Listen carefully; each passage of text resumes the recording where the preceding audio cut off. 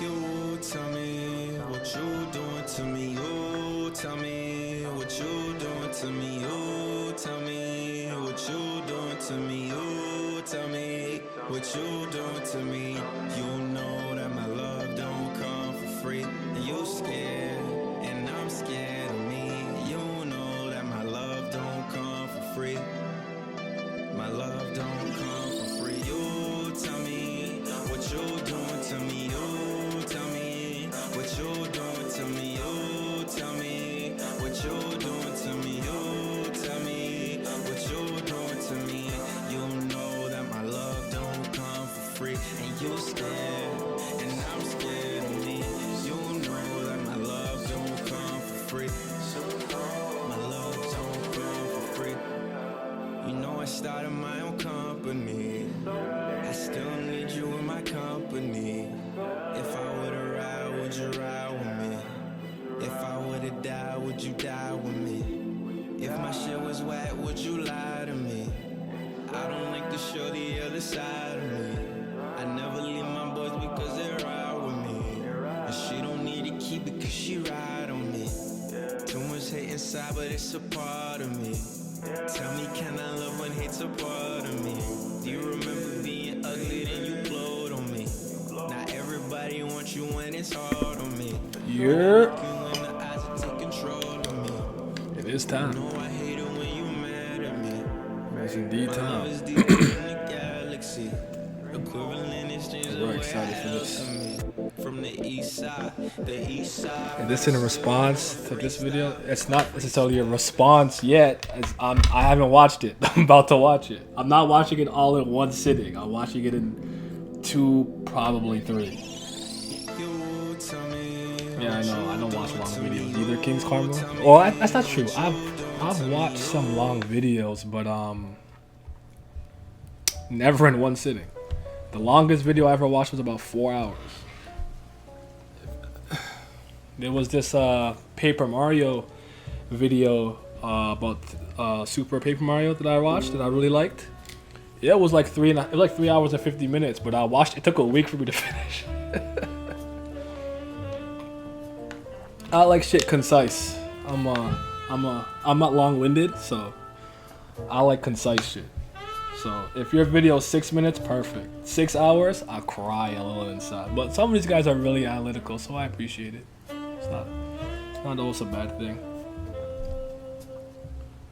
All right, we got enough people in here. So let me just preface with a couple of things before we kind of get into it. First of all, hello, howdy. You look fucking crazy. I'm gonna wait. That shit stanky. That full of what? That's all. About to find out, man. Yeah. What's up, Akuma? Akuma manga. Golden Ace is here. Graham is here. I watched the Arkham Knight gameplay 11 hours on a double shift. Actually, hold on. What game did I watch like a playthrough for? Like a 6-hour, all the cutscenes for? I don't remember what it was. Damn. Okay. How y'all doing? Let me just say this preface real quick before I start watching the video. Alright? I don't really care if you disagree with him. I'm probably going to disagree with a lot that he has to say. This is not an attack on Dritz at all. He's my friend. We're friends. We're cool. I know how hard he worked on this. I know this is not easy. I am also a content creator, so I know how much effort and time scripting and editing and putting it all together it takes. So I'm going to watch it and give it a fair chance before I dislike it, like it, or anything, or make any major comment. I'm going to watch it first in its entirety. I'll be pausing obviously to comment and see what you guys feel about what's being said, so we'll just have a discussion about it. My goal for this stream is to get through at least 2 hours. I will stream again later. After I'm gonna stream for 2 hours, maybe a little longer than that. When I say 2 hours, I mean get through 2 hours of the video. So the stream itself is probably gonna be about 3. Then I'm gonna go work out. Then I'm gonna shower, eat, come back, and do another 2 hours of it if possible. Dritz is very critical of One Piece. If you are a person who cannot take criticism, if you are not a grown adult that can handle it, you can handle somebody not agreeing with you, you shouldn't be here. Because he might, I don't know how harsh it is, but Like I actually enjoy this. Like I enjoy this. I like disagreements. I like arguing. I like picking people's brains. Life would not be interesting if people didn't have opposing, differing opinions. When everybody likes the same thing, it just becomes a circle jerk. That's boring. So, yeah, hopefully we're all grown and mature enough to not fucking malfunction because someone doesn't agree with an opinion or thought that we had. And again, you can disagree. Nothing wrong with that. Just no ad hominem. I don't need any of that in here right now, okay? No ad hominem. We good? Capiche? All right. I sound toxic? What? Nah, I haven't done anything. I'm just here, man. All right, let's get it, though. Let us get it.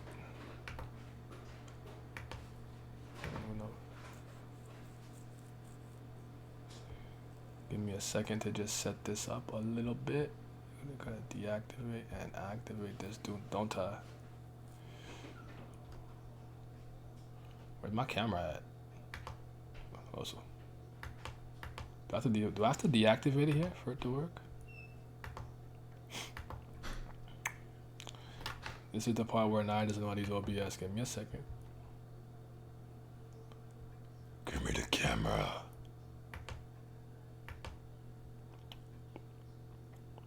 Okay, here's what I'm gonna do.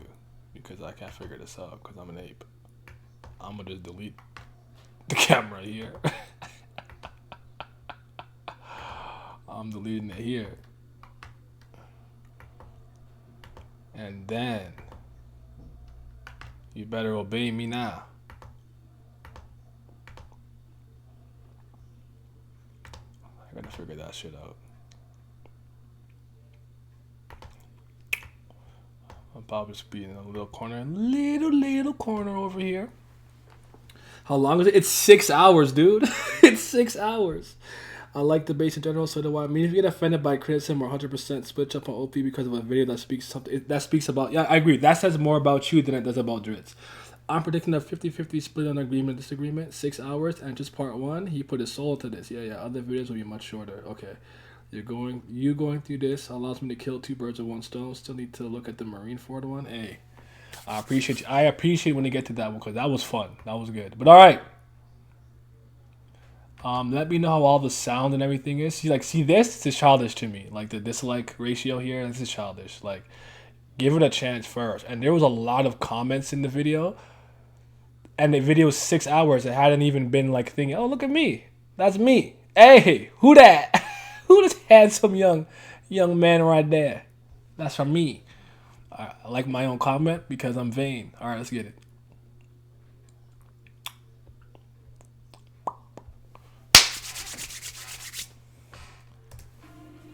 I got some beats while I eat.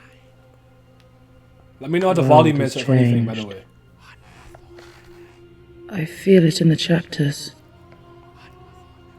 I feel it in the pacing. I see it in the art. Much that once was is lost, but none now care who remember it.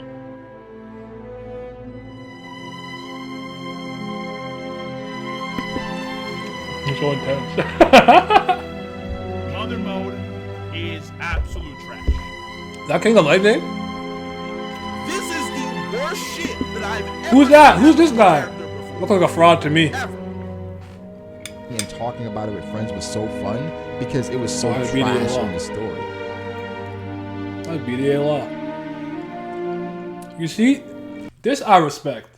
If that was me, nigga, I am monetizing off of y'all pain. Are you kidding me? I'm monetizing this. He's a better man than me. I would eat off y'all pain. Are you crazy? I would monetize the fuck out of this.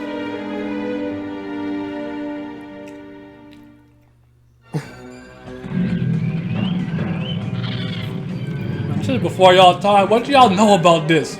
You don't know about the Legion of Doom, man. You don't know about this. Deep within a bleak and dismal swamp, hidden beneath its murky waters, lies the headquarters of the most sinister villains of all time.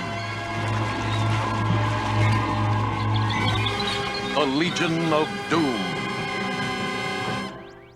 They're super friends. Greetings and welcome This will be the first video in a multi-part series where I'll be analyzing and breaking down the story of One Piece. This series was created with the intent that its primary audience will be the One Piece community, which means that there is going to be some targeted messaging and commentary towards people that exist in those groups. Since this video is about One Piece, it should go without saying that the future contains massive spoilers.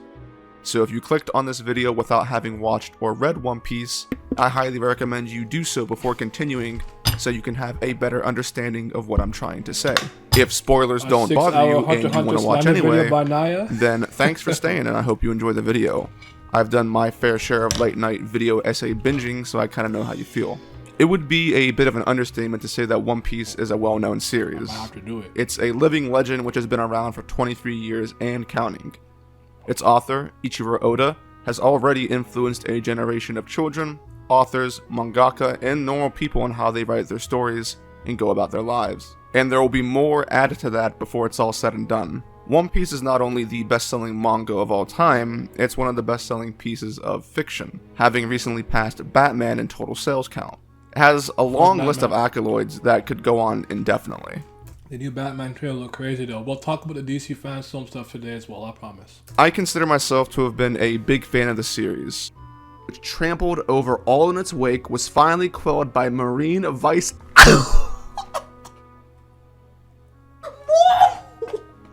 having first started it in 2015. But as you can no doubt tell from the title, the underlying tone of this video is quite critical, and perhaps that leads you to question why someone who thinks of themselves as a fan of the series would then create a video with such an aggressive message. It is because of my feelings towards the series that I chose to do this, and I'll go into that in a bit more depth.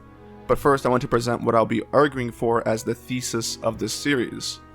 I'm going to be making the case that One Piece has been on a severe and continuous decline in quality since the post-time skip's inception. A decline which stems from numerous writing issues, resulting in making One Piece seem like a shell of... You see, what I gather is that I'm going to probably somewhat agree with his points on the downfall beginning at the post-time skip, but if he has any major criticism of the downfall of One Piece starting pre-time skip, I'll probably disagree with most of it. Of its former self. There are a lot of factors at play that are leading One Piece down this road of self-destruction, a disease that's slowly eating away at its metaphorical body, and if it's left unchecked, I think it will bleed over into the series ending and ultimately ruin the hard work, effort, and care that is being provided by those who work on it. I think it will be impossible to look at One Piece in a positive light critically without separating it into sections and adding asterisks to its legacy. This video is going to be an exploration into what I perceive to be that Batman pick? I don't know. The downfall of One Piece. Yes, sir. I'm gonna have to watch these. The main focus of the series is to provide you with a collection of storytelling, analysis, and speculations, so that I can try and make my case concerning the post-time skip seem somewhat reasonable. And that's a tall task in of itself, and it's not the only thing I want to say as well. There are several things that fall outside of that category which I think are pretty important in order to tell my full story. Things that are more personal in nature. I hold what I would consider to be a privileged position. I've had the pleasure of being a somewhat notable figure within the One Piece community over the past 5 years here on YouTube, which has allotted me certain advantages that other people don't have. It may not seem that way if you are simply looking at impact through the number of subscribers I have, because anyone who looks at my channel, views, and so forth would assume that I really don't matter. Ooh, that's kind of small. Yikes. And subs, views, and so forth aren't okay? a bad metric to go by, but they are insufficient in my case because the things I say carry more weight than what my channel may seem when looking from the outside. And this is not an attempt at an ego trip either, I'm simply stating facts. I have behind-the-scenes knowledge and history of the biggest and most popular people within the YouTube platform. 2 inches is enough! Because I'm friends and acquaintances with many of its creators. I've helped organize and run the community's biggest events and been in many conversations. My opinion and counsel are occasionally sought out, and whether I like it or hate it, the things that I say get heard and talked about. I haven't been around for the longest time, but I'm not new either. Over my 5 years within the community, a lot has changed, especially when it comes to myself. I've undergone one of the more severe personality transformations out of anyone that I can really think of. I went from being a prominent defender of One Piece against criticism, especially during the serialization of Whole Cake Island, to, well, being most remembered as an outspoken critic of the story, often dubbed a hater, which is a complete 180 from what I was like before. I've spent a far greater period of time in the latter half of this transformation than the former, so memory of my positive days may be somewhat lost to time. I've privated and deleted many of my older videos because I intend to change what I do on this channel heading into the future, so only those who experienced it firsthand will know that 2021 Dritz is a completely different person from 2016 Dritz. But that's where the first step in our journey begins. I want to talk about how this switch in beliefs came about and what I want to get across through this video. Thank you. I appreciate it. Oh, let's begin. My guy. Thank you. Big Sin got the gift sub.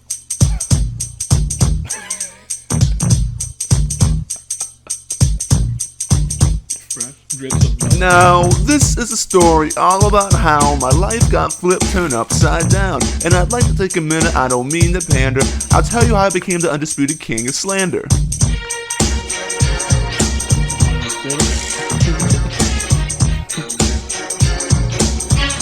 Is that a Marge plush West doll? Pennsylvania. Is that real? Is that a Marge plush doll, my nigga? Is that real?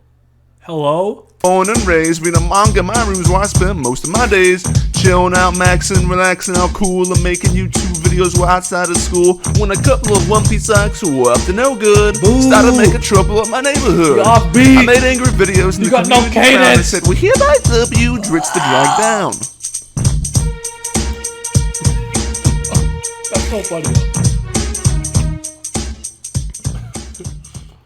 It's real? Jesus Christ. Compared to many of its contemporaries in the world of anime and manga, I would say that One Piece has one of the more prominent barriers to entry, meaning that it's harder for new people to get into the series because one or two hurdles need to be overcome. These hurdles come up a bit more often than other series simply because of One Piece's popularity. It's one of the most popular, if not the most popular manga around, so there are always people trying to get others to read it. Something that I think has been heavily represented here on YouTube over the past 3 years or so. Even booktubers are getting into it as of recently.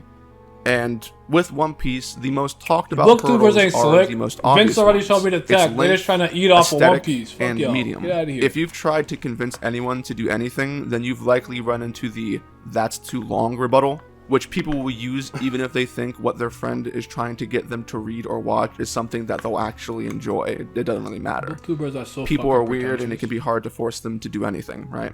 I would place a bet that many of the people who are watching this video now who only started One Piece within the past, let's say 6 or 7 years, and they didn't grow up with it, probably had a bit of hesitancy diving into the story themselves. I know I did. And I had already watched and read numerous series before One Piece, including its big 3 rival, Naruto.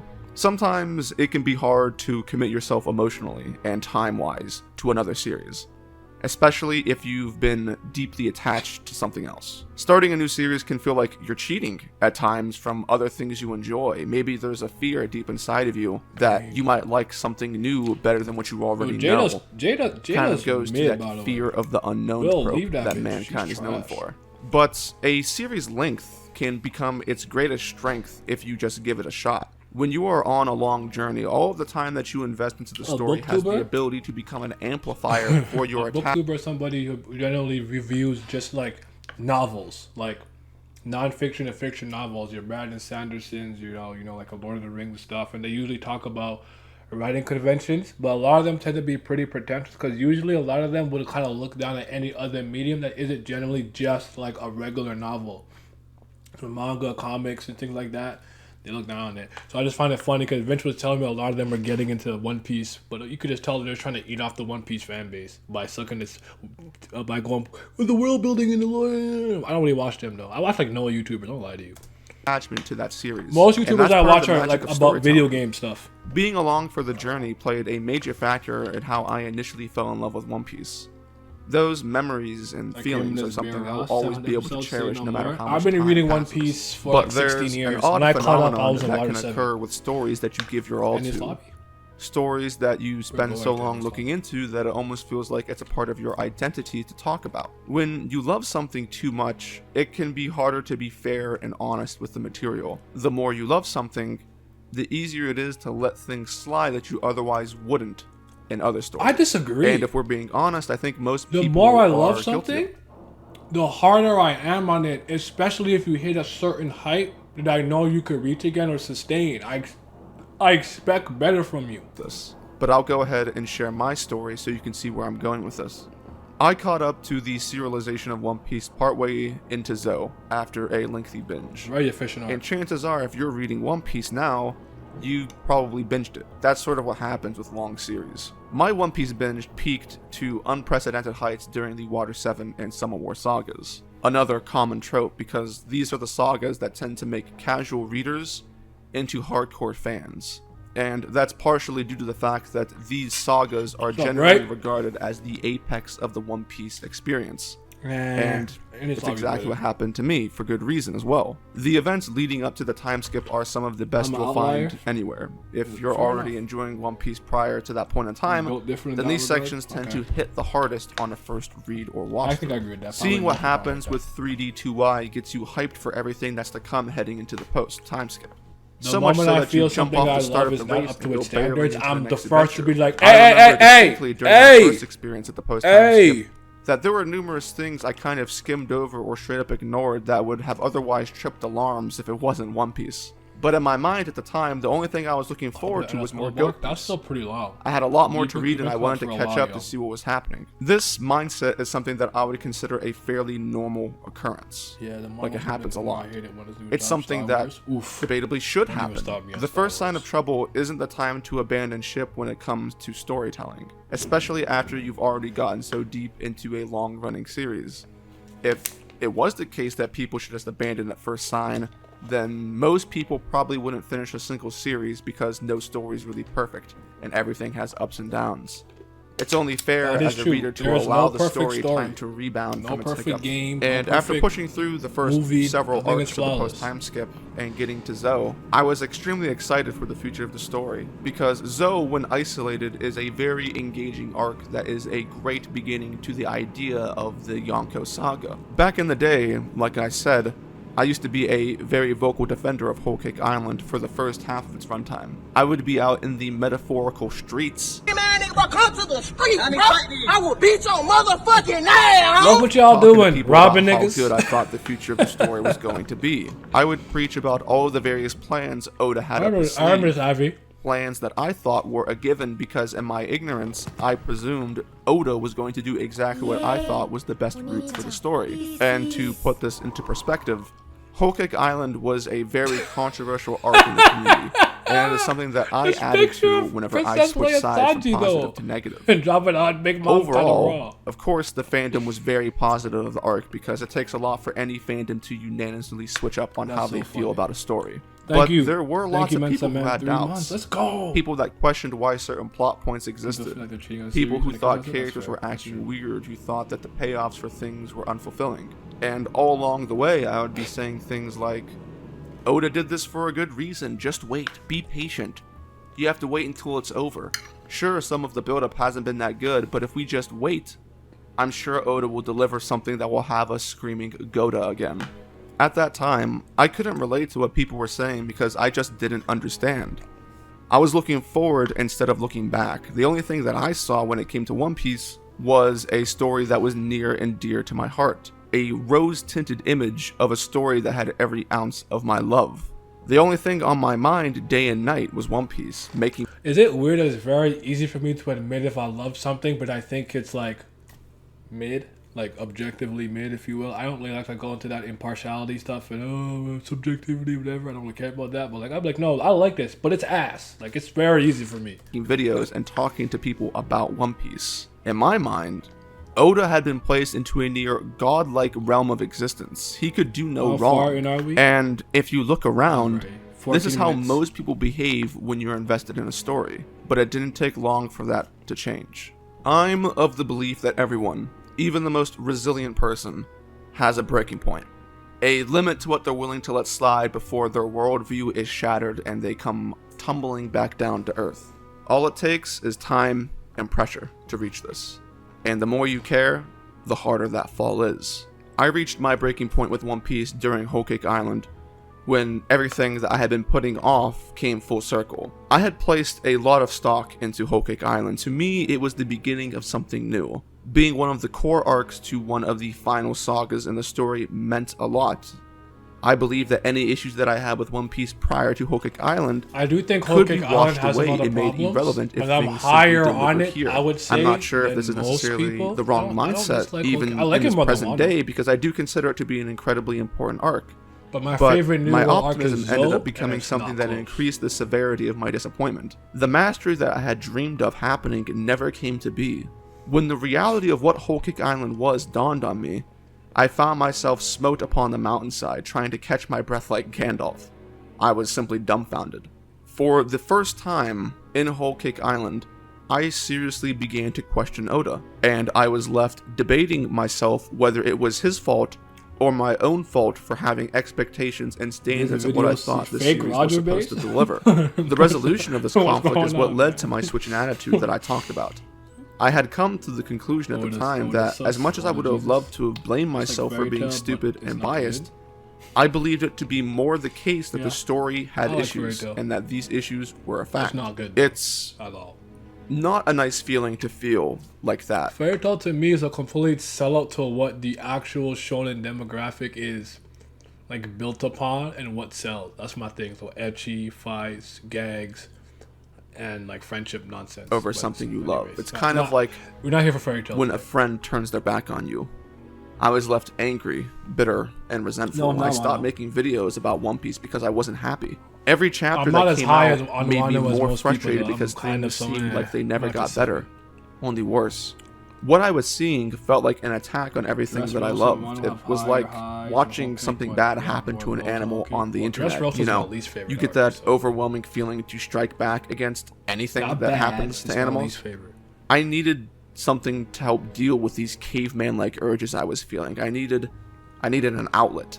And that outlet ended up being the discussion streams of my friend Brago D8. Brago used to have weekly discussion streams where myself and a group of other people that are friends with Brago would join up to talk about the chapters.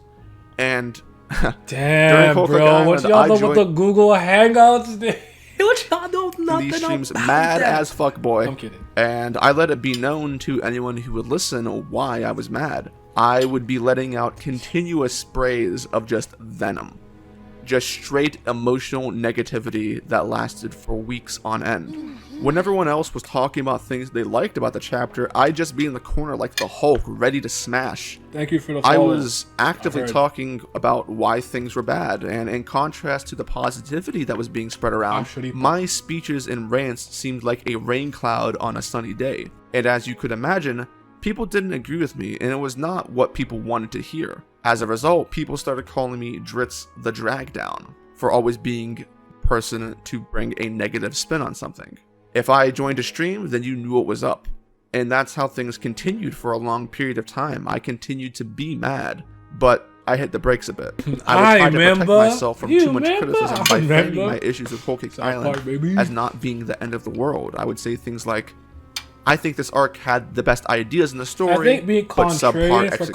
contrarian's sake It's like is a bad, 6 out but of if 10 you're instead of a just 10 out of 10. The different- things I was saying was the different. coward's way out of damage different control. point of views. I never said breed what I great really discussion and felt, discourse, but in my opinion. that also changed. Plus, Dritz is One Dritz evening, is I smart, happened to so find myself in a group call off stream with Brago and some of ain't nothing worse than a contrarian that's fucking brain dead. At least Dritz isn't brain dead. my other friends. Oh my And Lord. stuff like this happens from time to time, and naturally, the topic of Whole Cake Island came up. During this point in time as well, Whole Cake Island was basically over. That call with Brago turned into an hour-long rant session of me just shitting all over the arc. When this conversation became public, it firmly cemented my image within the community, and for good reason. During that rant, I threw quite the number of insults at the storytelling of One Piece and at Oda. I remember Brago, didn't Brago like record this when he was No, supposed Dritz, to? I hear you, but then Oda gives us the bullshit in SBS where he's like, "Oh, who's stronger, Zoro or Sanji?" I don't know. They both fight. That's the same thing. Look, I'll tell you why. Because Oda's a coward. Oda is so afraid to answer people. Ladies and gentlemen, have you a heard it here definitive first. account. Oda's a No, coward. he is. He's such a pussy. Not the best move if you're trying to have a neutral discussion, but I wasn't looking for a neutral discussion at that time. I was just emotional, and I was letting loose everything that I had. This video definitely alienated me to a certain degree. I guess, if a girl, if she did that to me, I'd throw the shield at her. Right? What the fuck does it look like? You just shoot at me, I would throw the shield at her head. Are you kidding me? Still am. This antagonism that people had towards me and my overall negativity, for that matter, disappeared momentarily as the story shifted into The Reverie, a series of chapters which was a much-needed break from the trauma of Whole Cake Island.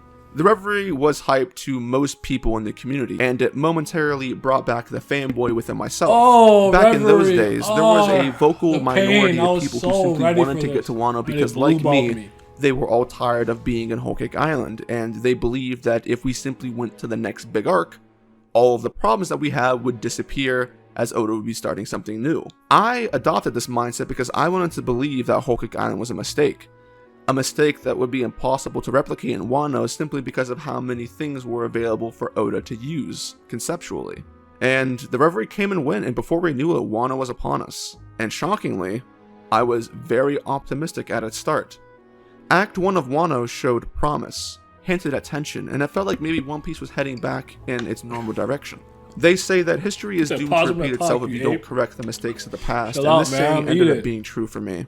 My hope and positivity during the beginning portion of Wano allowed me to fall into the same trap that I did with Whole Cake Island, which was ultimately a self-destructive ideology for myself because Wano began and then continued to spiral downwards in quality. It didn't take long for me to become angry once again with its storytelling, although this time around the result was a bit different. Whereas before, I simply stopped making videos and talking about it except for in Brago streams, in Wano I continued to make videos expressing my thoughts. I made long chapter reviews cautioning on things that I thought were bad to do with the story, and all too often the things that I feared the most kept happening in the story anyway. It basically became a meme for me to guess what would happen in the chapters by thinking of the worst possible things within reason that could happen. And I ended up being right many times. This string of events became an eye-opening event for me. It solidified in my mind things that I had been thinking about but never committed to believing. Instead of thinking that Whole Cake Island was just a mistake and that the future of the story was still bright, I took a step back and I saw with my own eyes that instead of there being something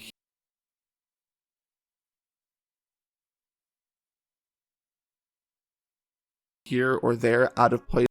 I was muted. Run me my check for the James Harden step back. I'll be saying, nigga, hit the James Harden step back. Run me my check, Dritz. With my recent experiences with One Piece, there was a trend that had begun years prior that I had refused to acknowledge. After seeing this issue that I had denied for so long reach new heights in the latest arcs, the golden standard that I held One Piece at shattered like glass.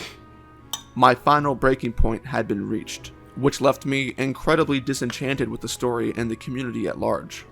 Once again, while I was seemingly suffering away and distraught at how bad things were going, I would look around and see that everyone else was having a good time. They looked happy and content with what was going on in the story.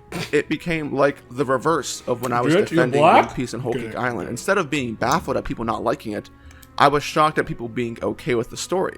This dystopian-like feeling made me tired of talking about One Piece in general, which makes things even worse, because when I would bring up criticisms, they would simply be ignored and turned into a game, instead of being talked about in a normal conversation.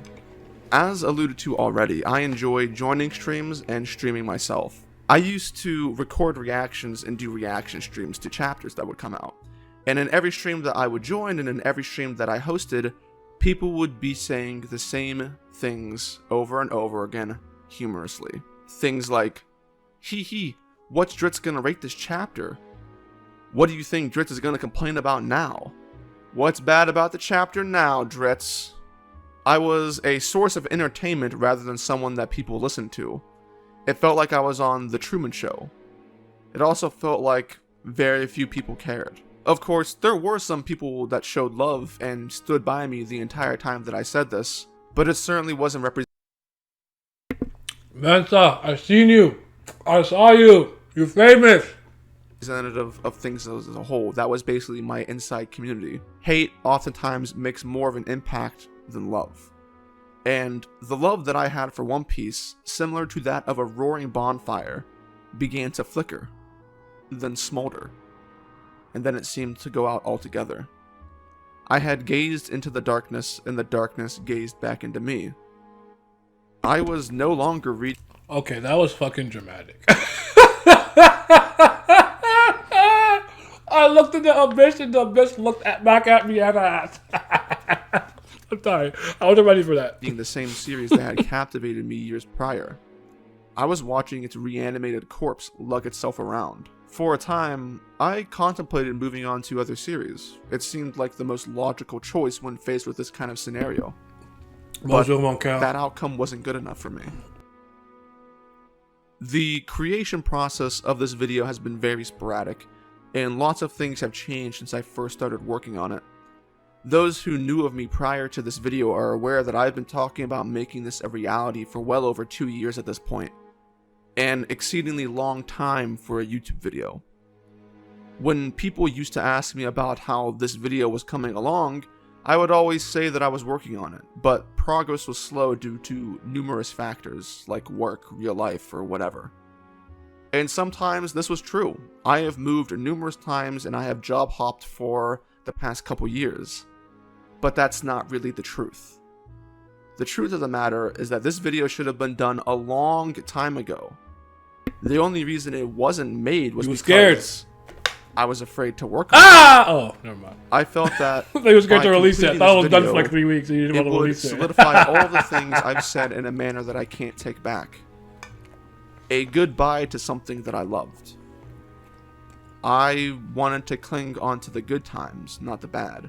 I had always believed that my love for One Piece was so... I think one big, strong disconnect with a lot of people who don't really know Drizzt is how much he really did.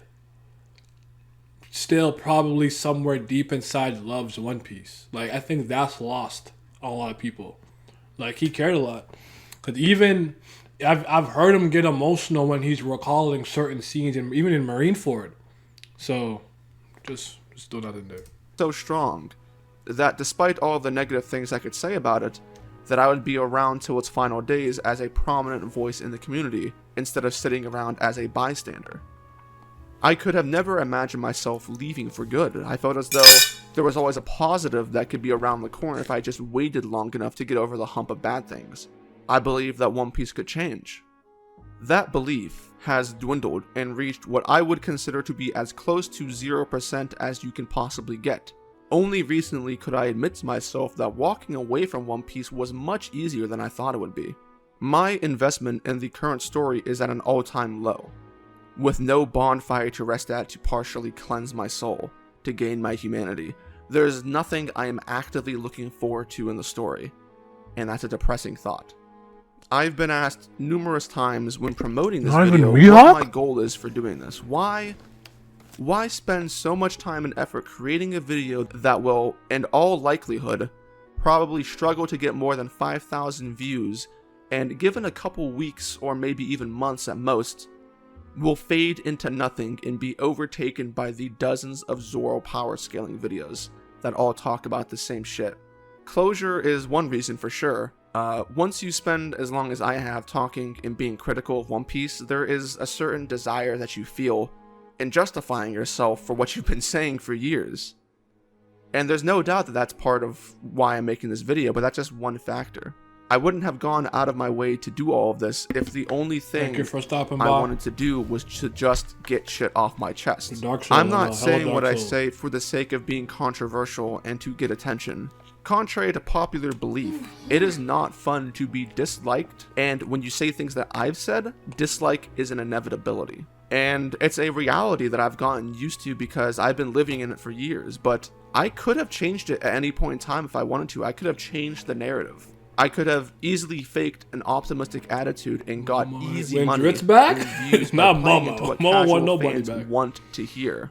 Zoro I know vids, all too well what the path to success is because I've seen others do it, but I can't do that. No, not about the views.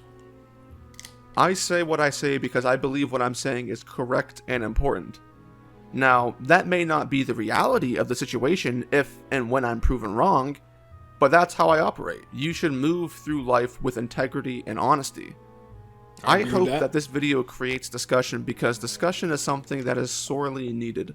If you've been around for a while and you watch group discussions from content creators or even their videos, then maybe you've noticed, like I've noticed, over the course of the past couple years, the change that's occurred.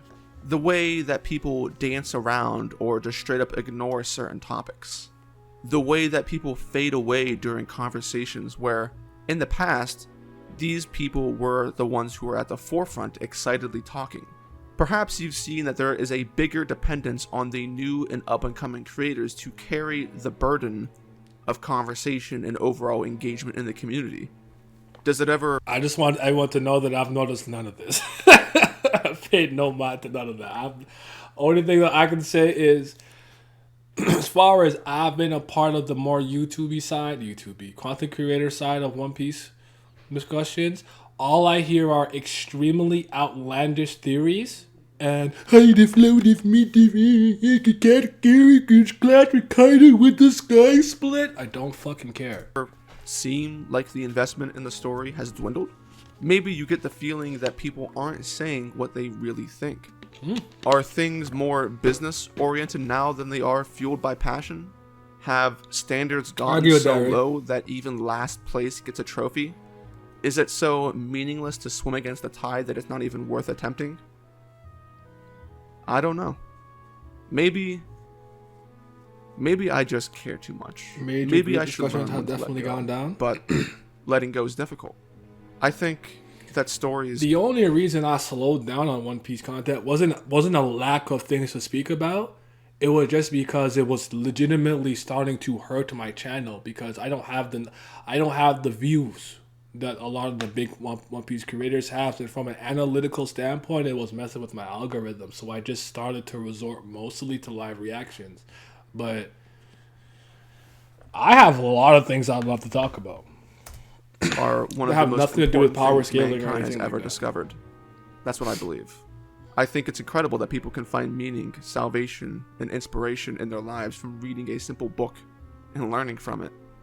I think the reason that can happen is because people can get a glimpse at what the truth is through the messages of any given story. Outside of real life things like family and friends, I think stories are the things that I care about the most. Maybe that's why I've been attracted to them ever since I was a kid and picked up my first fantasy novel. And if that's the case, if stories are that important to me and they're the reason why I care so much, then there's no way I can stay silent about One Piece, even if I'm wrong as shit. If I'm not willing to say things that I think could potentially save or bring to light issues that exist within something that used to be one of my favorite stories of all time, then it'd feel like I've forgotten what's important to me. And I don't want that to happen. Maybe the flame that I thought was gone burns even still. Perhaps it does. I could tell. Someday He's just such a predicament with this, the same way that I am with Tower of God. And to even bring it back to another example, this is how I felt about Paper Mario after freaking Sticker Star came out. I was just in this like in between, like I don't believe in where the series is going, but I still care. Like I know this feeling, man. It hurts. It hurts. It's so I'd rather try. I can feel it. I feel it. Really discussion is the gateway to understanding one another, and in argumentative topics like literature, it's even more important to hash things out because there is an inherent tension created just from talking about it. Just like there are supporters of TV series, sports, countries, and so forth, there are equally diehard fans of the arts. Yes. When you are heavily invested into something, the value of whatever that thing is becomes transcendental. People tend to link it to their identity and value as a person. If you spend a vast majority of your free time talking about one thing, then it's only natural that you care about it more than other things, right? When people attack what you love, it's hard to not take it personally. Some people are able to separate themselves while they are in the heat of the moment, but people are creatures of passion, so it's much easier to react off of feeling than logic. I'm sure at some point we've all stumbled upon an extraordinarily stupid post on social media, and the first thing you felt like doing after reading it was putting that person on blast. And it's because of these gut reactions and the fact that our interests are as niche as something like anime and manga that I think people on both ends of the spectrum, enthusiasts and otherwise, end up being involved in a lot of drama. It was only until the latter half of my 27-year life that anime and manga started to be seen as something other than material for bullies to use on those kids that wore those Naruto headbands to school and ran around with their arms backwards. Social media and the rise of technology has vastly increased the popularity of anime and manga, to the point where it's slowly becoming a cultural norm. And because that's the case, broken through people that who would have threshold otherwise where, like, never talked it's very to one another normal now. People that I grew up with who never watched anime now are into anime now. It may only be a certain genre, a certain type of show, or a couple, but my best friend never ever is watching One Piece. She don't fuck with anime. She watching One Piece. I knew she would like Spy X Family, so I got her the first volume and she passed me. So it's true. Able to have conversations it's become about way this more medium normal. That we all Growing love. up, it wasn't. But with more conversation brings more arguments, because it's inevitable for people to compare and contrast what they love and hate. And when you do that, people aren't always going to agree. Bad conversation isn't good for anyone, which is why I want to take some time now to talk about some things that I expect to be said in response to some of the things I say in this video series. Things that I have been able to sort out as common rebuttals in the face of criticism, which I don't think the visuals are productive. Don't worry, I'm not sleeping on them. I think it will save us both some time and effort, and will lead to more fruitful discussion. Because I do believe that at the end of the day, whether you are a fan of mine or you hate me, there is that desire for communication that is related to our love of One Piece. Okay. Taking criticism, long man bad. Tackling, whoa. As you can already tell, this video is long as shit, and the series as a whole will be quite the doozy when it's all said and done. And the fact that this video is so long, that's likely going to be brought up in negative comments towards the things that I say. I know it may sound stupid, but I've seen it be the case far too much for people to use how long specifically critical videos are to form arguments in order to prove how lame someone is for spending that long in doing something. Get a life. Get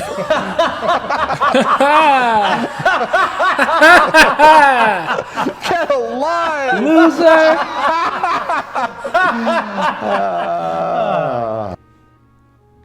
There are some people who say things like this just as a means of getting shit off their chest so they can release their emotion. But there are others who genuinely believe that the length of something is a valid argument for the quality of what it's trying to say. I hope that the people watching this don't fall into either of these categories. And hopefully you know the dark reality when it comes to criticism versus praise, and how differently they are seen and handled. It takes a lot more effort to justify criticizing something than it does to praise it. When you are in the act of praising, people don't usually ask for an argument as to why you like something. It's just accepted at face value. They will say, oh, he liked it? Hey man, I like it too. Peak fiction gang gang. You are welcomed and embraced into the online family with very little trouble as long as you say the magic, ego-inducing words of positivity. The same cannot be said for the opposite end of this though. I don't know, man. I thrive off negativity. I bond. I bond through hatred. I'm so fucking backwards. When people be happy, like, I love shit, I'd be like, it's not real. Fuck you, you fucking liar. I need darkness and anger, yo. When you say something confrontational like, I didn't like it? Question mark? Make sure people will want to know why. and then they'll start asking questions. Zoro also wins, man. And you, who said the negative things, will need to explain yourself and explain yourself good. I was because if you don't do a good job in explaining yourself, your opinion and feelings will be judged as worthless by the people who don't believe in the same things you do. And even then, most of the time when people do manage to come up with reasons why they don't like something, people usually ignore them anyway and come to their own conclusions about how you got to your conclusion. Not to mention that for people who tend to feel things instead of think about them, it can be hard to understand why you don't like something. Not everyone has an advanced knowledge of storytelling to be able to explain things down to the very finest detail. And instead of trying to understand it, they will simply choose an attribute in order to get rid of the burden of explaining themselves so the public can stop bothering them.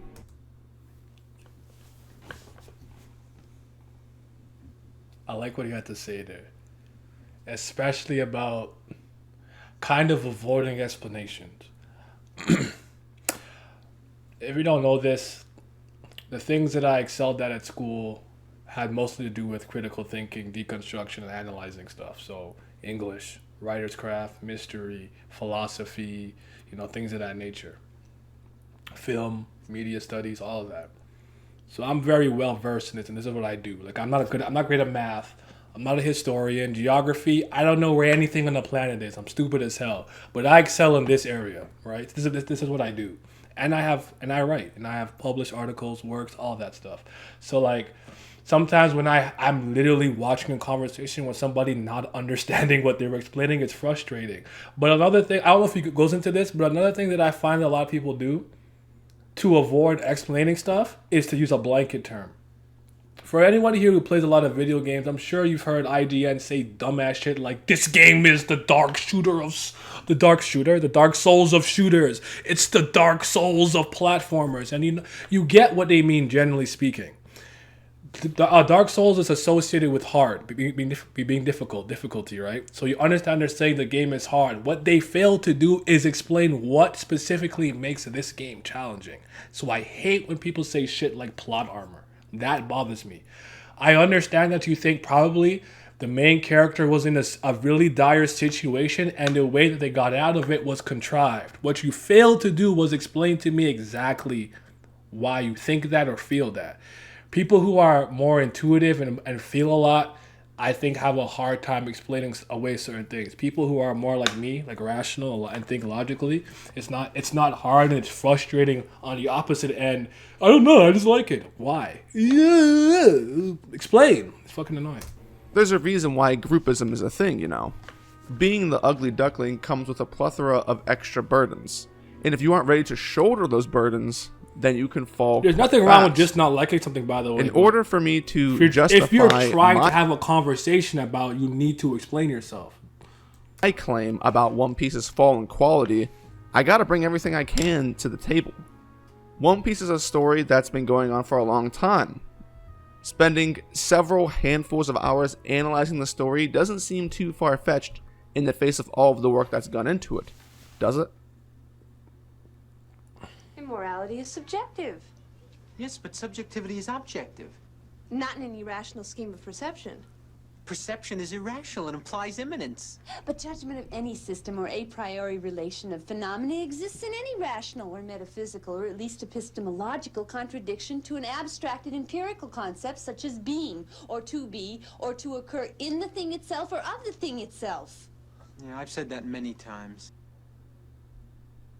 Out of all of the things that I'll be talking about when it comes to criticism, this topic and the next are the most important to cover. When it comes to objectivity versus subjectivity, I would say there is an ongoing battle between these ideas and how they fit into the realm of literature and art. Okay. I've seen many people lift up the mantle and proclaim that art cannot be objectively good or bad. Everything is equal but different at the same time. Everyone has different feelings and beliefs, so how good something may be is in the eye of the beholder. A child's stick figure drawing of their mom and dad could be viewed in the same light and in greater lights than critically acclaimed masterpieces or works of art because the value of this drawing is just an opinion. The parents of this theoretical child hold a much deeper emotional connection to each other than something hanging up in a museum somewhere. And you know, that's a fair thing to say, right? That is fair. In that specific scenario, it's easy to understand little details like that to see how people feel. There's nothing wrong with it either. But when you have an example like that and take it to the most extreme level by applying it to the entire medium, it can lead down a very dangerous path. You are entitled to like whatever you want. Just because I'm making this video about One Piece and I'm going to be saying things that I think are bad about it, doesn't mean that I think you shouldn't like read One Piece and feel bad about doing so. People don't take much time anymore to really put what they say. That's why I feel words and because it's difficult to articulate those. Yeah, I agree with that. Hey, good looking out with the stream, bro. Wasn't finna watch this shit. so I can help you know, bro. Cause I might YouTuber. Yeah, exist and everyone has them. Not everything you like is required to be of some objectively high quality Where'd the chair go? So you can fit in with these self-proclaimed cool kids. Humans are a fictitious bunch that rely on power structure and gossip, so it's often the case that people feel the need to validate themselves by thinking that everything they are associated with is good. The sooner you get rid of this feeling, the better you'll be as a person. I couldn't tell you the number of ecchi animes I've watched solely because I wanted to see the beach episode with all of the girls in bikinis, simply because the power of horny took me over. However, I've been there, man. You cannot believe an apple is a banana and then tell me that I should believe an apple is a banana without proving that's the case. Truth is something that's discovered, fought over, and won. Anything that could be considered an art form, whether it's a story, poem, painting, sculpture, or whatever, requires skill and practice in order to master. There is a certain logic at play so that things can be compared and contrasted against each other to find out what works and what doesn't work. People can be better than others at things. We know this. If we go back to the early example of the stick figure drawing, surely you can see that there are technical differences between that and higher level drawings. If there was truly no skill gap in the arts, then the arts themselves would not exist, and human nature itself would be completely different. Because if we couldn't strive to be better at something, we would lose meaning in life. Regardless of the artistic medium, there is a methodology at play that goes beyond something as simple as your preference in what you like. Two things can be true at the same time. Art can be objective and subjective. It's up to us to determine which applies to which depending on the situation. People who are proponents of universal subjectivity don't really believe it and stand by it. It's simply a convenience. I prepared a special surprise. The power of my Mirror Force trap card. Hold your fire!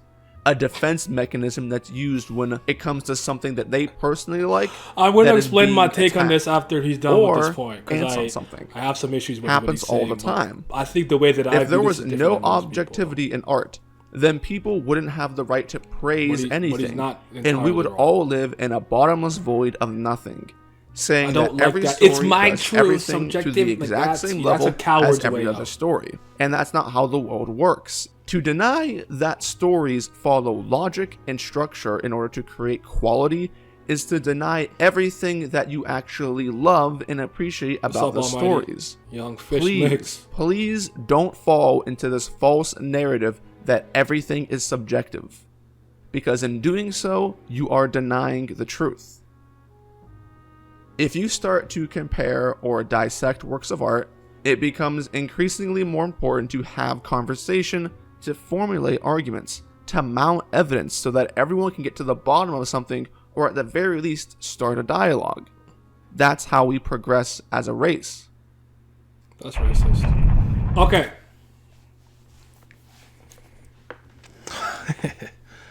I have so many videos on these type of writing conventions. Okay.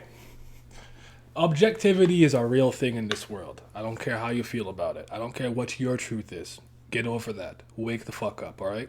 What you believe and what reality is, they don't necessarily align a lot. Now, when it comes to art and literature and things of that nature, the conversation does become a little bit different and more difficult. For example, it's hard. You can't really be objective about something like numbers and math and stuff like subjective about numbers and math like something. If you have two things and I have two more things, I don't have 22 things, I have fucking 4, correct? Okay. Now, when it comes to analyzing a story, if you have studied writing, you know there are things and writing conventions that have existed for years. I'll use something simple. You probably all have heard of the hero's journey, correct? And the hero's journey follows a certain set of predetermined paths and whatnot until it comes full circle. But you might have an author who is so skilled, they play with that and they break up the order but still make it work. So even though there's an established formula that objectively works, if you're talented enough, you can mess with it and make it work for your story. Case by case scenario. I do understand that. My problem when it comes to a lot of objective talk when it comes to storytelling is that it's still an opinion. To objectively speak about something like One Piece, this is what I would say. The main character's name is Monkey D. Luffy. Did I lie? It's the character's name. It's Monkey D. Luffy. That's an objective fact. The moment I say I think that Luffy beat Katakuri because it's now an opinion. I could believe how much I think the story substantiated. It's a fucking opinion at that point. Okay? And that's my problem. Because people be like, it's objectively factual that Katakuri let Luffy win. Where? How? Show me. Where did you get that from? It's your opinion. That's how you interpreted it. That's kind of where I have a disconnect. I do think there are a lot of things that happen in a story that's objective. Luffy's hair is black. You know what I'm saying? Those are things I'm talking about. But the moment you're talking about something that you think or feel, it is an opinion. But I do think a lot of stuff is definitely grounded in fact within the story itself. For example, if you're a devil fruit user and you get thrown into the ocean, you're supposed to sink. You're an anchor. That's an objective fact of One Piece established by the rules of devil fruits, correct? So just keep that in mind. This term is a word that I've grown accustomed to over the years from friend and foe alike, and I'd like to get to the bottom of what this word means because this word is probably one of the most common rebuttals to any criticism ever levied against anything. This is like the holy grail of responses because you just say this, and if people are already against the notion of criticism of whatever is being criticized, then they just kind of roll with that and say, "Nope, you are nitpicking and biased. I win." Yo, Donkey! The word nitpick I love Donkey. is a phrase That nigga is often so used funny. to belittle and devalue complaints.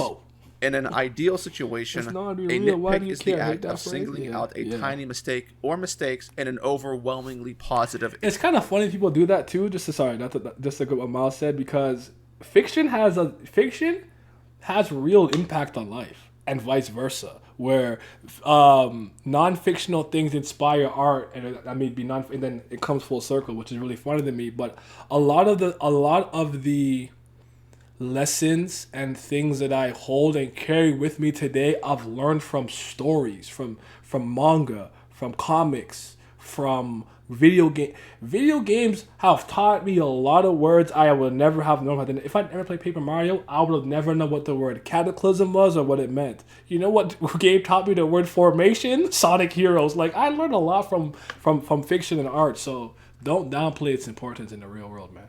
Experience. The declaration of a statement being a nitpick is to acknowledge that what was said is correct. When an individual calls something a nitpick, they aren't disagreeing, they are simply saying it's not a big deal. So the difference between what is considered a nitpick and a genuinely large error is determined by how severe the impact of the mistake is. In other words, context matters. A nitpick is only as strong as what it's taking away from or how many of them there are. In isolation, when I have had this phrase used on me in the past, I can understand where the sentiment originates from when people want to blow out criticisms I have, because I've done it myself. One mistake here or there isn't a big deal, but what about dozens? Maybe even hundreds of little mistakes here and there. What about mistakes that ruin entire plot points of a story and create continuity errors? Do these mistakes matter, or are they simply a nitpick because the person listening to the criticism refuses to care? Let me use a Shannon Sharp-esque tale to relate to this topic. When I was a boy, I hated eating vegetables, particularly peas. I couldn't stand them. But my dad always fucking cooked peas whenever we had rice, and he expected me to finish my plate every time. Why you say that like you were living the trauma of having to eat peas as a child? I'm sorry. Being the devious little kid that I was, I developed an ingenious strategy to try and trick my dad so I wouldn't have to eat as much of the dreaded peas. My strategy was to eat a few spoonfuls and then use my spoon to spread the peas out amongst my dish so it wouldn't look like there was a whole lot on my plate. And this worked for a little bit. I saved myself from the punishment of eating more peas, but eventually my dad caught on to my antics. One evening while I was finishing up my peas and getting ready to throw that shit out, burn that shit! My dad got up and sat next to me and he said, "Why is Drake your "Son, dad?" Have you ever noticed it's kind of weird how all these peas are scattered about your plate? Doesn't really seem like there's a whole lot there, right? But what happens if you rake all of these peas together? What was small becomes big. Stop trying to avoid eating the peas from now on, okay?" And then I told the analogy that I usually use is like you have a really big like ship that's very, powerful, whatever, yada yada yada. You poke a little hole in it. One hole's not gonna matter. It's fine. Ship will stay afloat. It will go where it needs to go. But now let's say that ship has 1,000 small little holes all around it. Then that's when the ship starts to not stay afloat as much. It starts to descend a little bit. Like that's usually how I frame that. A lot of small problems will create a huge problem eventually. Told him to suck it, and he proceeded to beat my ass. This is the same thing that occurs with criticisms, really. People will spread out the criticisms on their proverbial One Piece, book, whatever, theme plate, and pretend like there's not really a whole lot there. But once you take the time to scoop them all together, it forms quite a large issue. I would never have made this video if I thought that the main crux of my complaints with One Piece are because one or two things are wrong in a series that is 20 plus years old. I think he was saying I want the you guys to nitpicks. keep that in mind as we continue, because I think that there are many things I'll be pointing out that are not small or redundant, although there are some that are like that. I think there are substantial issues, and if you are someone who is watching this video and will decide that what I say is in fact a nitpick, then I would absolutely love for you to substantiate that thought with evidence so that I can figure out where I went wrong. Because at the bottom of all of this video, I'm trying to get better just like everybody else. Didn't like it? Don't read. Out of everything that is normally said to me, right up there with nitpicks, this is probably the most repeated comment that I see. People say that if I don't like where the current story is, then I should just drop it. If you don't like that he reacts to the story, you like rather than and you don't like the reaction, stop watching. And on the surface, stop this commenting. makes sense, but what this ignores is the context and the purpose of criticism to begin with. I love One Piece, regardless of how I think the series is going to end. If you want to defeat Dritz, just throw peas at him so he has PTSD back to when his dad made him eat peas. Been going. It will always be near and dear to my heart. I got his it's gonna kryptonite. fall down the rankings of series I love, but that doesn't mean I hate the series overall or that I never loved it. I began this journey, and I'll see it through to the finish, even if I'm just a distant spectator. It's I may funny not be seeing that invested 90% into the story of itself negative right now, comments but in Dritz's anything video can fall under the change category with that Dritz is time. talking about. But heading back to the topic, I'm looking at the comments after dropping too. stuff. Criticism and Like a praise vampire have with equally sunlight. important roles. If people only heard what they wanted to hear, this would blind them from the truth. You need a balance in order to find it, which is a topic I think has a big role to play within One Piece's own production. I'm not saying that I am the source of truth. What I am saying, though, is that criticism and debate are absolutely needed for progress. This goes beyond any art form and expands into real life. How can you make anything better if you don't talk about it? The idea that I shouldn't read One Piece if I'm not enjoying it at the moment stems more from the fact that people are angry about what I say rather than caring about me. And you can literally follow your own example. Don't fucking watch better, what he's. If you don't like his live reaction because it's negative. You're better than that. Why are you here? There are many who say that I am not qualified to criticize or talk about the series, as odd as that may seem. Oh, sure, and it's something that does got you out the confuse me a paint. bit. Forgot about that. You would not find this comment on any video in which people are theorizing or doing an analysis of a character. And that's largely because the concept of complimenting a series is therapeutic. It's like analgesic in the sense that it will confirm the worldview that manga fans are looking for. Man inherently seeks approval. I love this video. I hope someone tells me this series is awesome, so I'm crying for him. I'm already stressed out. It's this kind of impulse that has made reaction channels so widely successful over the years here on YouTube, and it's a logical reason. I myself love seeing people validate things I like. Oh my god! Sephiroth! I called this! Sephiroth Cloud! Nah, man. Nah, fuck this. Nah, fuck this reveal, because I almost went deaf. I had like 4 of my friends collectively scream Sephiroth in my ear on the first key of One Winged Angel. I'm like, bro, shut up. Shut up.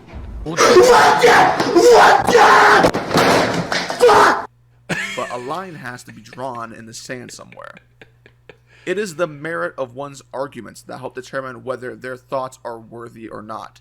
If I am not worthy to criticize One Piece, then by the same distinction, I shouldn't be worthy to praise it either, since both should be held in the same light of fairness.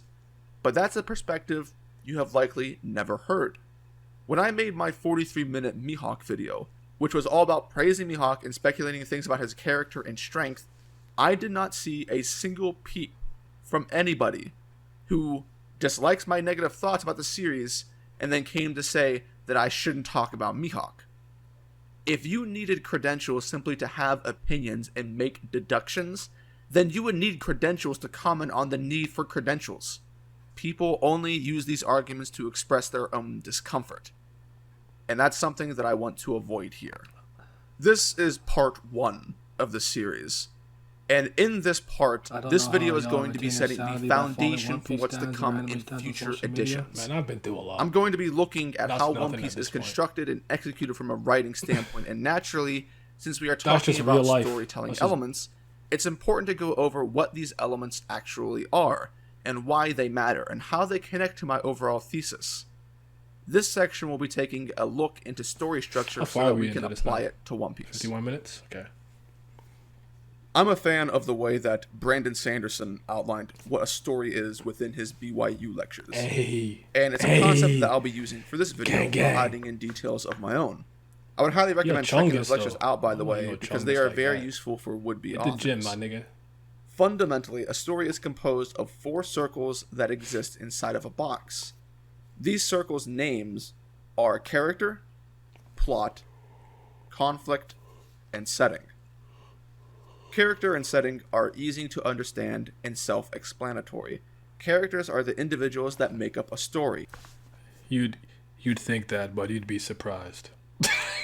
Self-explanatory things are just you would just be surprised, like you'd just be surprised. And the setting is the world place that those characters inhabit, and it's a bit more complicated than that, but generally speaking, that's what it is. Conflict can be broken down into struggle, drama, or obstacles that are encountered. Conflict is sort of like the gas that gets the vehicle of storytelling moving. Yes, without conflict, it would be incredibly hard to tell a story because nothing would happen if everything was operating in normalcy. And stuff like that. If you ever see out of these elements, though, being storm blessed, is probably the one that requires the most explaining, and that isn't necessarily because it's a complicated idea, but it's something that's more relevant to how people talk about storytelling online. I can't speak for a whole lot of other communities, but in the One Piece and anime community, plot is something you will hear said a lot if you stick around long enough, and the usage of this word is divisive. The usage of the word plot as a verb is similar to how mid or trash have become meta words used to describe anything suboptimal. It's a harsh-sounding word. It carries a negative connotation that has a near infinite amount of depth to it because it can be used to describe various levels of issues, from arbitrary to significant. In the same sentence that you'll hear... You have to explain what mid was for for the people who are like, I don't speak in Ebonics. I don't speak N-word. You will also hear people saying, he won because of plot, or this was a plot device to allow the MC to win. Bro, man, plot device, plot armor, and I don't even address it anymore. I should address it. Drives me crazy because you're not saying anything. Explain yourself. Fuck. Plot is a word that can be conflated to describe numerous things. At the broadest level of the term, though, plot is the direction video is or probably intent better to of consume the the group chat story. like we're doing. I agree You with can that. think of it as like a one-sentence pitch. I'm of having something. fun. This is a story about a ninja with a demon fox trapped inside of him who dreams of becoming the leader of his village. Break it down even further, and you can have plots for specific parts of a story, like a detail of an arc. Marineford is a story about Luffy trying to save his brother from being executed by authorities, and in the process ends up in the middle of a war between two factions.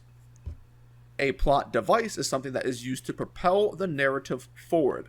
Stereotypically, plot devices are oftentimes a way to solve I need or to get the create MacGuffin a problem. And a plot to device find can be the other anything ranging MacGuffin. from a living To being MacGuffin to my an way to inanimate the end of object. the story. I'll try to create a scenario which combines these two aspects of plot and plot device to give you a frame of reference. Don't speak hood, man. We don't use blanket terms. The over man here. glanced back in Explain panic yourself. towards the dark alley. Hey, let's go. He noticed the shadowy figures of four men quickly giving chase. If there was any hope for humanity, Because I just like he this needed to course, find man. a way to I return don't- back. I don't to care if we HQ agree on to the report his topic. findings. I always find it wild to me that somebody can be so enamored or something or so stuck in something they never even check out the opposing side, whether or not you agree with it. I think the first time I realized this was when I would listen to people who lean really left, so left wing politics versus right wing politics, and like they would be dumbfounded by the easiest, simplest questions, like very simple question, like why do you believe this?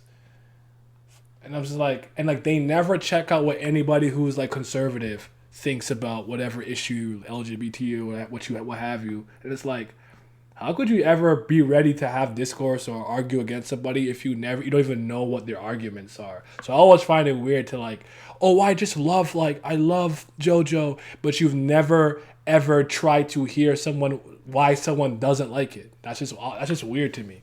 But I'm sick in the head where I will seek it out myself. I'll be like, yo, I love this movie. Let's say, what's a movie I love? I love Into the Spider-Verse. Okay. I'll literally just type it Into the Spider-Verse as fucking trash. Because I want the perspective of the nigga who didn't like the movie. Just because. Why not? I want to know what their point of view was.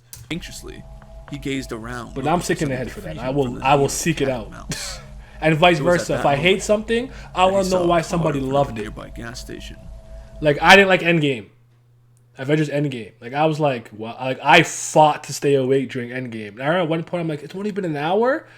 So I wanted to seek out other people who like really loved it just to see what they were thinking. But taking his chance, he darted across the street, praying that the car door was open. The men were gaining. As luck would have it, the car door was open, and the key still in the ignition. Hastily, the man got into the vehicle, feeling guilty for committing robbery, but knowing that this needed to be done, and he pulled out of the parking lot. He sped down the highway, and the figures of the four men disappeared into the distance. People hate as they hitting stopped their mind. chasing. It's a psychological thing, and they want safe and In this convenient example, beliefs. the It's- plot of the scene it's was crazy how much more I understand that now, having read literally 24 back-to-back books related to psychology, history, biology, and stuff like that. Yeah. that Dude A was being chased by bad guys because he had stolen info from them, and he needed to get away so he could report his findings.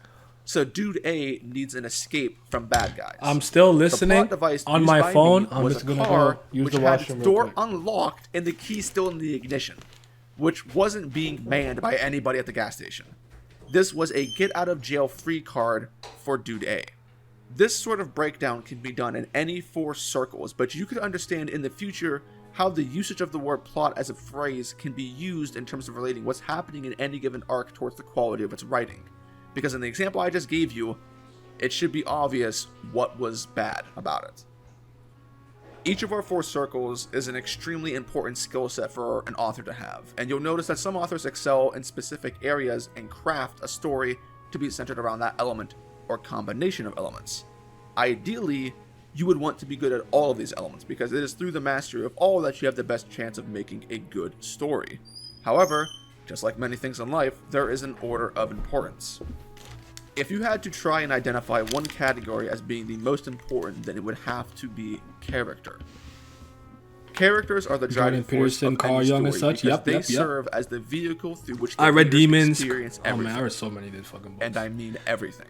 Plot, Elvira was all conflict, and spitting setting facts. don't matter unless you have Sometimes I characters. really like something so 180 A story reviews, with I a do that too. fantastic setting but dull characters has a less likely. Another weird thing that I do is I will watch a trailer for like a game I really like after the fact just to see if I can catch like spoilers in the trailer. I used to do this for like Ace Attorney games. Chance of being successful than a dull setting with exciting characters. It's part of the reason why cliches can be done to death but Nobody still wants to work out. sort out other perspectives Medieval or or stick high to the fantasy race, settings were which I agree heavily with, yeah. used after Lord of the Rings came into the limelight, and they still work till this day to varying degrees.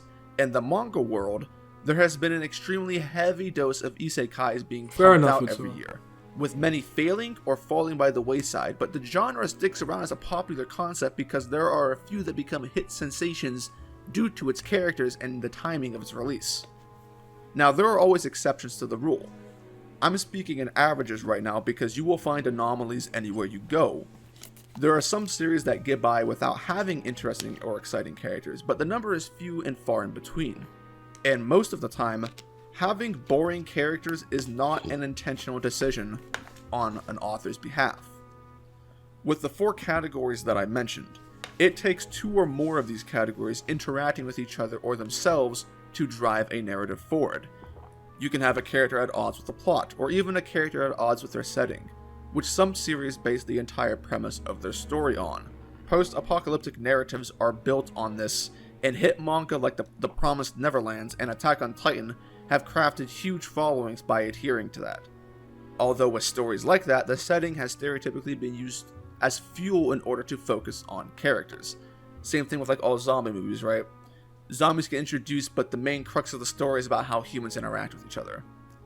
Regardless of preparation, the chances are extremely high that there is going to be some kind of imbalance in any given story that results in the creating of a few writing mistakes. Most authors are just like me and you. Sure, they're sexy, but they're also human. They aren't Batman. It doesn't matter how much prep time you give people, they will still mess up. This video and script is a good example. I have been prepping this thing for like ever, and it's nowhere near perfect, and it never will be. But with the right knowledge, issues that are created can be resolved before it's too late. But with this I find quick dive, proper Discord hard to have. It's always been a little difficult with me because I don't think that I think like most people, and I have a pretty deep understanding of the English language. I brought this up not too long ago, like the power of word choice. If I say the sentence, I feel like Guts did this action because, and I say I think Guts did this action because, that's not the same sentence to me. A feeling is intuitive. It's kind of natural, instinctive. If it's a thought, if I have something I think about or thought about, it was a legitimate thought process I have to compute in my brain to some degree. Like I pondered about it. So like I choose my words intentionally, and I think a lot of people don't use words they don't understand. I was somewhat told that this person he was a bit of a troll or just be wilding on Twitter all the time, but I think his name is Gio, and Gio put a tweet out saying something I can't remember the quote verbatim, something along the line that early One Piece was grounded in realism. I don't think he knows what grounded in realism means because One Piece was never that. I think what he meant to actually say is that as opposed to some of the fantastic, supernatural, and the crazy scaling of feats we see now, it was a lot more tempered in the beginning, which is natural for a story. Usually with shonen, what happens is like you'll fight an enemy who can destroy a house, then a building, then a city, then a continent, then a planet. You know what I'm saying? Like you escalate like that. So, yeah. into the 4 circles, we've touched on half of the game when it comes to story. It's that time to wasn't move. my point. And Discord is weird because I think that the younger generation, if you will, or this people nowadays, they consume media in a very strange way to me. Like, it's just this weird, super fanboying. I don't know. Like, it's so hard. It's hard to explain. Like people be fans of stuff they're not even a fan of. Like, people were going hard, Metroid Dread, yeah. And I'm like, you niggas don't play Metroid. Why are you capping? Happy for what? You don't play this shit. But like, to me, you can't be a fan of a video game or video game franchise you haven't fucking played. It makes no sense to me. This happened with Persona, where I'm doing all this fan art, and it's like, I've never played the game. The fuck are you so excited about? Like, I don't know. It's weird. Times have changed. Forward into the other half. The 4 circles alone aren't enough to ideally. The moment pull Luffy off stretched a out his story arms, realized out the successfully. window. Thank you. These circles he ate a need fruit someplace and to got live. stretchy powers. And like, the come place on, that they dog. live is inside a box. I'm not a Lord of the This Rings fan metaphorical either like box that, but I think could it's also really be good. seen as the I'm just not a window fan. through which the audience experiences your story. So in a Lord of the Rings too novel, bad. That was a funny this line. book would be the viewpoint, Happy tense, Pikmin 4, I and think you may have prose gone used to describe what's looking for going on something very from the different, paper but that makes to our sense. tiny Oh, little it's human not. brains. The words and the signs behind how they are used enable us to envision what's happening in order to better comprehend everything. Manga has the same elements at play, although there are also different levels of these elements. You would naturally have to add stuff like art and paneling in as some of the most important things a mangaka can use to convey their story. Visual storytelling has a massive amount of tools available to it, and the artistic portion of these tools is honestly underrated. Part of the appeal of manga or comics is the fact that visual storytelling allows authors to create and expand scenarios in ways that writing cannot.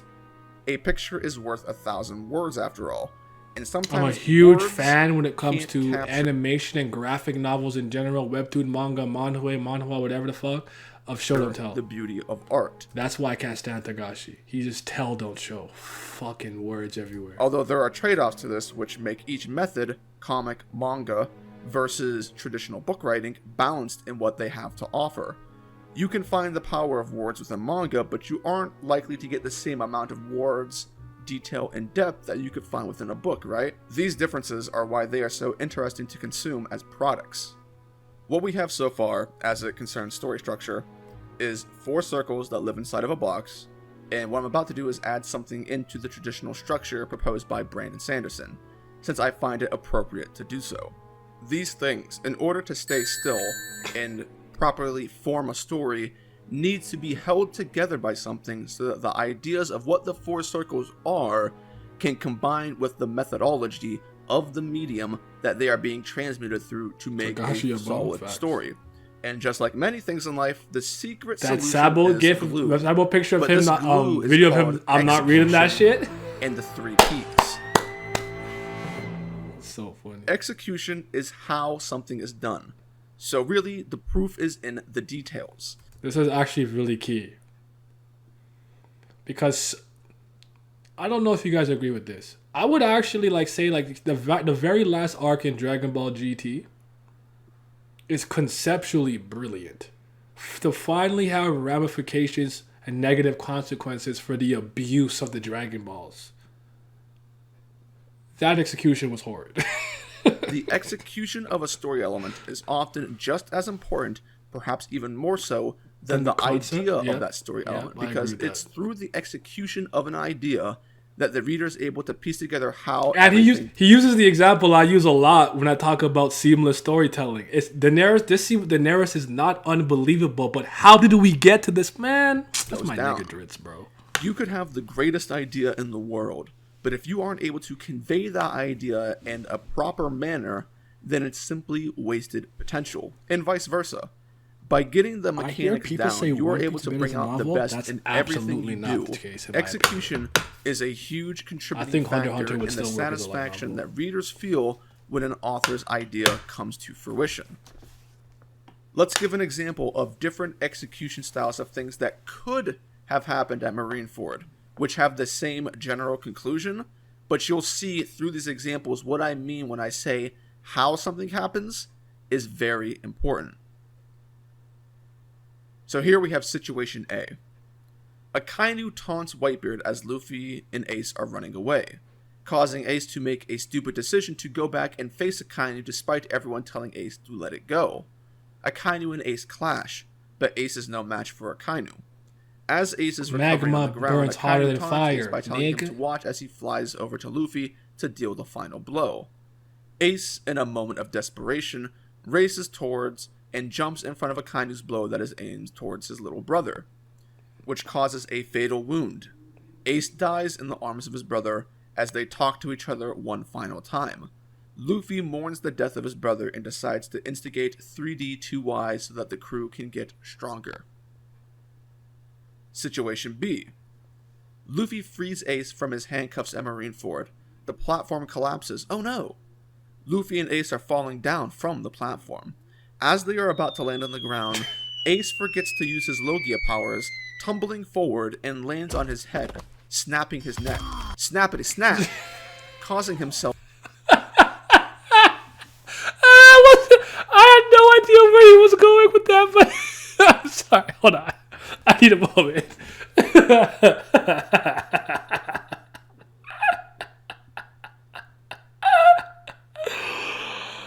All right, I'm good. Oh, no. To die. Luffy, in shock, holds up Ace's body and begins to hug him.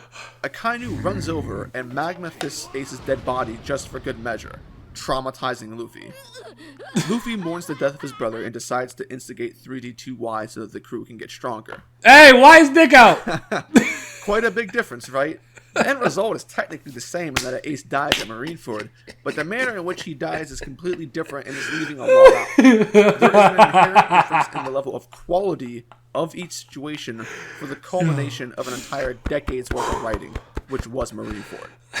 Hopefully you can understand how this matters because execution... Yo, do y'all remember that arc of all these Ace picks with his meat out? You have to be careful with the crop. You never knew. You never knew. Y'all are out for that? ...is inherently connected to the 3 Ps. Oh, God. Which stand for promises, progress, and payoff. A promise is something that is hinted at or alluded to intentionally by an author to set up expectations for the reader. I don't think he's writing promises help people all he did so far was excited. Was build Just up. like how we was talked build about up with plot, it can cover large or small portions like some groundwork of the and story. context for like Promises who he are is things and that how he's technically viewed. fall under the same Now he's category as diving into the foreshadowing, criticism. although there is a bit of complexity to it. If something is hinted at strongly but never happens, is it considered foreshadowing? Or is foreshadowing only a thing if something happens and you can look back and point to where it might have been? Well, not really. If the story strongly suggests an element and the author abandons it, then it's simply a case of the author failing to deliver on a promise. Progress is the journey to get to that promise, and the payoff is the result of the promise. When things are set up by the author, it's incredibly important to focus on fulfilling every aspect of the 3 Ps. Typically speaking, each P is just as important as the other, even though payoff feels the most gratifying. My P is the most important If you P. promise something, but there's very little in terms of writing about the progress of this promise, the payoff can be unsatisfying. On the other hand, if you promise something and show progress, but the payoff isn't good, it can feel like a waste of time, which goes back how it feels to read. It's not very satisfying. These are very important writing concepts. Executing the 3 Ps while in tandem with the 4 circles in the box is the formula penis, for pussy, how to write a penetration, good will of story. P. It Although shall even depend, that man. is simplifying things down. Humans. My voice is tired. Bear with it. And that's the gist of what I wanted to convey with story structure.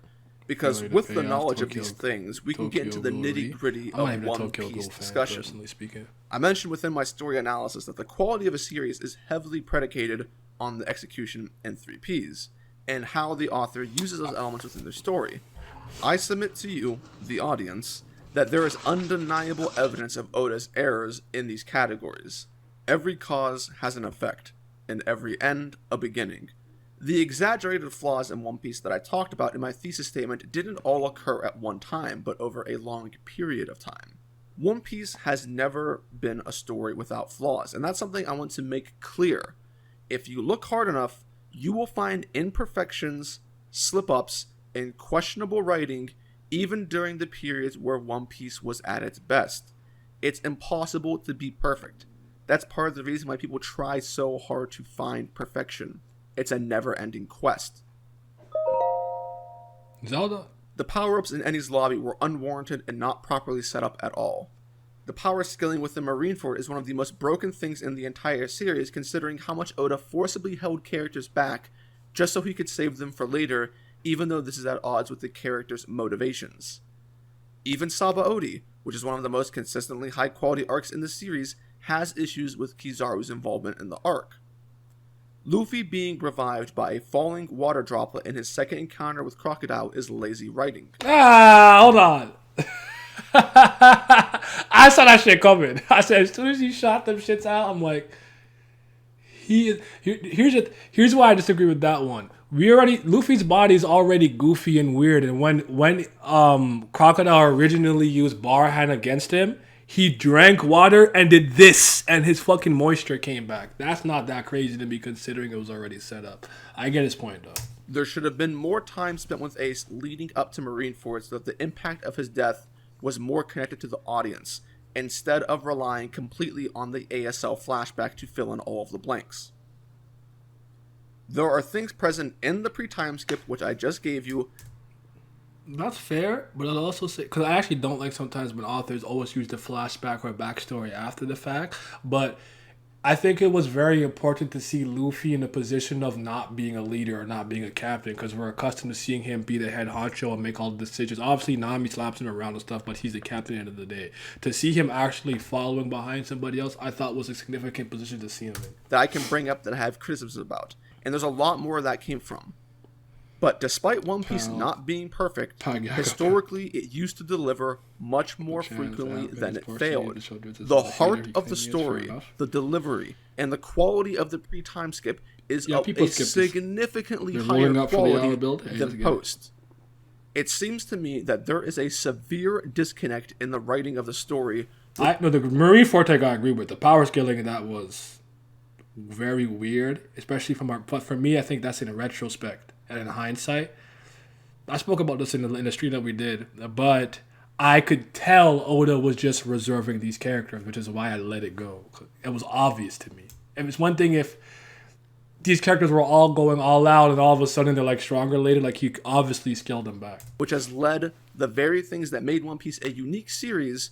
Naruto was terrible. Kishimoto was very disgusting with that shit. The better something is, the higher the bar is raised to maintain the title or quality, just like how it is in real life. You cannot remain a defending champion if you lose the title match.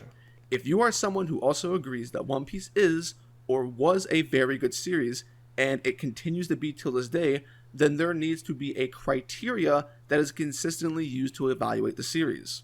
These are called standards. Without standards, we go back to the topic of subjective feelings over objective quality in storytelling. I think one thing that is important to mention here, and I don't know if he will mention it, and I'll give him the chance to, is writing style. The style in which a creative team, author, artist, and writer presents a story. I think that's a very important thing to do. So sometimes you have to kind of go off the merits and style and standard of this specific storyteller. I would argue that there is nobody in the manga medium who tells a story the way Hirohiko Araki does. Very over the top, very zany, eccentric, crazy storytelling style. If you read his book Manga Theory and Practice and you kind of get the insight of how he structures his story, you'd understand that he just works differently. And JoJo in itself is a special series, whether you like it or not. I'm going there. I wouldn't use like conventional writing standards to try to judge Araki. I would use Araki's own writing standards to judge himself. You get what I'm saying? I think Oda's in that category to some degree.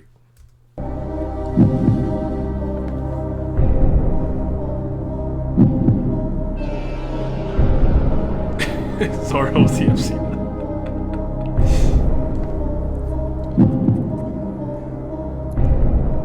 There's no specific exception in the style, but if I recall, it's something here or there. Okay. Between the pre-time skip and the post-time skip. The entire plot and structure of One Piece can be found within the first chapter of the series, inside of the promise made between Luffy and Shanks at Windmill Village. Araki to go, yes, Luffy sir. told Shanks that he would find a crew as strong as his and find the One Nothing Piece to prove to Shanks that he could become a great pirate.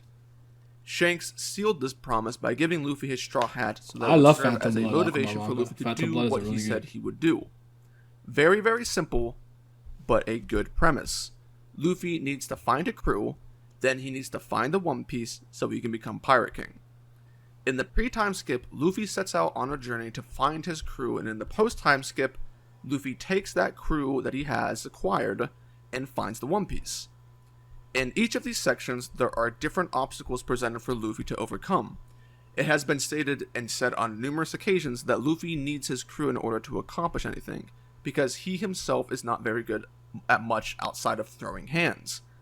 The obstacles for Luffy in the pre-time skip are the things preventing his crew from joining him, which is overcome with brute force. The New World's obstacles are the original purpose of the story, which Oda has commented on himself, that One Piece was originally a story about Luffy defeating the Yonko and everything that encompasses a Yonko. To reiterate, the fundamental difference in intent and goal of the two parts of One Piece are: Part 1. Luffy's intent is to find crew members and to explore, with the eventual goal being that of becoming the Pirate King. Part 2. Use said crew to accomplish dreams, take on the Yonko, become the king. As it is typical for storytelling, very simplified not everything has gone the way everything Oda just- originally planned. I agree. Such as the fact that Oda intended Luffy to gather every single crew member of the Straw Hats before the pre-time skip concluded. That didn't happen, and people like Jinbei and potentially one or more crew members will be claimed as One Piece heads towards the finish line. Even so, the skeleton of the concept of One Piece has been consistent in design and intent. But what about execution?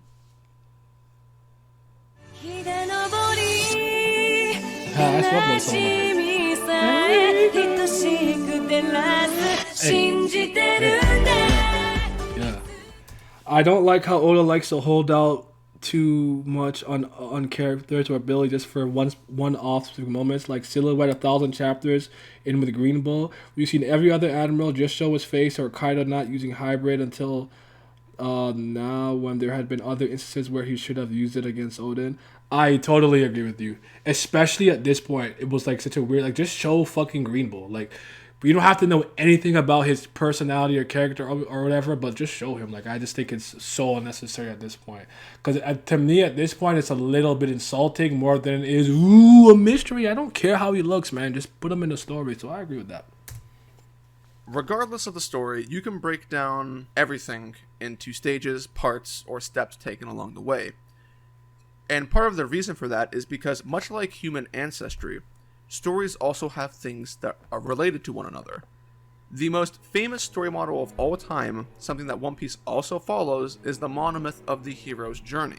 This monomyth is a circular storytelling methodology. You start off with the hero in a place of ignorance, meaning that they haven't really figured out what their aspirations are, or they are kind of just bumbling away in their hometown. Point being is that the hero isn't really doing all that much. Then the hero meets an impact character, someone who calls the hero on a journey and enables the hero to take their first step into the outside world. This is usually accompanied with some form of supernatural aid as well. You know, something bad happens and a cool guy shows up and saves the day, that sort of thing. From there, the hero sets off on their own journey and comes across challenges and temptations that are used to test the heroes with. It's also normal in these challenges for the hero to be helped quite a bit. Eventually, the hero reaches a climax, which goes by many names, like the Abyss, Descent into the Underworld, the Cycle of Death and Rebirth, and so forth. This is usually when the hero is at their lowest point. Something awful has happened, and it's traumatized them. The hero will then generally meet a mentor figure and are forced to make a decision. The decision carries the promise of change and transformation. The mistakes of the hero come back to bite them, and they must learn from those mistakes.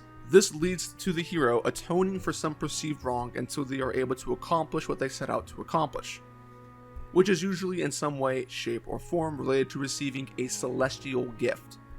This storytelling method is heavily influenced by the Greeks, so there tend to be some divine aspects to it. After receiving this gift, the hero returns home carrying the wisdom gained from their journey, and the circle is complete. And returning home doesn't necessarily mean going back exactly to where they began, but it's kind of more like a metaphor. You can clearly see the format for why this is involved in so many stories. This is a monomyth for a reason. It is the quintessential story. Go to your favorite novels or movies, and you can more than likely apply this model to them. You also likely notice that this circle includes the nature of the 3 Ps: promise, progress, and payoff. If you were to compare the structure that I just gave you to the story of One Piece, and the 3 you Ps, would be able to fill in a lot of blanks. Curry, right? Luffy Gum. receives the call to adventure from Shanks, finds his crew, receives some supernatural aid and whatnot. And the circle continues until Luffy receives his celestial prize, the One Piece, and the Straw Hats make their voyage back around and return home in some way, shape, or form. The world is not the same as it was when they left. The circle, as of now, is not yet complete, however. That is simply a projection of where it is based on everything that we know regarding the Straw Hats' dreams. And obviously, it's not predicting the format of every arc, and not all authors have to follow it in every facet, but it usually happens anyway. The place where One Piece changed forever is when Luffy entered the underworld, quite literally, when he went to Impel Down. The moment of death and rebirth in One Piece happened during the Summit War Saga. The Straw Hats suffer defeat at Sabaody, and Luffy becomes separated from his crew.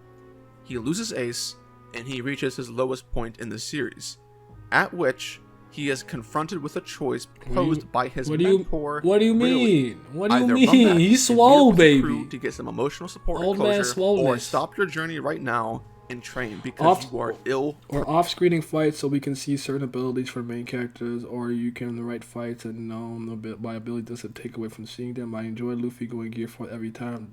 That's why I fear we won't see Shanks versus Blackbeard, so all of BB's abilities will be shown for Luffy. Oh yeah. Prepared. The off-screen shit is not kind of taking the egregious, time in my to train opinion, is at this implied point, to be suicide. I don't like to It would argue only against lead to futility. the same events Exercising happening futility, over arguing against it and at over this point. again. I'm just tired. Making his decision, Luffy goes back to Marineford and sends the 3D2I message to the crew. Nami, Zoro, and Usopp have specifically remarkable reactions, not only to the message but also to the death of Ace, since those are the Straw Hats that are closest to Luffy. The crew vows to become stronger for Luffy and focus on the islands where they have landed to grow their skills. This was an event in the manga that had been building up for some time. In Luffy's adventures and battles with his enemies, it was commonplace to have Luffy barely survive and be severely injured. This slowly but surely became worse and worse as Luffy needed more power to keep his crew from falling apart, and it reached a climax at Thriller Bark. Usopp is the voice that comments on this topic that the Straw Hats all know to be true. Luffy is killing himself to protect them. They are too weak as a collective to do anything about it. When Luffy was taken from them and properly thrashed into the ground at Marineford, it was the nail in the coffin. The Straw Hats made a vow to make a difference and to focus on becoming stronger as a means of helping Luffy, as well as making the ability to accomplish their own dreams easier.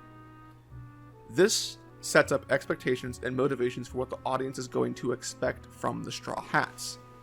The time skip was a character-oriented event that set into motion the necessity for change. I'm going to say that once again, because that is one of the many promises that Oda would break or mess up in terms of the 3 Ps. As you'll come to see when we go through the post-time skip, character growth and reflection is a concept that is lacking in sticking to promises. Absolutely nothing changes in relation to how the characters in the crew operate, how the arcs turn out, and what held the group back as a collective, which led to the happenings in Marineford. Nothing changed. The formula is still the same. I mentioned before that the writing process of a story is not easy, especially for a series that is a long-running one. In fact, it is infinitely harder to end a long-running series in a good manner than it is a short one. How many series that have been exceptionally long have ended well? That's a question. I want you to think, sit, and consider that, and try to think of more than a handful of examples. It'll likely be a hard feat to accomplish. Why is that? The answer is complicated and changes depending upon the genre that you're in, but series become long for a multitude of reasons. Authors generally have a hard time with the concept of ending a story. Despite the fact that Oda is a man who tries to include as many details as possible, I believe that it's quite evident he did not realize the scope of what he had to deal with when it came to the task of actually writing the end of One Piece, especially in correlation to his own desires as a creator. Because the spawn of a novel or series usually comes from a couple ideas and the passion for drawing cool things that you thought of. Most series start off with just like a base idea. Brandon Sanderson thought of the premise for Mistborn by thinking that it would be cool to write a story where the bad guy won. He wrote Warbreaker because his editor told him he should try something more colorful after publishing Mistborn, since that world was dark and gray. Sanderson's response was to decide to create a magic system based on color and breathing. This is the part where the in the world of mangaka, you'll find similar things like this. Many mangaka start at a very young age in their craft, and they work their asses off just so that they can get featured in magazines. They are rookies. When people that eventually become big names are starting from the beginning and they put forth a one-shot and it ends up getting serialized, they do not have everything planned out from beginning to end. They're an amateur. Look at virtually any interview from any that's a good point. mangaka ever. I'm still listening. And On my you see phone how relevant it is. Even Oda. Oda knew what he wanted to do, but the process of getting there was not set. Oda has had the beginning and the end of One Piece planned out, but he's said on numerous occasions that the last panel has been the same. But that doesn't include how you get to that point in time. And that's a reasonable assessment and a reasonable excuse, because at the end of the day, if you're an author or a creator, you are a part of a business that is hungry for ideas. You don't always have the privilege to fully craft your story before submitting it, because that's not even a smart idea. What happens if your passion gets shot down and all of your hard work and effort gets thrown away? You basically wasted your time if you spent so long thinking of every step of the journey. One Piece was originally a series that was supposed to end after 5 years, which tells you that at the beginning of the story, Oda hadn't really thought of a lot of the amazing things that he was able to do and has thought of up until the point that I'm talking right now. But once One Piece became successful, Oda started adding more stuff, thinking of more ideas. His editors started suggesting he add in new characters. Things that Oda had wanted to get done sooner were then stalled by years and years, like how Kuma and the Mary's Fall were planned years prior to when they were supposed to happen. Additionally, like how Oda originally wanted Nami to be the first mate of the crew, but his editors advised against it and he was forced to change it to Zoro. Like how Ace wasn't supposed to be the son of Roger, and how Shanks wasn't planned to be at Marineford. There should be something said about the weekly process that is Shonen Jump. You are being pressured constantly for deadlines when pushing out chapters, when you're publishing on a weekly basis, or on any basis really. It's not always conducive for long-term strategy and planning because you're being rushed constantly. Yeah, man. One Piece is a the series ever-changing nature and flux of a story while it's kind of ongoing is an important thing to know, because it really isn't easy. Because especially if you're not producing that level of money and probably income to the company and stuff, you probably don't have that much say. Because I even recall with Naruto, I don't think Sasuke was a character they forced him, Kishimoto, to make because he said he needed a rival and stuff. And a common one you would hear with the Dragon Ball was with the Android Saga, where Akira Toriyama's editors told him that a fat guy and a geezer can't be the bad guy. Then they made 17 and 18, I believe, and he's like, what, these two little brats? Then Cell first form, close, but he's ugly, and then, you know what I'm saying? So that is a good point. World building.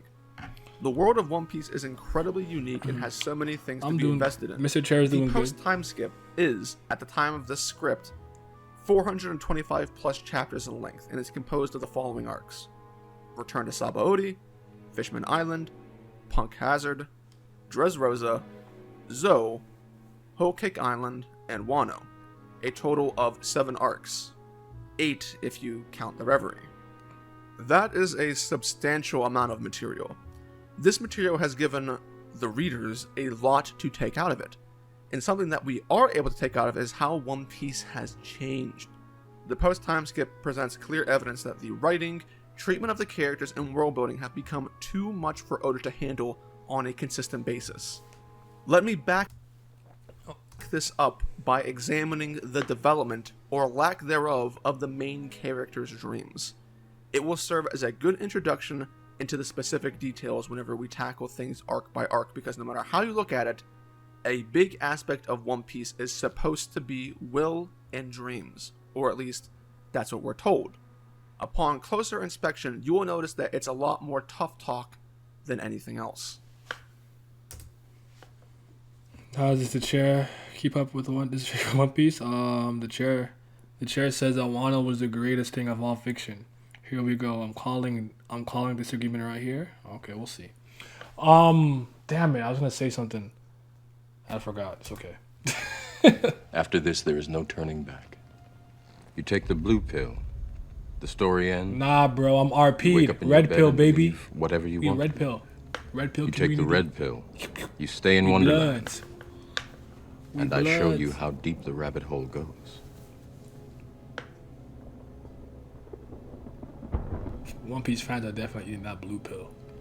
Remember, all I'm offering is the truth, nothing more.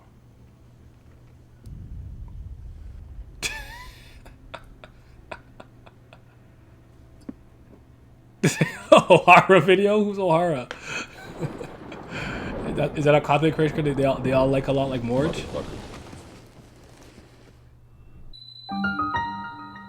Out of all the MCs who have a dream that consists of the "I'm gonna be something" idiom, Luffy and Naruto are probably the most iconic ones, to the point where even if you haven't seen them say it, you know what it is they're gonna say. Well, at least if you're an anime fan. And it's kind of ironic. Despite all of the marketing success and the number of times that Luffy himself states he wants to become king of the pirates, the story makes it seem as though Luffy is uninterested and doesn't care about what it takes to reach his dream. What do I mean? Luffy has no character agency when it comes to chasing after the shadow of Roger. The greatest interest that Luffy ever had was his desire to explore Logtown, all the way back in East Blue, because he had heard that Logtown was the birth and execution grounds of Gold Roger. Hearing that gave him a sense of wonder. It was a fabulous start to Luffy's interest, because naturally, if you are someone who is trying to find the treasure that was left behind by the greatest pirate to ever live, you'd probably be interested in the guy. At the heart of the idea of One Piece is the concept that Luffy is on a treasure hunt, and to find treasure, you have to go look for clues. Logtown created the foundation for Oda to explore this interest, but what happened to it? Outside of Luffy being shocked at Rayleigh and Shanks being on board Roger's ship, at no point for the rest of the story has Luffy ever cared about Roger again outside of surface level reaction faces. He's never done anything similar to what he did in Logtown ever again, which is the opposite of what you would normally assume because Luffy's attitude is that of a go-getter. Someone who is supposed to know what he wants and isn't afraid to jump in after those desires. But reality is often disappointing. The story that Oda is telling is at odds with what is shown. In conversation on different channels, I have alluded to this vacancy within Luffy's character writing, without giving much detail, just to see what people would say. The responses that I receive would be of a common incredulousness. People saying, that's not true, but never saying why not. The most popular retort was to argue that Robin's existence in the story supplements the need for Luffy to be involved in the finer details. I think that is a weird way to respond, personally. Robin wanting to learn about the Void Century doesn't justify Luffy not caring about his own dream. Just because Robin fulfills the role of having a character around so you can give exposition to the audience, doesn't mean that other characters can get away with not caring. Can we read the whole in a living and breathing world, I'm not watching which this One all Piece in one is sitting. supposed to be, if I'm not mistaken, I'm going to people stop should after 2 react hours and comment I'm on the going to go wants to and the gym. desires of those around them and themselves. And this shouldn't be constrained by the limited imagination of the author. When it comes to Luffy, does it make sense for him not to care about the Void Century, poneglyphs, or anything related to Roger simply because, hey, that's Robin's thingy? And like, these ideas are kind of connected? Robin's interest is in the Rio Poneglyph. The Rio Poneglyph and the One Piece are not the same thing. They may have common interests involved, sure, but they aren't the same. Roger's end goal was to simply find out what was at the end of this mystery left behind by other people. I have a disagreement, and I have a but I know part of it is a major rationalization, but I want him to complete his point before I say anything. He didn't really care about much else aside from that, at least at first. That obviously changed because of what he did. Roger and Luffy are so often compared to one another in attitude Fucking sadness and sorrow in the there's the background. belief that they're essentially like the same type of person. But Roger stands head and shoulders over Luffy when it comes to character agency. Roger was interested in poneglyphs. Roger needed help. So Roger went out specifically to recruit Odin. Roger was the one who instigated leaving his message behind at Skypiea. Roger was the person asking questions to Madame Charlie. Roger was the one at the forefront of his desires, not someone else. The poneglyphs are so important to becoming the Pirate King that most high-level pirates that want to be Pirate King go after them. I want to know if he's going to mention mention something specific, like Big Mom and Kaido. And they are searching for a way to read and make use of them. Because a lot of Roger's willingness to go right after it is due to the fact that he doesn't have a lot of time left. He's dying, and he's aware that he's dying, so he has to do this quickly. I don't know if he's going to mention that though. They are developing plans, creating strategies, which have taken them years to accomplish. But what does Luffy do? Luffy knows for a fact that it is impossible to find Raftail without finding the road poneglyphs, which means that they are priority numero uno to acquire in his journey. And I'm gonna add this one point. He's putting a lot of stock in Luffy's level, overall level of just competence and things of that nature. Because Luffy is very much okay with letting his crew members do the things he can't do. But again, I want the point to be finished before I say something. Luffy was at first excited by the idea that he could acquire poneglyphs to get to Raftail back in Zou. Yet Luffy hasn't played any role in them since. It has never been a priority for him, and he hasn't said anything about them. When Luffy left Zou to go to Whole Cake Island, Robin and Pedro were the ones who cared about the poneglyphs, not Luffy. Same with Wano. Hell, Law is showing more of an interest in pursuing something he's interested in than Luffy. Luffy doesn't ask questions about the One Piece. Luffy doesn't look for clues. Luffy isn't finding things to reflect on or react to. Luffy isn't absorbing information. Luffy isn't talking. Question to everybody in the chat, just real quick, just to see if I'm crazy on this point. Do you expect that level of competency from Luffy? Just out of curiosity, okay, so you're gonna go here, get this poneglyph, get the rubbing, and that's not something that Luffy has never ever presented me to be that kind of a character. He don't plan nothing. As far as I'm concerned, he's just okay, I'll save that argument for later. Just out of curiosity, let me know what you guys think about that. Just before I go on. To people, he is just breathing, and everyone else in the story is doing everything for him except fight people. Luffy's. Well, see, there's a part of me that thinks he's gonna explain certain things, but I'll just say this here because it popped into my head. Because I bring this point up very often. Luffy is painfully aware of what his limitations are and aren't as a person. And I always say Arlong Park pretty much details exactly what type of role he was going to play. He's like, I can't use swords, can't draw maps, I can't cook, I can't even lie. Usopp goes, oi. in the little hole he's in. And Arlong's like, you're pretty fucking useless. Why would they follow an idiot like you? Because I can beat your ass.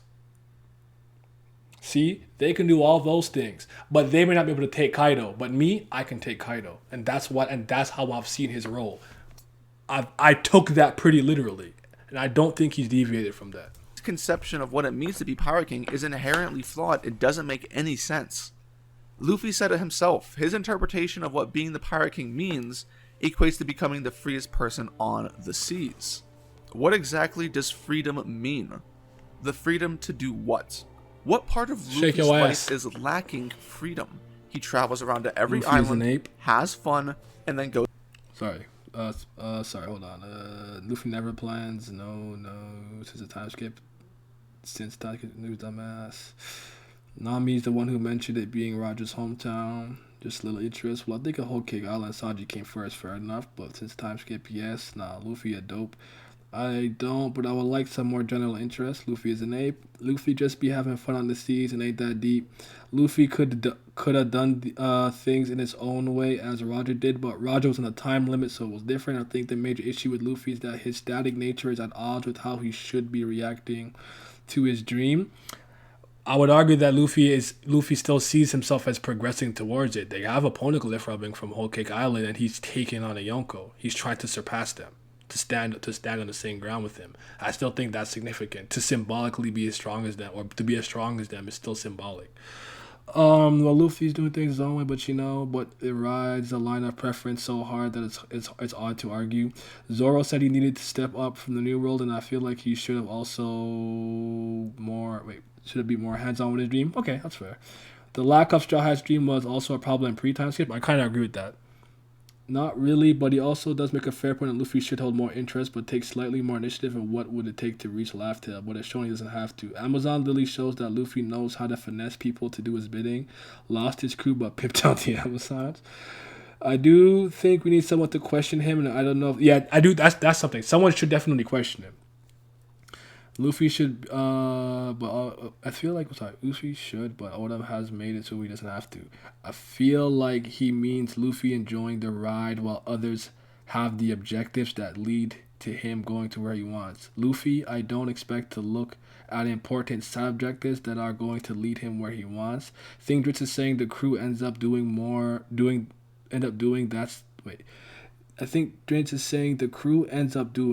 that's the have those Pirate King objective land in his lap instead of him actively chasing it. Luffy's not in a rush to be King of Pirates. I think Oda gave himself a free card, letting Roger doing the hard work.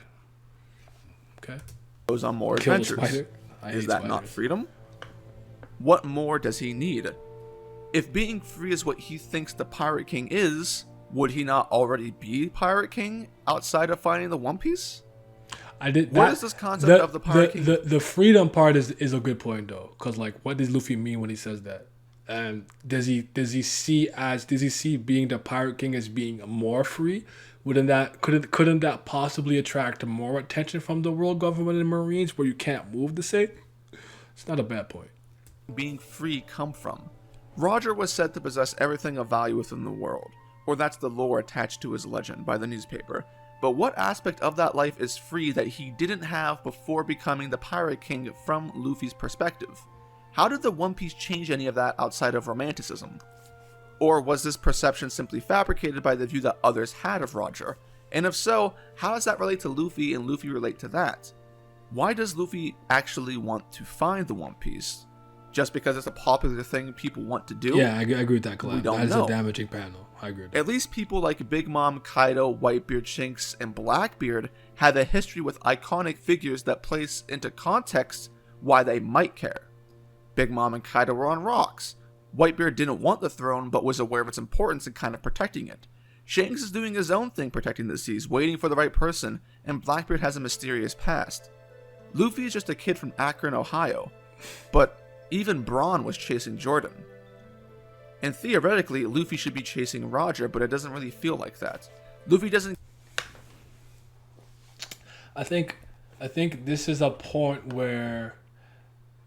You see... How do I frame this? Oh no, I have a good example. The end of One Piece, right? The end of the series with One Piece is something that a lot of people for a lot of years have just seen differently based on their own interpretation of the narrative up until this point, which is going to base how you think the series is going to go into the end. I recall there was a point where a lot of us believed that what would happen first were the Yonko would get taken out and replaced with like Kid, Luffy, Law, and somebody else would have you. So they would be the 4 new emperors of the New World, and then battle to become Pirate King. That doesn't seem like it's going to be the case, and I don't think that's important. Like, depending on how you interpret the story and narrative, you're going to have certain ideas moving forward. I would argue here that I have a disconnect because I never liked the idea of Luffy just being Roger 2.0. Oh, I'm gonna just do what Roger did. Oh, I got Roger's hat. Oh, I don't like that. I want Luffy to be the first Luffy, not the second Roger. So I think that for me, it's not a problem because I never liked that. I actually don't like the fact that hat used to belong to Roger. I never liked it personally. I don't like over-connecting symbolism like that. It's the biggest reason why Kingdom Hearts became so trash to me in the long run, because they tried to connect every little thing from all across the eras. Went to the foretellers, and I'm seeing the Organization 13's actual somebody form. Like, what is going on? Like, that's too much to me. So I think I'm having a disconnect here because I don't even want that. But let me finish the point. Doesn't care for material possessions. Money doesn't matter to him, nor do women. And Luffy is not an idealist. He doesn't care about the world or its issues, and Luffy himself has no stance on them either, except whenever it's convenient to him because it's bothering his closest friends. Luffy doesn't need to have some grand backstory to reveal some super connection with a mythological figure to justify his interest in the One Piece. There is a romance involved with him just being a kid with a dream. But hell, man. Even Sanji has memories of reading books and dreaming about the All Blue while living. I thought I was muted. I was so mad that I was muted the whole time. I was spitting. Living in an environment which hampered his ability to cook, which relates to freedom. There was a yearning there. Did that ever exist for Luffy? What is the origin of this motivation in relation to the One Piece and freedom? You could potentially point to the death of Sabo for freedom. Ace was the one who told Luffy that they needed to live a life of freedom. Yet from that amazing moment in the ASL flashback, the concept of freedom in Luffy goes nowhere, because Luffy has never lacked freedom in his entire life, from what we know. The concept of freedom was more understood by Ace and Sabo as a fundamental aspect of their identity than it was by Luffy, because they cared more about the world and how it affected them. Ace had an inner turmoil when it comes to his lineage with Roger, and desperately wanted to get away from it. Sabo was trapped by the corrupted shadow of the Goa Kingdom, which affected Ace and how Ace viewed freedom. And Luffy? Luffy is awkwardly absent. Compared to most Straw Hats, Luffy has been the freest of all of them at every point in his life. He never suffered from not having freedom, which makes my only pushback would probably be, I don't know how significant you would say this, and maybe this is just me rationalizing, but Garp, and this did tie into Ace and those guys too, but Garp wanted that nigga to be a Marine. And you were not escaping what Garp wanted to some degree. Odd that he's the one most attached to it. But it's interesting. But he could have just taken that from his brother. Being free to Luffy means that he is strong enough to beat up everybody who faces him. That's me rationalizing. Luffy wants to defeat all of the Yonko, yet the reason for beating them isn't actually tied to becoming the Pirate King from Luffy's perspective, outside of the fact that these are people, some of which that want to find the One Piece. Luffy wants to beat these guys up because they are strong, not because they are a necessity to defeat, which is at odds with Luffy's desires. It's not like Luffy went out to find... I'd only somewhat argue that's backwards, because if let's say he have somehow avoided confrontation with all of them and became quote unquote the Pirate King, if you're not strong enough to beat them, they're just going to come take what you have. You see what I'm saying? I think that's a little backwards. And the rest of the warlords to beat them up after Crocodile, nor did he want to run and beat up all of the other Supernova because they were supposed to be on the same path as him, which is the same path as the Yonko, people in search of a title. But Luffy wanted to be the Yonko and not the Supernova. This desire to defeat the Yonko comes from Luffy's mouth before there was even a point to confront them to begin with. We first learn about the road poneglyphs in Zou, yet Luffy proclaimed to Law and Punk Hazard that he wanted to defeat all of the Yonko, and even further back, Luffy talks smack to Whitebeard and Marineford. Remember, the Straw Hats' plan was basically to sail to the end of the Grand Line because they thought that is what they had to do in order to find the One Piece because of their conversation with Crocus. The Yonko didn't really have a place there. There is no story or plotline that introduces answers to many of the questions I have asked. The plot of the story simply falls into place to allow these events to happen as they do in order to reach the end goal because that's what Oda wants. At the time that Luffy made his proclamation that he was going to defeat the Yonko at Punk Hazard, he had already met Whitebeard, Shanks, and he had talked to Big Mom, and he didn't even know who Kaido was. Out of these people, only Big Mom was someone that Luffy would have an issue with due to what happened in Fishman Island. He does Shanks have the least connection to Kaido. Kaido. He wanted to defeat, and Whitebeard was a good person that wanted to save Ace. In an alternative timeline, had Whitebeard survived and remained a Yonko, or say, Whitebeard won at Marineford and... Because I don't know from Luffy's perspective if he had views them as obstacles, mainly because he thinks he'll overcome them anyway. Okay. I think it's strong enough to help the new friends he made because he has the power to. The Supernova point caused a lot of disagreement in Jay's stream yesterday. The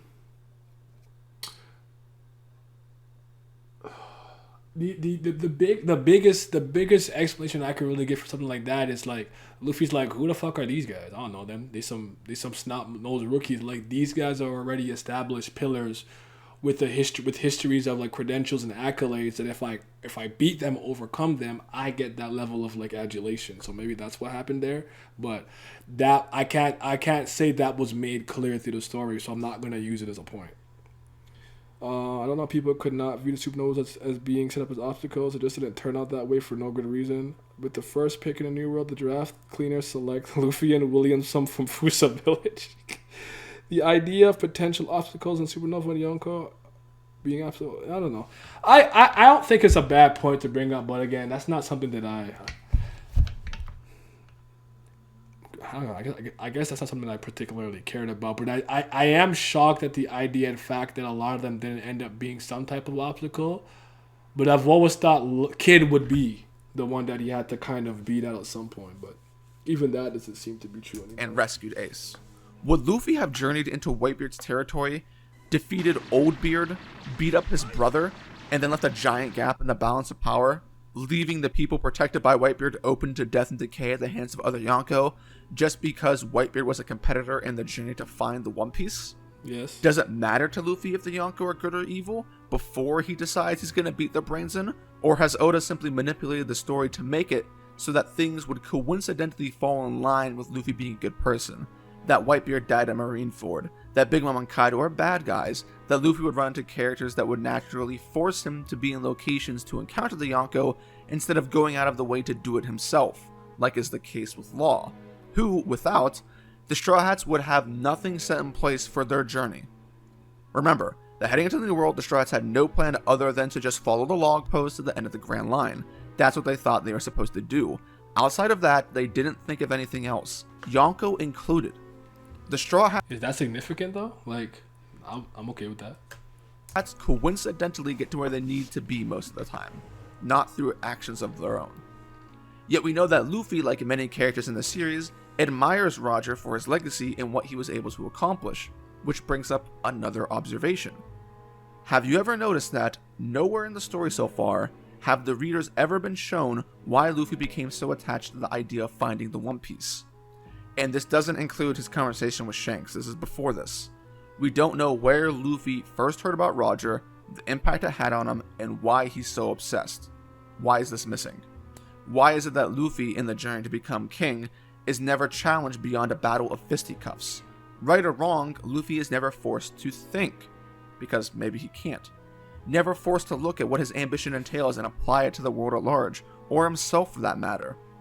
The entire story of One Piece was crafted around Luffy's dream, but at the... Luffy's a bit of a jungle child, though. At least Ace took it upon himself to try to somewhat learn manners. You know what I'm saying? With, wow, what's Makino? What's my girl's name with the big-ass feet from Fusa Village who runs the bar? And Sabo was a noble, and as a noble and stuff, he was probably implemented with certain things he should be above as a noble, but he didn't agree with it because he's not an asshole or a bad person. So their viewpoint of the world was already a little bit different as a result of who they are and where they came from. Whereas, as far as we know, Luffy just some fucking kid just walking around doing whatever, and then Garp would just be like, all right, survive, and throw that nigga in the jungle, and he just come back out with like mashed up with a cocoa on his eye. So I do think there's a bit of a difference there, which is why they view the world kind of differently. Luffy doesn't really care about stuff like that unless you're somebody that he cares about, and then he'll get involved. Sorry, I'm not being. Sorry, I'm like super involved. I'm not reading the chat. My bad. The idea, potential, blah blah blah. Luffy wants to become famous like Zoro. Exactly. Kid was meant to be something, but he ain't even. Jack Spice here. Law was waiting for Luffy. Law's a bum. Luffy hung out with a bar as a kid. No surprise he heard about Roger. Makino. If Kid beats Big Mom, I'll jump off a building on stream. Makino. Okay, yeah. I don't think Luffy should have questioned anything until after post time skip. You mean the chick that Shanks was piping? Yes, sir. I like Luffy being kiddish. So do I, but there was I do recall. I don't know how new to One Piece you guys were, but there was actually like a one point this huge call for Luffy to go through this like dark descent after Ace's death to really take the world super seriously and be this like gritty, grizzled pirate. And I never really agreed with that take, though I understand where it comes from. But let's keep going. At the end of the day, it feels like a hollow dream. The post-time skip, as previously mentioned, is the build-up, logic, and reasoning for how Luffy becomes the Pirate King. Yet what we see is that the post-time skip just has things happen to progress that desire, rather than reflect the progress in the characters. I could even argue that Luffy's idea of what being the Pirate King means is the exact opposite of what he thinks it is. Because as we've seen, the larger narrative and goal in the world of One Piece is completing and fulfilling the destiny of a civilization long gone and to take up the mantle to fight the world for their sake, basically. The basis of the Void... I think what he's trying to get at is, as if Luffy is the person that the world is waiting for, it's almost like he's being destined and forced by fate to accomplish this great task for the world, which then robs him of freedom and agency. I get his point now. Century, the true history, and the knowledge that you learn from it leads you to take up the destiny crafted by other people. Could that mean he wouldn't be free? He's following a determined path. Once you become Pirate King, you are straddled with responsibility and almost an obligation to make a choice. Roger and most of his crew became aware of what this purpose was, and this led Roger to disband his own crew, turn himself in, die, and start the Great Age of Pirates. Kozuki Oden went back to his home of Wano with the intention of prepping for the Chosen Ones. Is this truly freedom in the individual sense, or rather, is it freedom on a global and historical scale? Wouldn't this sort of imply that Luffy's not as free as he thinks? Will this ever matter to Luffy? Perhaps. Is he saying Luffy equal Bam? Stop it. We haven't gotten that far yet.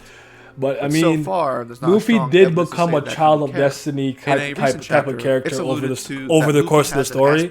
I've admitted that a lot of times. That's not untrue. Something he shared with Ace and Sabo and was brought back up again with Yamato and Ace. This is something that I find is more common and just consistent with Eastern storytelling more often than not. But I'll get to that. I'll write it down so I forget. But I'll explain what I mean by that after. And perhaps that will lead some listening to argue that what I've already laid out is less relevant because of that. I would argue the opposite, because becoming the Pirate King still matters to Luffy, and even more. If Luffy has a desire for what he wants to do, the question still remains as to what he has done to accomplish it. Most of Luffy's progress is because of other people. What this leaves you with is an author who has a main character that refuses to interact with his own I'm not saying he doesn't. I'm not saying at the very least he doesn't think he's free. He doesn't think he's free. Like Luffy probably doesn't not thinking about all of these things, like he's being pushed onto a path. But with like the dramatic irony of us knowing all of the things, Luffy has in a lot of ways become a child of prophecy type beat character. Really had any focus in the story whatsoever. You never know. Maybe he breaks the chain somehow. You never know. Oda has abandoned things that seem like they matter to Luffy, such as his interest in Roger, and replaced it mainly with just fighting. This is without a doubt a failure. Doubly so because when it comes to the post-time skip, Luffy gets an overwhelmingly large amount of screen time compared to literally anyone else. And with all of that time, not much happens on this front, which relates back to the concept of the 3 Ps. やれるために今日まで剣を振ってきたわけじゃない。だろ。俺、あいつの分も強くなるから。天国まで俺の名前が届くように、世界一強い剣豪になるからさ。約束したんだ。俺は。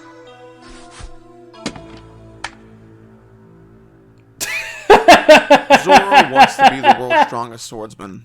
Everyone knows that. The final duel between Zoro and Mihawk is one of the most highly anticipated events that exist within the remainder of the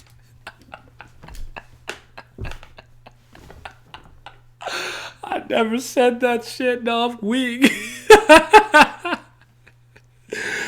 Oh my lord. Oh, they're ready for in that. a hypothetical, if you were to ask most of the fandom what are some of the things that they want to see Zoro gets obliterated before One Piece is over, Zoro versus Mihawk would be right up there with finding the One Piece, learning about the Void Century, and then Shanks meeting Luffy.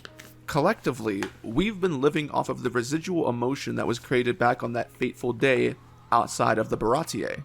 But despite all of the excitement and time that's passed since then, Present-day Zoro has very few notable advancements or victories on his path towards being the best. I would make the case that Zoro's dream, alongside several other Straw Hats, is irreparably broken on virtually every level. I'll use Luffy as a comparison to help illuminate this issue.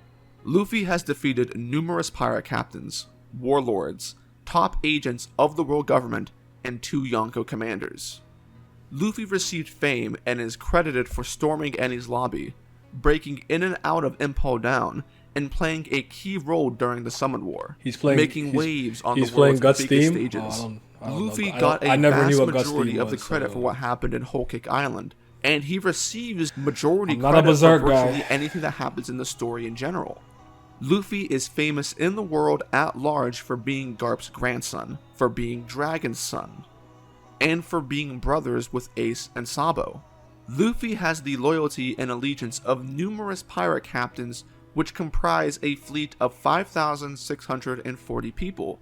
Luffy has a 1.5 billion berry bounty, and it's rising fast. Luffy has connections, interactions, and history with many of the strongest pirates that have ever lived. This background music is from that meme that I seen. Silence, wench. I don't wish to be horny anymore. I just want to be happy. That's where I know it from. Luffy is being promoted as the next Emperor of the Seas by the newspaper. Big Cat Morgans. Has caught the attention of the Yonko themselves. Luffy has gained the favor of some of the world's most influential kingdoms due to his history with their royalty. Yes, he does. The world government has gone out of its way to cover up some of Luffy's victories because the people he defeated were important and reflected on the world government status. A lot of the if samurai, news were though, to be let out as to how they were defeated. And to top it all off, King and Berserk. Luffy is leading a battle against 2 Yonko at the same time in Wano, which will obviously pay dividends for his notoriety. Now, I think there are issues. Hold on, sorry, I didn't see this Akuma manga. I think people forget One Piece is still a story built around its characters and how they think, see things, and interact based off the moving parts in the story. Law tells Luffy you either fall under the wing of a Yonko or you die in Europe, but you don't look for somebody who will be anyone's subordinates. So let's form an alliance. Okay. Zoro really could have gone looking for smoke. Some of the strongest samurai all of Wano were active, but unfortunately no progress on that front. I mean, Driss mentioned this earlier, and I absolutely 100% agree with this point. And I've said it a million times. Oda's completely lost control, like the reins of being able to handle all of these, the ever-expanding, expansive cast of One Piece. He used to have like a tight reins on like the sleigh of the reindeers, and now it's just pulling him forward. Like he has no control anymore. Character interactions and moments have just become these like almost like these clips and moment like of highlights and oh look, Punk Gibson, okay, and he doesn't do anything, you know, like it's like that now, and it's kind of unfortunate. I think one of the reasons why we popped so big for Robin's Grand Jacuzzi Clutch, even though a lot of people had a problem with her beating Grand, because it's just like finally Robin doing things, because it's been that fucking long, especially if you're a weekly reader. So the real passage of time for me seeing Robin doing something significant had been years. So I get that complaint. How some of these are written, but that's not the point. Crazy the point is that I'm showing you this because with Luffy, you are able to track and mark down what do you think he was off on? Achievements in his pirating career. I disagree with a lot of it, though. And you can see how the world views him. I think I'll agree with and how it's changed over time. Zoro don't be doing nothing. Luffy went from rags to riches, from a nobody in the East Blue to being one of the most famous and strongest people in the world. Luffy has contemporaries, quote-unquote rivals, and he has a benchmark that is given to the audience as to what he needs to do next in his journey. Luffy's status increases in proportion to where he is at in the story and where he's going. This is certainly not the case for Zoro. Because what does Zoro have? Freedom and One Piece and what Luffy should do with his agency instead of what's actually shown. I definitely do think that the way that me and him perceive Luffy and Luffy's relation to Roger and stuff is completely different, but I ultimately agree on his freedom point. I think his freedom point is well taken. I'll think about it a bit more though. Like the udon scene and stuff, and like his idea that if he's being a child of destiny, he's not really free. But does Luffy know that? If Luffy knew that and still thought he was free, I think it would be more egregious. As far as he's concerned, he's just running around doing his thing. Zoro's biggest victories take the form of defeating Daz Bones, a quote-unquote famous assassin, because this was the only fight in the series where Zoro had to struggle and overcome an obstacle that directly impacted and affected his swordsmanship. This is his best fight, in my opinion. Was him learning how to cut steel. I think this is one of the best fights in One Piece. I think the anime did a good job. I like it in the abridged retelling of the 8th movie, but in the manga, my favorite part about this fight is Zoro's frustration at his inability to cut him. You could see him, like the veins in his head getting like, you know, more prominent, and him trying to swing with more ferocity to actually try to cut him. He just like try to muscle head through the steel and iron. So go back and look at that. It's a really good fight. Just a pass. Really good, relevant choreograph. This is the best fight. The only other fight that resulted in some sort of fame or even a plot line afterwards that wasn't just Zoro losing to Mihawk was his encounter with Ryuma, a 400-year-old corpse that was significantly nerfed due to how weak Brook's Shadow was. And the payoff from that is that Zoro got recognition from Wano natives due to Shusui and the lore surrounding Ryuma. Zoro's fight against Kaku is a non-factor as well, since Zoro didn't get any fame from beating him. And additionally, Kaku was really just a goon of Lucci's, as opposed to being an accomplished individual in his own right. There's no lore around Kaku, there's no flashback around him. He's still a CP9 agent though. Like you still have to put respect on that. And I not that he has to cover all his bases. He forgot about the Whiskey Peak thing. He was still praised for the fact that he beat 100 bounty hunters on Whiskey Peak. Just to throw that in there. The myth of Thank Lucci. you for the follow. And even when it comes to the reveal of Ashura, it was an ass pull in the way that was written and had no impact on Zoro's swordsmanship because there was never a narrative written around even why though he's a Ashura Brazilian. was necessary, really, or how Zoro went about unlocking it. Outside of these fights, Zoro had a small amount of fame that was based on his reputation for being a bounty hunter in the East Blue, the weakest of all of the seas that exist in the story. That's it. Prior to Wano, everything else as it pertains to Zoro is a side effect of him being a straw hat rather than him doing something to achieve fame. Zoro is still referred to as Pirate Hunter Zoro. From Wano to Thriller Bark, nothing of note has happened with Zoro in the pursuit or writing of his dream outside of begging Mihawk to train him. That is 530 chapters, which is more than half the length of the story. As it stands now, Zoro and the crew in general are going to get benefits from the aftermath of Wano, and Zoro himself will have more accomplishments. Quality of to be determined. And obviously, as we're learning, Zoro will have more lineage aspects that come into play. We know that. But that doesn't make up... To me, this is single-handedly the most egregious thing they fucking did to Zoro. Fuck all the shit he was just talking about. Why'd they do this to him?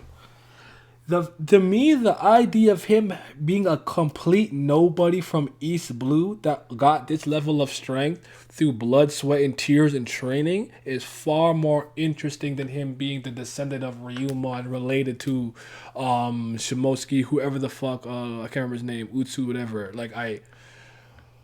This bothers me more than anything about Zoro's character because it's the one thing I didn't want Wano to do and they did it. I'm sorry. It doesn't matter what you say to me. I don't like it. It's just a personal thing. I don't like it. I think that cheapens the story where all the monster tree are all special lineage, bloodline. But again, Eastern storytelling, man. Eastern storytelling. On this point, which I'm hoping Zoro receives a new epithet after Zoro wraps up. Fair enough. 5 character side plot. How would you fit him in fighting someone out of the main storyline who isn't a subordinate though?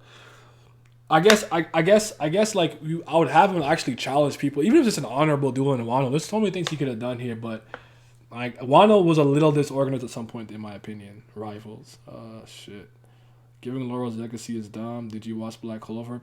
I said Paperwork Habits. I used to read it. The last thing I vividly remember read, I pretty much around that elf shit is when I stopped Black Clover. I have no love for Black Clover. So if you come in here trying to ask me, I'm not going to read it. I'm not going to watch it. I don't care if you like it. That shit's ass. I'm not reading it. I'm not watching it. Okay, anyways. For everything that came before it, does it. And even then, there are still issues with what's happening in Wano. In the post-time skip, Zoro defeated Hyozo, Monet, and Pika. But none of these battles were standout affairs. In fact, they were the opposite. Zoro wasn't pushed to his limit. Zoro wasn't challenged. Everything was a cakewalk. And to make matters worse, Zoro was absent for a full arc. And in the arcs that he was in, he was only there to serve the role of fighting people far below his level rather than doing anything groundbreaking. I made this comparison between Zoro and Luffy knowing that they aren't supposed to be on the same level in every way. Mihawk admits in Baratie that becoming the Pirate King is more difficult than becoming the world's strongest swordsman. Nobody expects Zoro to do more overall in the story than the main character. That's irrelevant, and it is not a justification for Zoro's dream to be in the sad state that it's in right now. The world building around Zoro's dream is broken, which makes the weight of accomplishing things significantly less than it should be. Luffy exists within a hierarchy. There are concepts that ground Luffy's progression: pirate captains, warlords, Yonko commanders, admirals, marines in general, and of course the Yonkos themselves. A group of individuals who exist at the top of the pirate hierarchy and serve as one of the final bosses in the series. All of this is set in place by Oda as things Luffy has to go through in order to reach his prize. There are levels and layers to what is going on. The journey to being the Pirate King is one of trial and tribulation. Didn't but Kaido when it just comes bliss to this being the nigga? What the world's fuck was strongest that? swordsman, there God, are the anime only be doing some 3 shit. people. 3 who have ever cared about becoming the strongest swordsman.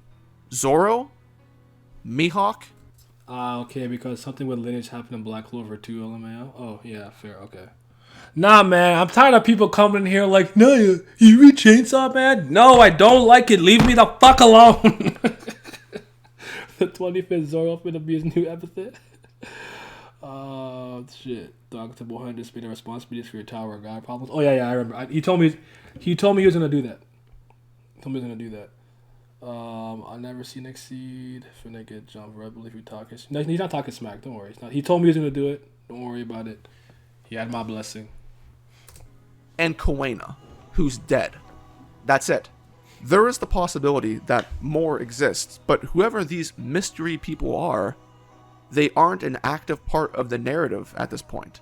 Not in the same manner that you could point to with Luffy, who has numerous named characters that matter who are after the One Piece and the Pirate King title.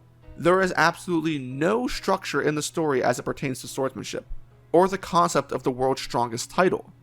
There aren't swordsman guilds or groups of people considered to be the strongest swordsman in the world that Zoro has to overcome in order to reach Mihawk. There aren't former or runner-ups for the title of the strongest swordsman. Zoro hasn't even met a single person like himself.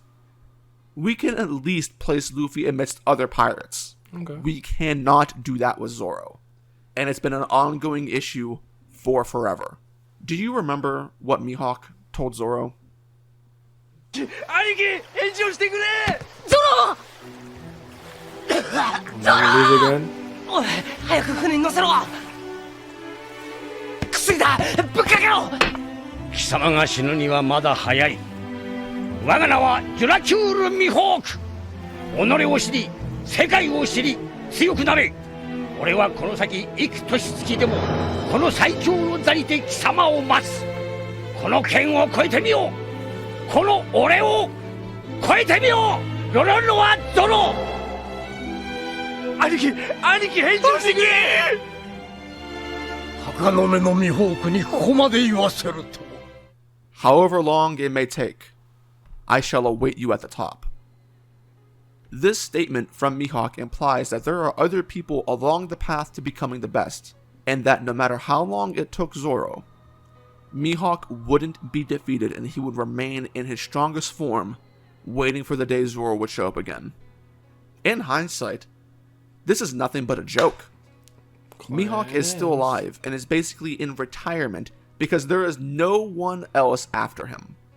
The only time people have been after Mihawk is in the recent chapters, with the abolishment of the Warlord system. But that has nothing to do with his title, but with the fact that the Warlord system is gone and so people are after Mihawk. It has nothing to do with him being the world's strongest swordsman. Mihawk's promise to Zoro has lost its meaning because Mihawk is protecting an empty throne. Oh shit. What's the point of creating a title that no one cares about? What Oda has done to swordsmanship inherently questions and sullies Mihawk's own lore.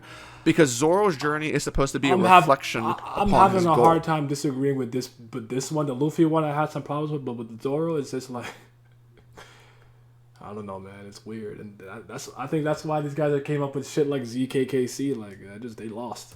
If there isn't Zoro's challenge in New World has been his mobility Punk has his Usopp's trampoline to slice the dragon, and Dressrosa needs Olympus to slice Pika. You can't even save Law when Luffy and Fuji are flying away because he can't fly, and Wano needs a lot to save Luffy and Miss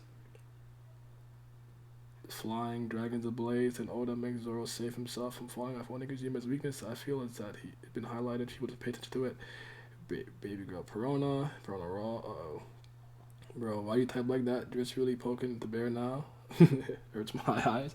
Well, like, because he capitalized the first word of everything. Akuma's problem with that is that it has nothing to do with swordsmanship within the story so far.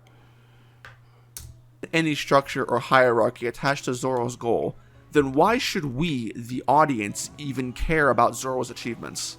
When Zoro gets power-ups, it feels meaningless because the only goalpost for Zoro is Mihawk, no one else.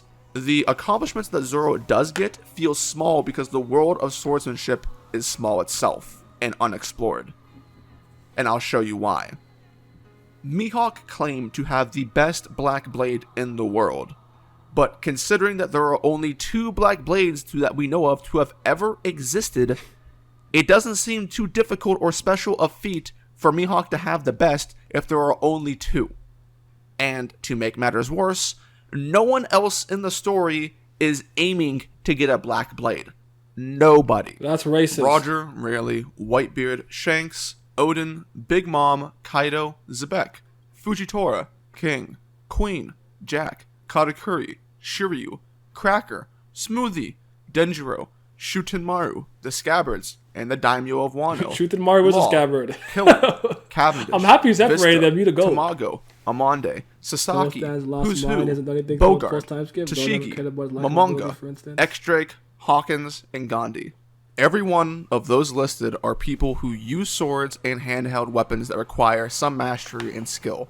And a chunk of these people are the strongest to have ever lived. And an even smaller portion of them are the best swordsmen in the story as well. And none of them have black blades or are in the pursuit of one. In principle, that's not the worst thing in the world, but it does become an issue because there are no other swordsmen that exist, or virtually close to it. As it stands, the quality and purpose of having a black blade needs to be called into question. From what we have seen, there doesn't seem to be any significant difference in having or not having a black blade. Zoro has been using Shusui for over half the story, and outside of a statement saying that it cuts better, there doesn't seem to be any visible or magical effect that makes black blades stand out above other blades. There is never a mismatch in battle because one person has one and the other doesn't. Enma, which is neither a supreme or black blade, seems like the most broken sword ever if you stack it up against what is supposed to be the apex of sword mastery.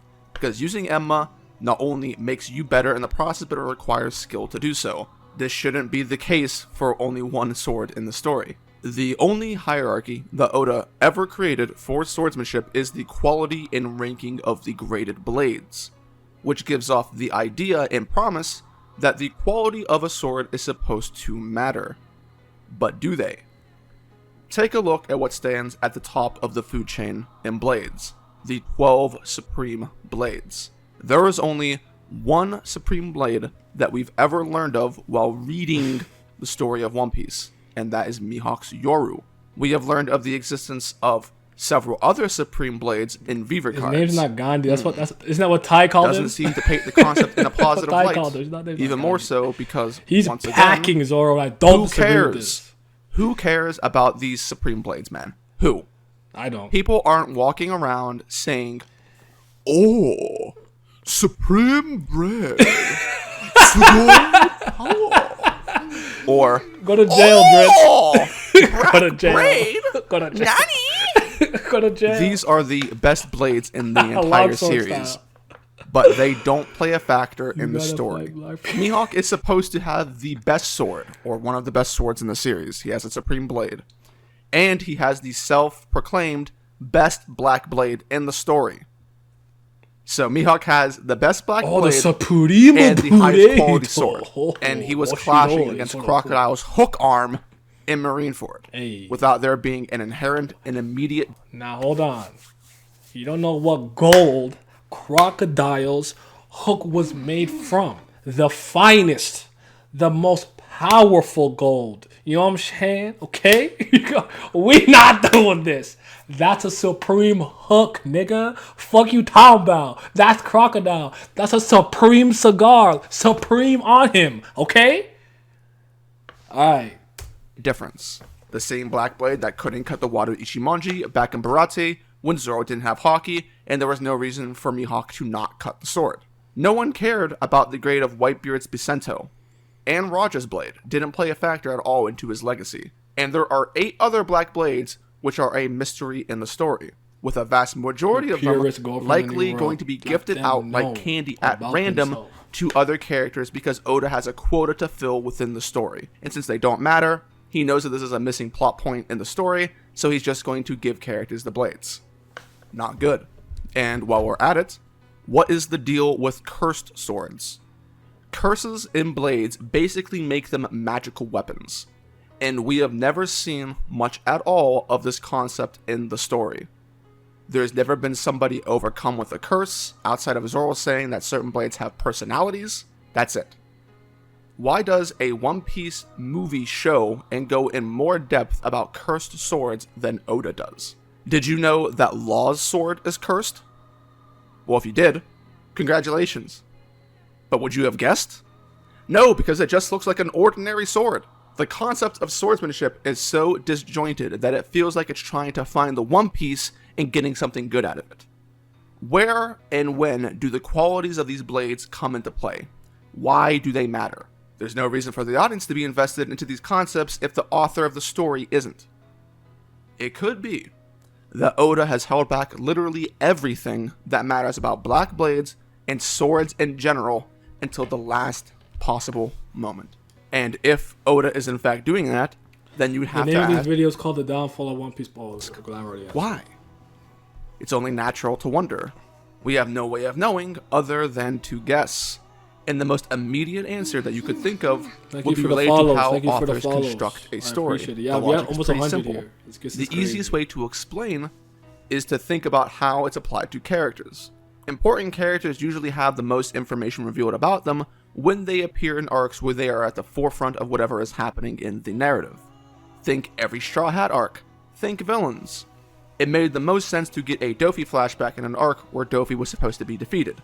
Same with the Yonko. We didn't know much about Big Mom before Whole Cake Island, Wano for Kaido, and so forth. But it's a lot easier to do this with characters than it is concepts. Imagine if, after coming out of the time skip, with Luffy having all versions of Haki, he didn't use observation or armament until specific arcs where Oda decided that those would be useful in certain scenarios. Like say, we start at Fishman Island, but Luffy didn't use hardening until he fought Katakuri. You'd probably have some questions, right? Like, why the hell wasn't Luffy using this before? It creates logical inconsistencies and is counterintuitive for showing the progression of someone's strength if it only shows up when it's convenient or at the last moment. There's a fine line to be drawn with characters as well. There is a cost to holding back basic information in the world, especially when that information is directly related to a character's dream, like how black blades are inherently connected to the overall lore of swordsmanship. Mihawk once said that without subtlety, a sword is but an iron bar, Yet with the way that people use swords in One Piece, you'd swear they were actually using an iron bar, because swordplay doesn't really seem to matter that much, it's not lethal, and it's all aesthetic. Swordsmanship is so bad that large sections of the community are forced to try and rationalize this nonsense so as to make sense Thank out you, of it, thank you for the follow. which still Jesus results Christ. in Thank you for the conclusions follows. that Thank you for automatically hurt the story. Who'd you gift it Like to? I listed off Thank earlier, you. there are Young numerous Fish. strong characters that stay. I don't know how anyone else has seen this, but I've always wondered what the fuck makes you the best swordsman in the world, and why aren't there so many other titles? Why isn't there a best like glaives user, or best like hand to hand, or boxer, or best kickbox? Like why did sword or gunslinger? Why did swordsmanship only have that title? I've always found that so weird. How did he get that? Did he beat all the strongest swordsmen and was appointed by the newspaper? Did somebody else hold this title and then he beat him and took it? Like, what does that mean? If he uses a swordsman, but I use a Bacento, a glaive, and I beat him, they're both bladed weapons. What the fuck do I get? Do I get some shit? Do I become the best glaive user? Like, I've always thought the concept of the greatest swordsman in One Piece was so weird because it's not explained. I don't know what it means. How do you get this title? How do you lose it? It's food for thought. And at the top of the world who use Flying swords slash. and weapons. Get some of which you could argue are stronger than Mihawk, given how Oda has and has not handled his portrayal.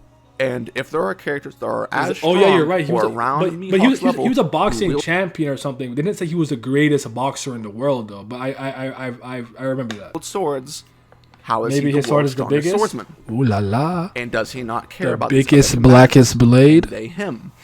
In the land of samurai, there isn't even a plot line about how Mihawk traveled there. I know, that's which so doesn't weird to make me. any sense It's because so if you are weird to someone me. like Mihawk, who is supposed to care about be swords bored and and shit testing their too. strength, you would find a way to get to Wano, and you would be incorporated into the lore of the arc. Not only is there nothing in Wano for Mihawk as far as the plotline goes, there's not even an after-the-fact mention. None of the strong characters in the story are people who are crafted into the hierarchy of swordsmanship.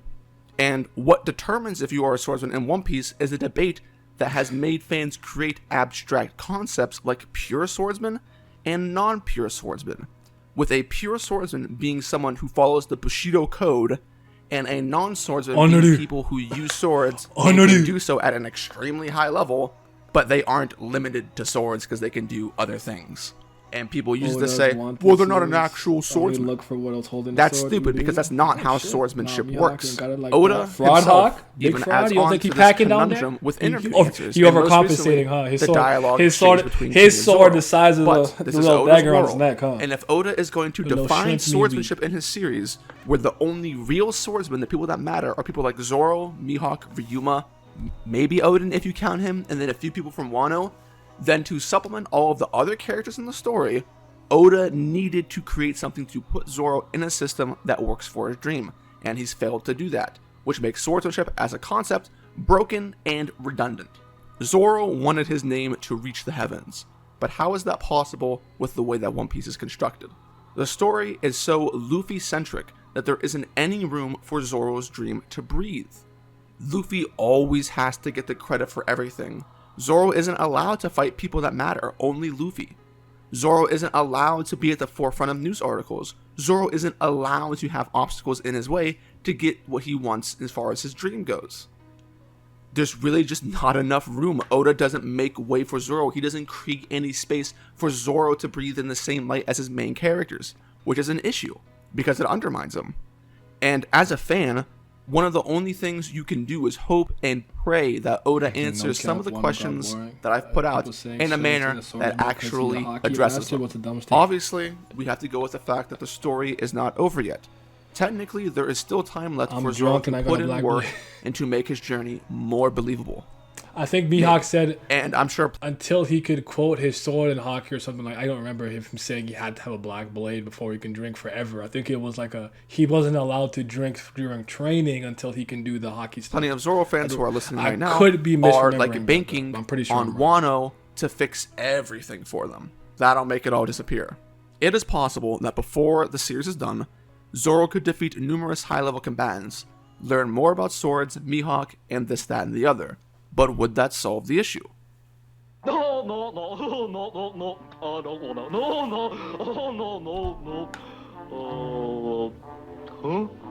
It would not. It'd certainly be preferable to nothing at all, but it'd kind of be like trying to tape something back together again, and the tape that you're using is Scotch tape, not flex tape. Okay. There would still be no structure to swordsmanship, and a problem would arise in that you would come to the realization that nearly all of the important aspects of Zoro's dream and character were crammed haphazardly into the story during the last 10 to 15% of its runtime, which makes Zoro's journey feel like a speed run, where the beginning, middle, and end are disproportionately important. Zoro would go from defeating Kyozo, Monet, and Pika without issues to then immediately defeating people like King, Shiryu, and Mihawk, all in a very short period of time, while Luffy, Zoro's captain, had to struggle every step of the way to even get near the strength of the people that he's fighting. And even then, Oda wasn't able to write that in a believable manner. Immediately going from a nobody to a god is kind of jarring, is it not? Any way you slice it, there is an inherently large and unsatisfying gap in the logical progression of Zoro's watching the dream, whole video? and No. it's reflected in Zoro's character as well. I know I If said you I'd go- watch like 2 hours, but I'm waiting for him to like reach the conclusion of a point and move on to another one before I stop, but I might just keep going for a little longer. Back in time to Baratie, when Mihawk was first introduced and subsequently have beat to work Zoro, out tonight. Zoro made a promise to Luffy that he would never lose again. From the point in time that Zoro made that promise, he has lost numerous times. Enel manhandled him, One Luffy Piece is starting to dispatched have a him, lot of and Zoro was no some match for Kuma and Luffy-centric Thriller Bark. problems that are reminiscent of I'm not Bam, saying that which is, Zoro to should me, never it's not lose as and he should have egregious, won though, these things but simply because of his promise, I don't because agree that's with that. stupid. What I am saying is that there are instances in the story where Zoro lost and it never mattered to his character or journey when they realistically should have. Oda has failed Zoro, and for as much as Oda loves Zoro, and boy do we know he loves him some Zoro, you would think that these are things that he would have taken into consideration at any point in time. But he has not. This one should be good because I've heard this one a lot. Hold on, give me a sec, guys. Use the washroom real quick.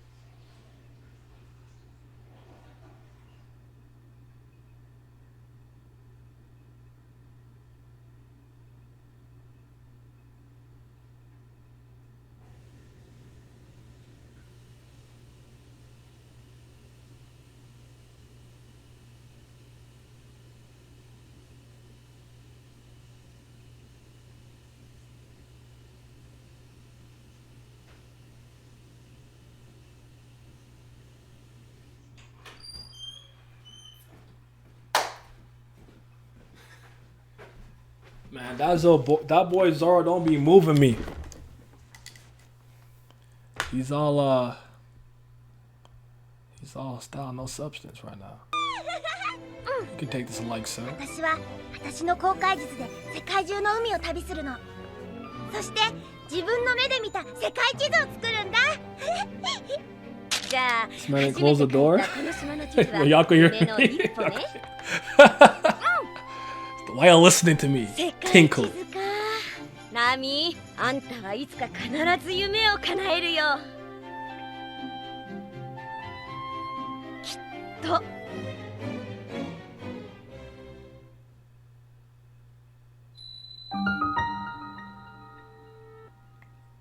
Zelda. Here is a question. When was the last time that Nami made any stride or progress towards her dream? Can anyone remember what the last arc was in which that happened? If you're I can remember the opening when I said the opening in which I remember her trying. I'm not mad at this one. Cause this if you're knowledgeable of One Piece, then you know pretty quickly that this was a trick question. In the SPS section of Volume 90, a fan asked the following question. Nami's dream is to draw a map of the world from what she's seen with her own eyes. Is she drawing her world map properly? Oda answered with, of course she is. Her routine every day is to draw maps after dinner. Fun fact, did you know that this is the first and only time Nami's dream has ever been addressed in any way in the story? Okay, but you're going to talk about that opening when she was drawing the map. Through an SPS question because a fan finally got curious about it because it's never there. What does that say about My Nami's girl dream? don't be drawing no maps on screen, The answer fam. seems self-evident. Her dream, her motivation as a character, is so irrelevant that in the thousands of panels, the 27 plus arcs, the hundreds of gags, it's not something Oda has shown the least bit of care for. Which should sound some alarms because, according to Oda, Nami is one of the 3 triggers of the story, with the other 2 being Luffy and Zoro. And the trigger means that Nami, as a character, was one of the reasons Oda even wanted to make One Piece to begin with. She's a foundational character. Yet here we are, analyzing the state of her Can't you dream. even draw a map of the world To properly? put into Don't even go to perspective every how messed up island. this is, replace what's happened to Nami with Luffy or Zoro, the other 2 triggers of the dream. What if Luffy's goal to become the Pirate King was being I already don't accomplished disagree with this point. I'm just off-screen gonna let him rock. over the Okay, course of nothing to add 23 here. years? Okay, she don't be drawing no By maps. undermining and skipping the importance of a character's stated desire within the world, you destroy any semblance of balance when the character does anything to progress. This information from the SBS that I just recited is widely known. Most people who are fans of One Piece and keep up to date with it have known this She's for a scribbled with that knife long on the arm? time. Damn. It may It's then not come hard to as a give a little surprise room to where some she of draws you a for me map to in New say, York. nobody cares. It's simple. Like they're on the crew, they're doing crazy shit, Sanji cooking, and you just draw in a room, drawing a map. It really not. I don't think it's that hard, but hey. Cares. Not a single person that I've talked to. The truth is, cared. The truth is, while I agree with him and I think it's bad, I don't actually give a damn. That is true. I don't fucking care. I'll be honest. Like I'll just tell you, I don't care about Nami's dream and her drawing maps, bro. It's just not moving me, personally speaking. I've been in conversations with other content creators, and no one gives a shit. Why? Well, part of the reason is because it's Nami. She's a character who has a divisive reputation within the West because of how Oda uses her. But the main reason is because of the type of dream that Nami has. Nami's dream, after all, is to just draw some stupid maps. That's boring. So, in many people's eyes, it is then justifiable to skip it. Oda could make so much better of his time to just do something else. This mindset is idiotic, to say the least. It's admitting that it's okay for Oda to ruin a character dream because you don't care because he failed. Not good. If Nami's dream of drawing a map of the world was pointless, then it should have never been introduced in the first place. But it was. Nami was there with the rest of the Straw Hats after Logtown. She put her foot up on that barrel too and proclaimed her ambition. I don't care what Nami did either, but I feel like we should. Probably. I don't even care about the all blue like that. I'm gonna hold y'all. That shit not moving me. Oh shit. I'm a what? I'm a feminist, bro.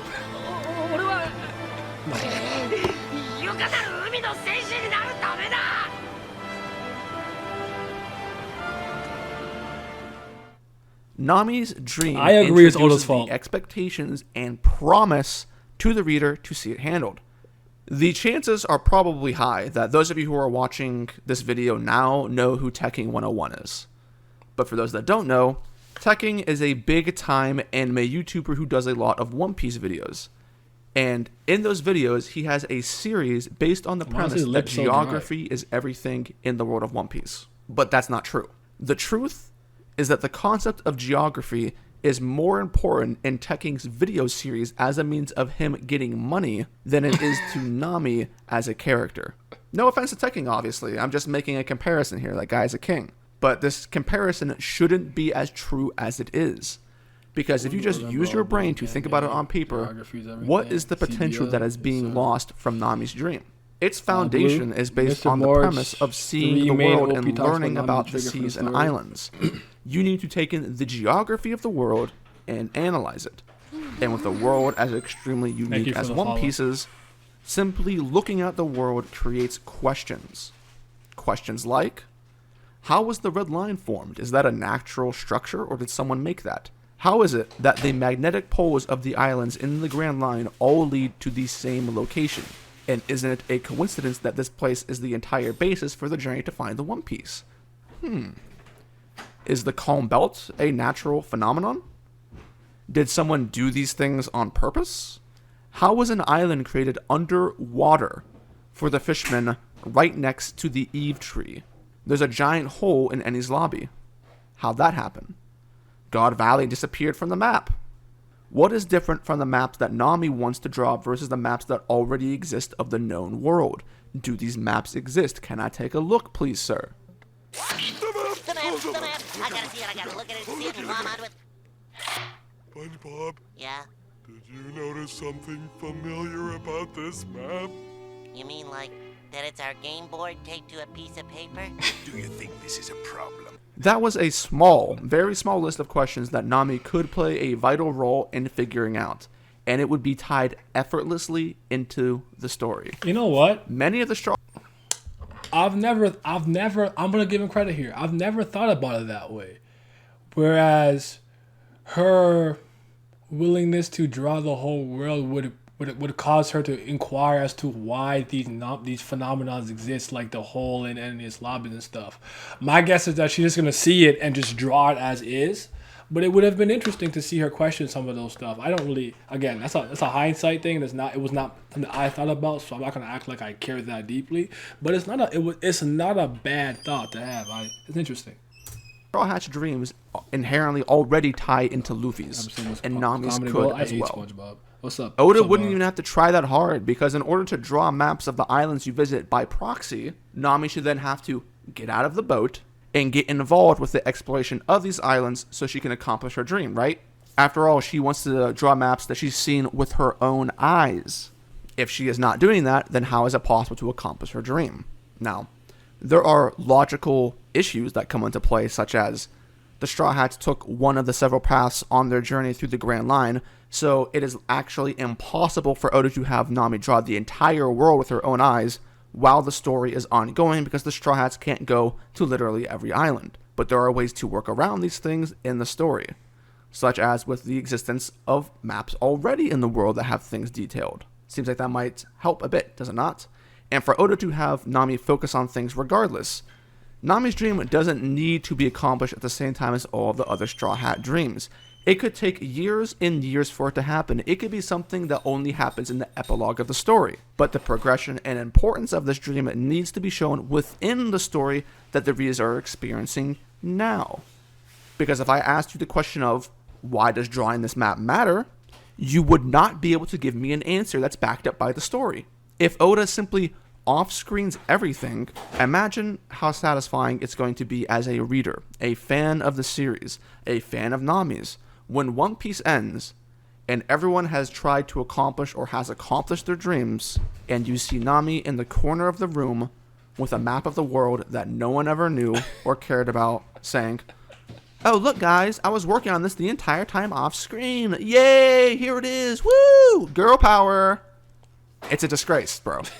What Oda ends up giving Nami in the post-time skip is nothing short of botched plotline after botched plotline, off-screen events, drop material, and of course, tons of fan service that only serve to prop Nami up as a sex symbol instead of a person, only to be liked for her girliness and booba instead of her character.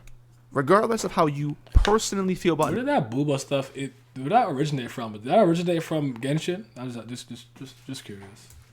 Nami. It's quite obvious that this is yet another failure from Oda. Oof. I'm gonna show you a few moves that are nasty and nutritious. Sanji's dream was to set out in the hopes of finding the All Blue. Yeah. Allegedly. And you'll notice that, like many things in life, the issues we're talking about share a lot in common with one another. That's because they have the same issues in a vast majority of them. We are still waiting on any hints, any character introspection, and progression from Sanji on what the All Blue is and its greatest significance in the story. Is it funny that I've always thought with the All Blue, Sanji would just like trip, fall, and accidentally find it? Like I've always had this opinion that he would never be like an active. We must. It's like the All Blue. Like I, for some reason I always thought he'd just find it randomly. That's a personal thing. I'll just be though. A failure which doesn't make any sense whatsoever because Zeph set the precedent and map Allegedly for what the journey to find the All Blue was supposed to look like. Let's go back and take a look at this quote. I may not have been able to find it in the 1 year I was in the Grand Line, but I saw the possibility of the All Blue's existence. To summarize, Zeph was only able to sail for a small portion of time, but during that small portion, he saw with his own eyes clues and evidence to substantiate his belief in the All Blue being real. Meaning that for someone who has a keen eye and sees things like Zeph, that the journey through the Grand Line should inherently make you see things that lend itself to this fantasy. Compared to Zeph, what has Sanji done? What has he seen? Sanji sailed the same waters, but does he have anything to show for it? No, nothing. Sanji is no different now than he was when he left the Baratier. Surely you can see the disconnect here. At Sabaody, Robin asked Rayleigh about the Rio Poneglyph, the true history, and whether or not Rayleigh knew. Usopp asked about the One Piece, and, he was shut down by Luffy in that great moment. Yet Sanji, who also has a dream related to a mystery within the series, didn't even bother to think about the All Blue. No debate, no internal struggle like Robin, nothing. You are face to face with a person in Rayleigh who basically knows everything, and there's not even a temptation to do it. This isn't the only time where Sanji hasn't even bothered to think about his ambition. Unlike many other characters within the story, Sanji received a second character arc that was 70 plus chapters in length, and the All Blue didn't matter in that arc either. Even when one of the main premises of the arc was Sanji sacrificing himself. The same thing as sacrificing your ambition to find the All Blue. This arc also had to deal with cooking, a concept related to the reason why Sanji wants to find the All Blue. And it happened again in Thriller Bark. And one of my favorite scenes in the story, actually. We all know what it is. Zoro placed himself before Kuma as a sacrifice after declaring that Luffy would be the Pirate King, and therefore Luffy was too important to give up to Kuma. But in order to satisfy Kuma, Zoro was trying to offer an ambition that he deemed worthy to substitute. And so Zoro put his life and dream on the line for Luffy's. But as Zoro was about to go through it with Kuma... I already know where this is going. Sanji will come up so, I'll find the All Blue. I'm sorry, hold on.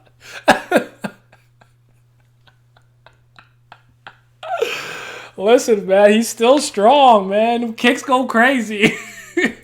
Sanji intervened, and he tried to offer himself up in place of Zoro. In a situation where dreams are being put on the line and compared to one another, what does Sanji offer? Not his dream, that's for sure. He makes a claim that he'll someday be the most feared by the Marines, a concept which at that point in time has no connection to Sanji's perception of the All Blue. Especially because we know Sanji knows nothing of the All Blue. This scene, despite how amazing it is an insult to Sanji's ambition given what the rest of the story is like. At no point has it dawned on Sanji to ask any living person anything related to this myth. Okay, that part is fair. This scene still works because at the end of the day, they're the monster trio, the three strongest in the crew, right? So he's gonna obviously talk about his strengths and what kind of power and how hard it would be to stop him in the future, more so than I'm gonna find some water with some fish in it. It's crazy how much One Piece changes when you look back on it. Scenes that used to be amazing now have this bittersweet veil placed on top of them because Oda refuses to do anything with his own concepts. Nah, this do you remember, man? Do you remember back in Baratier when Sanji was so excited by the prospect of the All Blue that he asked Luffy if he knew about it, And when Luffy hadn't heard, Sanji just couldn't shut his mouth up. He was makes so many great excited, points, to so be honest. He's happy. made some good points, man. Zeph Yes. watching over him, I've been saying proud we and find happy all as blue well. no meaning. Where did all of No that go? meaning sounds wild, but it's nice What for happened? Sanji to set up all blue, the One Piece maybe. でも We'll see. 俺もいつか行こうと思ってるぜグランドライン The two previous guys are talking dreams like, huh? That's dangerous? じゃあ今行こう I'm gonna find some water with some fish and some crab and some tuna, elephant tuna. オールブルーって知ってるか Okay. なんだ知らねえのかよ奇跡の海の話だその海にはよイーストブルー For people who subscribe to the idea that the One Piece is somehow tied to the All Blue, maybe he's saving it. But I don't know 俺 if た I ちコ believe ックには it. 夢の We'll よ see. うな楽 We'll 園 see. だ We'll see. それがグランドラインってとこだどうだ調べてみろ Sanji was underrated at the time. Hey man, make the case. Man, make the 嬉 case しそうな顔しやがって Karma, something like that. バカだ I will ruin the market. Seafood market. Sanji's contradictory nature is one of the primary reasons why, well, you'll see as we get later into the story, because Sanji is a very, very troubled character when it comes to writing. Troubled character from a writing standpoint. I could definitely agree. 大事な本 Chopper, come on, man. He be making them potions. He be making that medicine. Come on. This is the most important character, you know what I mean? How would we be here without our healer? そいつは The アミューだ doctor. The best doctor on the planet. それ俺のためにか Virgo's favorite character. 生きてよ His nigga. Tony 医 Tompa. 者になりたいんだよ医者のやり方を教えてくれよ That's my quack doctor 俺 for だって real. 戦うんだ海賊のように Send Sakura out. トナガイにもなれるかななれるさなれるなれるお前は立派な医者になれるどこ苦しいお前はこんなに優しい Chopper really 医者 killed で his mentor. He is our white mage for real, for real. Please revive. I have ray The guns. state of Chopper's dream is more in line with Zoro's than it is Sanji or Nami's, because unlike Sanji and Nami, Chopper has done things more in line with what the skill set of his dream requires. Chopper's done some doctoring. On the surface, that is a surprisingly Chopper's good thing, doctoring. because Chopper, alongside Frankie and Brook, are more similar to side characters in how they are utilized in the story. But Chopper's doctoring is only as good as what you get out of it. From a writing perspective, there are flaws. The task of judging Chopper's growth is hard, outside of power scaling dynamics like the Rumble Ball. But the Rumble Ball doesn't really have anything to do with Chopper's Get dream what of he curing needs. Oda diseases, could have solved all as this it with a stands panel now. to every Outside of when Chopper wasn't for the even most a part. doctor Dr. back C. in Drum Yes, Island in sir. the flashback, Chopper can't there's even no read. way to pinpoint Hey! a difference in Chopper's Hey! skill set outside of the story Hold trying on. to suggest that he got better because of the time skip. Chopper Yes, sir. only has strengths as a doctor and no weaknesses. There haven't been many trials or tribulations he had to go through in order to be the type of doctor that can cure any disease. But the post-time skip at first makes it seem as if it was on the right path in correcting this lack of trial. Because amazingly, Chopper fails as a doctor numerous times. Chopper helps treat the children of Punk Hazard, but needed the help of Law to do so, in order to get to the point where Chopper could... Okay, is that a failure? Like, that's not a failure to me. That's just two docs working together, because Law is known as the surgeon of death. I would argue that surgery is his forte, and whatever Chopper was doing was either like either a 50% equal of a role, or more of a maybe like a sous chef to the chef role. That's always been a weird thing people say, like Chopper's a failure, he needed Law's help. Okay, there's two doctors putting their fucking mind together. What's the problem? It's always been a weird point of contention, but anyways. That's Save always the been weird civilians of Zoe, he needed Caesar's help to dispel the poison. And on the way to Whole Cake Island, Chopper fails in saving Luffy from a Can I fish. try to add more Reiju emotes? Yes, comes yes, in yes, and saves yes. Luffy. as Am I well. even allowed to have more than At 3 first emotes, glance, though? given all the things that I just relayed, you might assume as the audience guys that know I'm maybe not partner, Chopper right? struggles I'm just with a- poisons I'm just or a drugs, pee-wee since that's where measly most of the failings are. affiliate. And if that was true, it would have I'll been look a into it, great though. start because it's a representation of his I inability got Nightbot, to save at least. Hilo. Nightbot exists. Hey, look at But Nightbot. then Look at the Chopper commands. is able to cure the poisoned prisoners of Udon with no struggle whatsoever on the spot out of his backpack. Similar thing happens within the raid. Chopper's previous failings and inadequacies as a doctor don't form a coherent narrative, but instead form a convenient sequence of events that say from Oda, hey, I gave Chopper something to do, I'm done. That's a moment, right? Let's clap. That's good.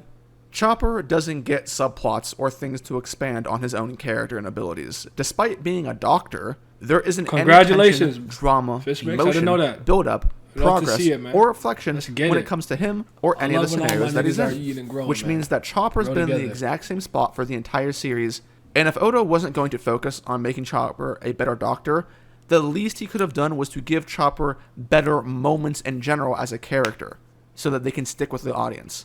But those don't even exist either. There was the possibility for it too in Whole Cake Island, but we'll get to that. Magical bandages are OP. Trafalgar Law. Yo, Glad, does Whole Cake have his own video? just tell me now. Please tell me Whole Cake has his own video. Has done more in the department I knew of being it. a doctor I knew it. and That having nigga does better not- impactful scenes than Chopper, especially in I'm ready for relation that to one. Luffy. And Law isn't even on the crew, nor has he been in the story for half as long as Chopper. In the one life-threatening scenario where Luffy needed somebody to save his life after Ace died, Law was the person who came to Luffy's rescue. Law is the character with the interesting character connections. Law is the one who has plotlines surrounding his doctoring abilities, which is represented in the Opi Opi no Mi.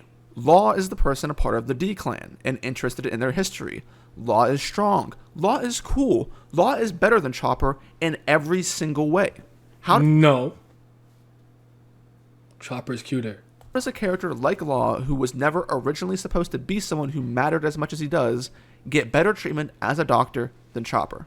If Law eventually sacrifices himself with the immortality surgery, like many people suspect he will because unlike Chopper, Law's got things going for him, then will there be any room left in the story for Chopper to even be compared to Law? Not at this rate. But that doesn't mean that there's anything wrong with Law getting shine and the attention that he does. Creating characters Chopper could outside sell of your main merch. squad Yeah, you tell is him. a vital aspect of writing. Hey, who was in that? But Who when was actually? I didn't even actually remember where. I actually don't remember where Chopper ranked in the world rating. Let me stop. You have main characters that are suffering he Iron away, Law? I don't and even you've remember. gone through the time to incorporate them into the crew. It's questionable as to why they are getting outshined in Yeah, areas ugly while as cat. receiving He nothing cute, in man. return. Look at him. So It is fucking more kawaii, acceptable man. for Law to be a doctor that has very little weaknesses because he has a plotline surrounding why his fruit will be incorporated in his potential death. It is not okay for Chopper to have nothing. So the conclusion is fairly simple.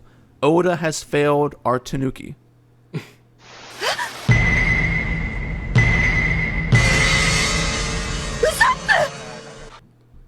This one will be interesting. I want to hear what he has to say about this one. This is interesting.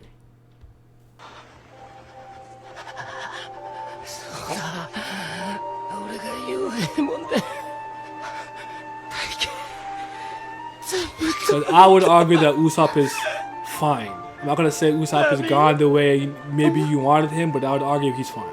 Let's see. Let's see what he has to say though. God, this moment is so good. と目に直してやれるはずだって僕 Usopp is the least critical of them all. Okay. Because out of all of the Straw Hats, Usopp's dream stands out because it's not a path that is easily defined and followed. Luffy, Sanji, and Robin are trying to find things that exist within the world. Zoro is trying to be the best at something. Nami is trying to create something. Frankie and Brook accomplish their dreams passively just by staying on the crew, and Jinbei doesn't have one. Usopp, though, well, his is different. The case could be made that Usopp is already a brave warrior, but Usopp and the world at large don't see it that way. His legacy isn't complete, and so his dream remains unfulfilled. Usopp's dream inherently carries the premise of a personal journey. It's character focused more so than it is combat. Usopp's dream suffers from an exaggerated issue that most of the Straw Hats suffer from when it comes to their character utilization. Usopp has minor issues with world building, but the main problem with Usopp is that, for all intents and purposes, he could barely be classified as a character in the post-time skip. He struggles to get screen time. In the post-time skip, Usopp has only one subplot, one portion of the story that was carved out just for him, where there was a narrative crafted around the idea that he would be one of the central figures. And that one subplot was his role as the hero of the Tontatas and slaves during Dressrosa. That's it. Usopp doesn't even get any fights like he did in the pre-time skip. Virtually the entire fight against Page One and Ulti and Wano is off-screened. A far cry from when Usopp fought against Chu, Mr. Four, and Miss Merry Christmas, his 3v1 against Satori, his iconic battle against Luffy, and then Perona. The only world-building issue that really exists with Usopp so far is one that pertains to the Tontatas, that I'll cover when we get to Dressrosa. So obviously, if you are basically only in one part of the story for 400 chapters, there's not a whole lot to go off of, right? And that's part of the issue. Outside of acknowledging how neglectful Oda has been of Usopp, one of the reasons that people have some hope left is because we know at some point down the line, hopefully, after Wano, Elbaf will be a factor. And out of every Straw Hat, Usopp has the most character connections and motivations when it comes to Elbaf. So there's a chance that something great is on the horizon for our sniper. I would argue that there is no evidence to believe in this as a foregone conclusion, since Oda's implementation of Zoro and Sanji in the past 2 arcs have been nothing short of huge failures.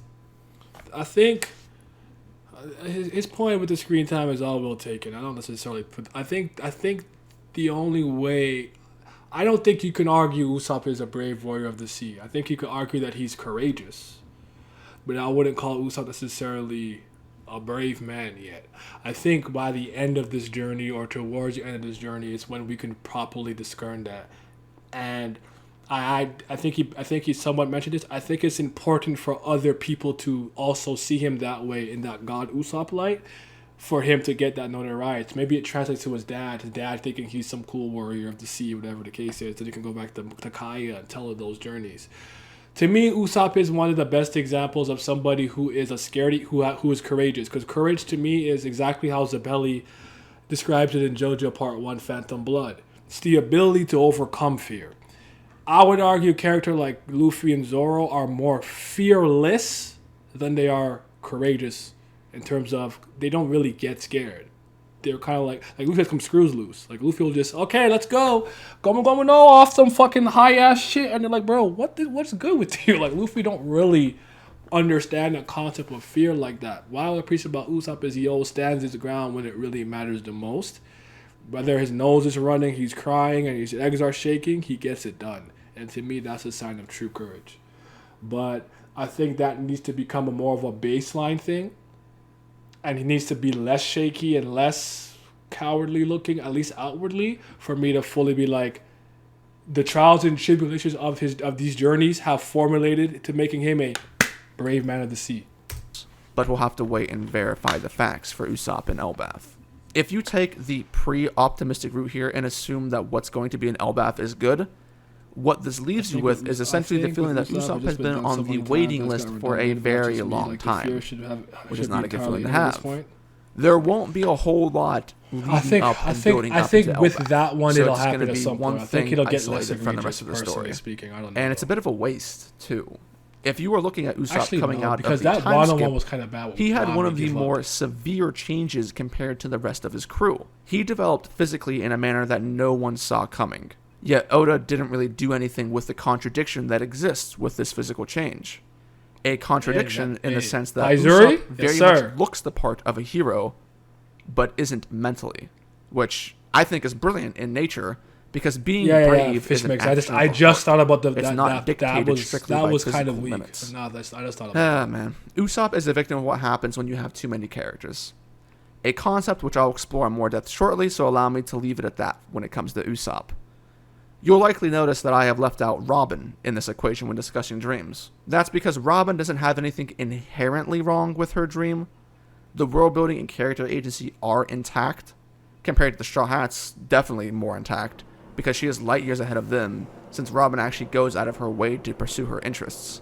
Robin's main issue is the same as Usopp's, just at a lesser level. Robin doesn't get much screen time at all, and is vastly underused for how important she's supposed to be in the world. For some reason, Oda groups Robin and uses her to a similar extent that he does Frankie and Brooke, despite Frankie and Brooke being more akin to gag. It's not. I'm not necessarily saying it's like a moment that's like good or bad or whatever. I just would have preferred him to maybe stand his ground a bit more in a different way. I understand what you're saying. It's not a bad point, but it's just a moment that just kind of leaves a sour taste in your mouth a little bit, because you're just like, damn it, like, Usopp, come on, like, when's that point where you take that next step and it's a little consistent, it's not so shaky. But again, that's his journey, you know, to beat the cowardice out of him.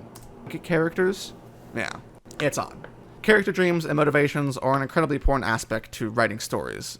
I hope that's what you get from what we've been talking about, because what your characters want, feel, and need serve as a driving force for the reader to stay connected and to care about what you write, even more so when you are dealing with main characters. Main characters are called main characters because they serve as the surrogate through which the audience connects to any given story. These individuals stand at the forefront. And what we've come to the conclusion of in this section of Dreams is that there is without a doubt several issues with the way that Oda has handled things. And all of that is one variable of several that lead me to conclude that Oda's world building and thought process of writing have compromised what he's trying to write. There is a term that was created for authors that struggle with some of the things that Oda has problems with, and that term is world builder's disease. World builder's disease occurs when the control over a created world has lost its balance to the point where the author's ability to tell the story has been hampered. And since this is world builder's disease, you can surmise that this happens most often in genres and stories that prioritize creating places to entrance its audiences. Science fiction and fantasy have a lot of this. I'll lay out a series of things that lead me to believe that this term applies to Oda. Since entering the New World, Oda has confirmed that he has combined numerous arc ideas together due to a lack of time in being able to do both ideas. Punk Hazard is a combination of two islands that the Straw Hats were supposed to visit, one of fire and one of ice. Dressrosa is also a combination of two islands, an island of love, which is basically just regular Dressrosa as we know it, and an island for the Tontattas.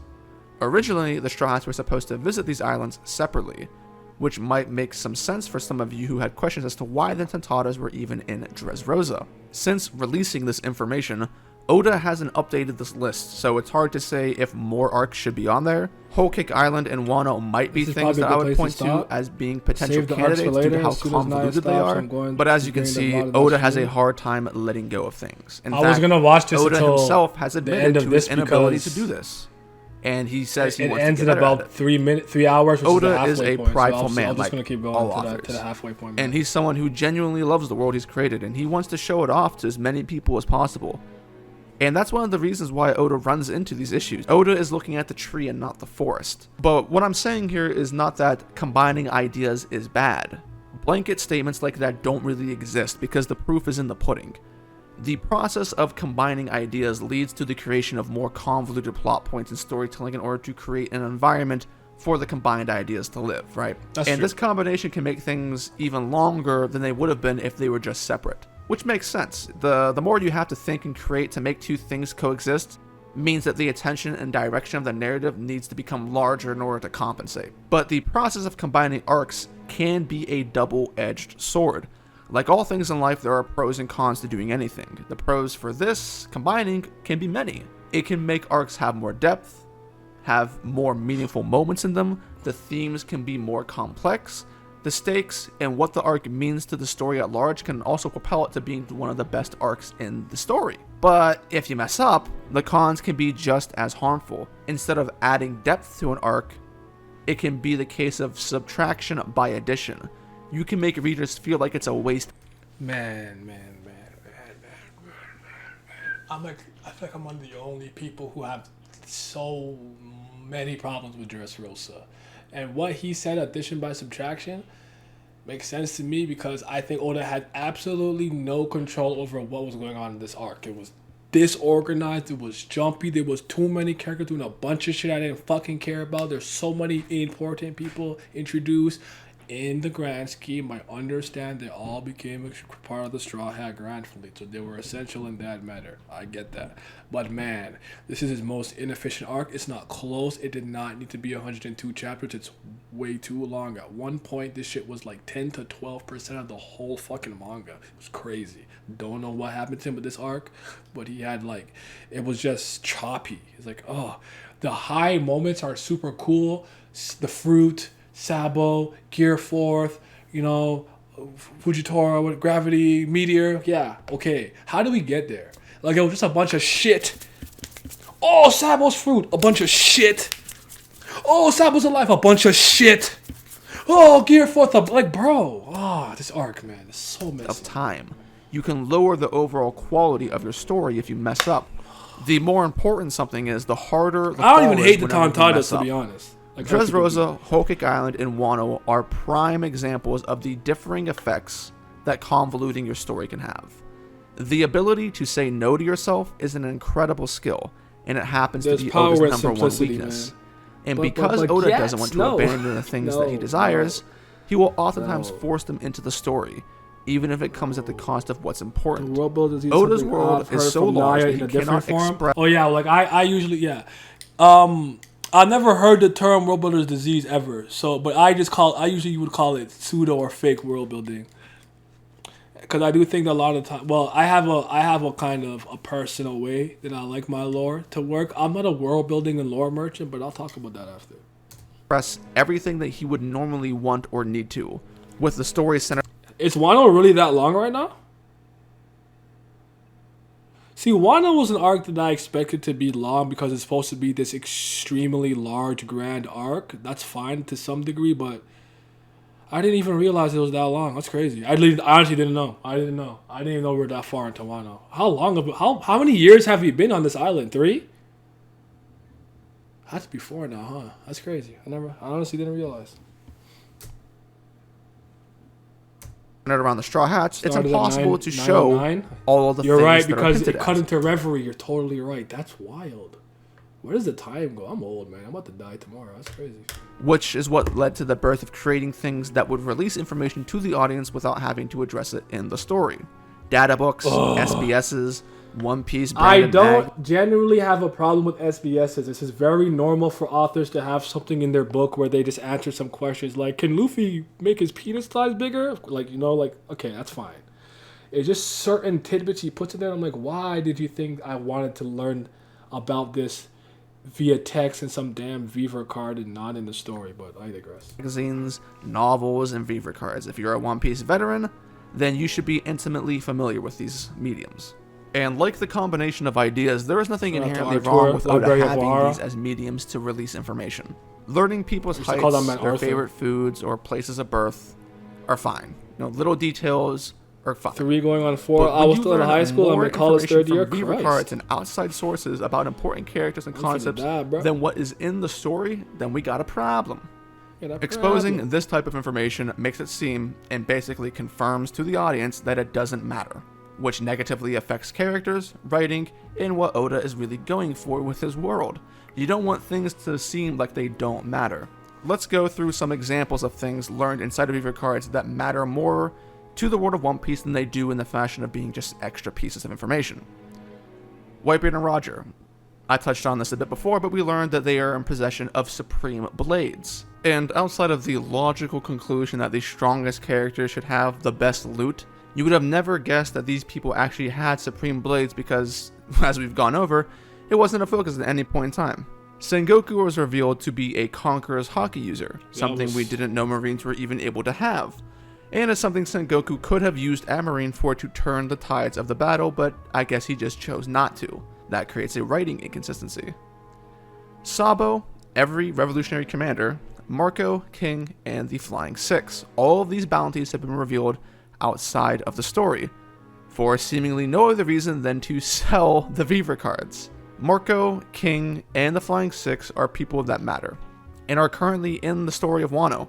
Despite Jack and Queen getting bounty reveals, these characters didn't seem to be a priority for Oda. When you tag this into how badly some of these characters are used in Wano, then it comes off as a bit insulting at a certain point. Even worse than that, though, is Sabo and the Revolutionaries' bounties being revealed. The Revolutionaries... What's their bounties? I didn't actually know they did that.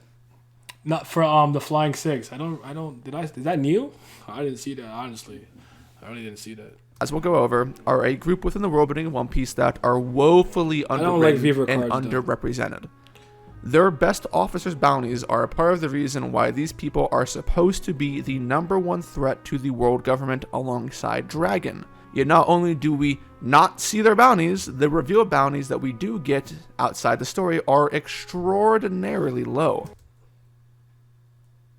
Which doesn't do the commanders any justice since they come off as underwhelming in of themselves. I disagree with that one.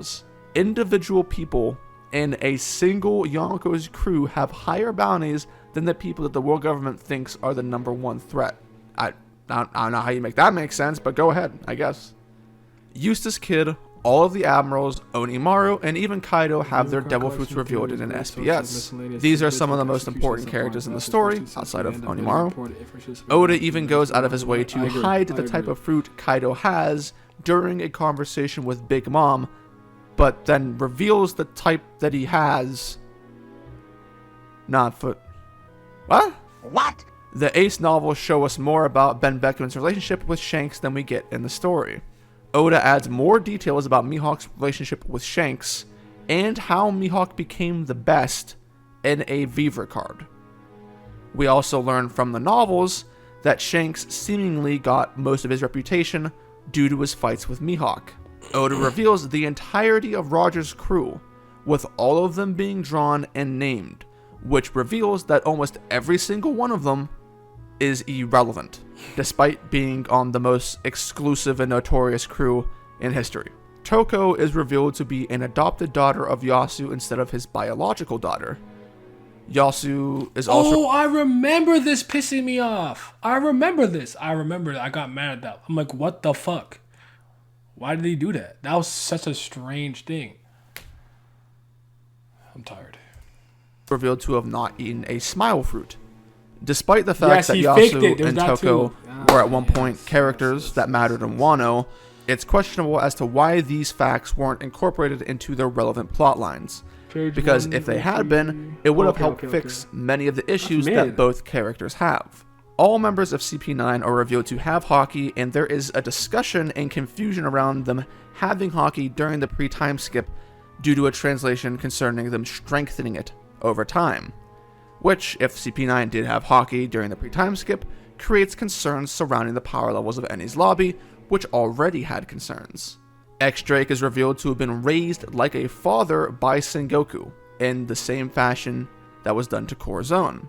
X-Drake is the first character we learn to have been in Sword, and gets horribly treated in Wano. Despite being a character in Law's flashback, his relationship with Sengoku seems to have been thrown by the wayside. All of the Flying Six are confirmed to have observation and armament Haki, with only 2 of them actually using these abilities during their fights in Wano. That's an inconsistency. It's revealed in a Vivre card that Kaido perceives Luffy as the only person since Oden's death worthy of going all out against, despite having run into Shanks, and having Shanks in his top 5, and fighting Big Mom. And of course, I've touched on it before, but we learn of Nami's dream progression. The only thing I will say about that is I could understand the concept of like contemporaries that are already kind of on your level. It's like whatever, like, you know, they're there. But like an upcomer that's new that you think could kind of challenge you is could be a little exciting because it's due in fresh. That's not that crazy to me because I could put that in sports terms myself and make it make sense. But again, he probably countered that. Did Oda make that clear throughout the narrative? And I would say to some degree when he said, "Are you as great as these people?" with Luffy and he smiles, but and through the SBS, and the list goes on and on. Some of the things that I listed are genuinely important because they are attached to big concepts in the story. This is shameless. Some seem like they are missed opportunities that don't make any sense as to why they didn't happen in the story, and some of them really don't matter. I included a bit of everything to make it clear that there are too many characters and not enough time to divulge in them. As of right now, there are close to or exceeding 1,200 named characters within the story. Every time you increase the number of characters in a story, you are increasing the length of that story. Because in order to show new characters, you need to spend time introducing them, right? Which means that part of the attention of the story that would normally go to other people is redirected, which, if you are like Oda, he needs to really... SIU and Oda have this problem right now, but they need to trim the fat and get rid of the ones that truly don't matter. Or if they really don't matter or not going to matter, please spend the least amount of time with them humanly possible and introduce less characters, but more important characters. Forget about the quantity, focus on the quality. And most characters in the story that are introduced don't have much at all to do with any of the main characters, then you are taking away from time that could be used on the most important characters, because many of the characters that end up being added don't add a whole lot of value. And this is a circular issue. Oda spends a lot of time introducing new characters, which make fans become attached to said characters or become hyped for what those characters could be in the future, to ultimately end up doing nothing with those characters and having them be irrelevant. This creates false expectations and inevitably lets people down. The fan favorite characters get very little attention because Oda is spending so much time introducing all these new people with mixed results, which relates back to what I was talking about with people like Usopp and Robin and all of the Straw Hats that end up suffering excessively. Oda has sacrificed depth for width.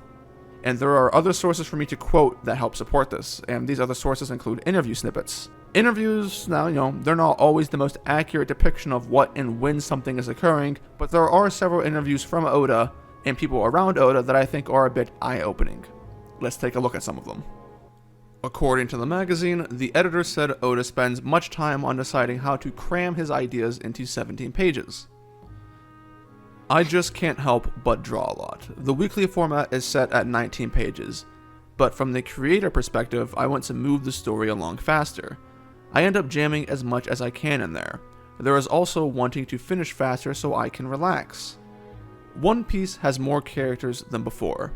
Oda has to cram a lot of information into one chapter to move forward with the story. Oda says he would be able to draw really impressive fight scenes only if he could keep drawing the fight scene for 2 chapters in a row. He feels One Piece can only spend 1 chapter at most on a fight scene. Wait, it's yours. It's yours. Who made those rules? It's your story, bitch. What do you mean? I want fights. It's a war. I want these niggas to fight, man. Oh, they're not fighting enough. Please. Change the rule, bro. It's your rule. Change it. What you mean? Come on. Come on, dog. There's a lot to unpack here, but let's start with the smallest. Hands, thank you. Let's start with art. It's actually pretty hard to convey this change without asking people to reread the story, but it's something that I think is rather noticeable once you do. Comparing the art of the pre-time skip to the post-time skip brings about almost a night and day difference. The interviews show that Oda feels an obligation to cram as much as he humanly can into panels. I actually agree with the paneling with that stuff too because of the way he does it. It doesn't necessarily bother me because it's just different to me, but it's I do like having space and having your eyes flow a certain way, and I do like a lot of the softer look One Piece used to have a little bit more, but this is not an issue that I would say is native and exclusive to just One Piece. I find this happens with a lot of ongoing shonen. That doesn't excuse that, but I'm just saying. Which can certainly be felt. Oda piracy, is decreasing the amount of tools he has as an artist because he thinks more equals better. Oda doesn't use spreads to the degree that he did in the past. He no longer uses minimalistic drawings as much either. There is no longer a greater emphasis on showing facial expressions or spending time showing the build-up and execution of a plotline. There are so many things going on at all times that Oda simply off-screens events, discussions, and fights in the attempt to push the narrative. One Piece is a fighting shonen, the type of series where almost everything is exclusively resolved through a fight. A story where the progression of character strength is paramount in telling the journey. The time skip was set in place in order to prepare Luffy and the crew for the New World because they weren't strong enough. We are talking about like the foundation for change, right? And yet Oda thinks that because there are so many characters in the story, he can't give it his all in fights because otherwise he wouldn't be able to finish. This is all the result of Oda's world being too big and him trying to compensate. And this is also taking into consideration the fact that Oda is aging and he's not getting any healthier. That's part of the issue as well. Oda's current philosophy is actively working against his own health. We know that Oda has been hospitalized before for overworking, but how many of you know that his eyesight is declining? And it's harder for him to focus on little details like drawing Panda Man consistently. Oda's doctors have told him that if he doesn't move and stay healthy regularly, he'll die. And a lot of this is the result of what the lifestyle of a mangaka entails. A lifestyle that has people spending most of their day hunched over a table staring at a piece of paper. That's not really helping Oda's health, is it? Oda's insistence on quantity over quality is not what's best for his health. And that isn't to say that Oda hasn't drawn things well or that it's necessarily bad all the time. The issue I'm bringing up here is the philosophy and the results that are clearly driving Oda's hand. His ideology is flawed, and it makes it all the more clear how One Piece has changed. If One Piece was exactly the same in every category except art, then what I'm saying here wouldn't matter. It'd simply just be a change in art style that people find subjective. But the fact that I can point to Oda himself making arguments as to why he's drawing things differently paints this in an entirely new light that isn't just, oh yeah, dude, Oda just mixes things up, bruh.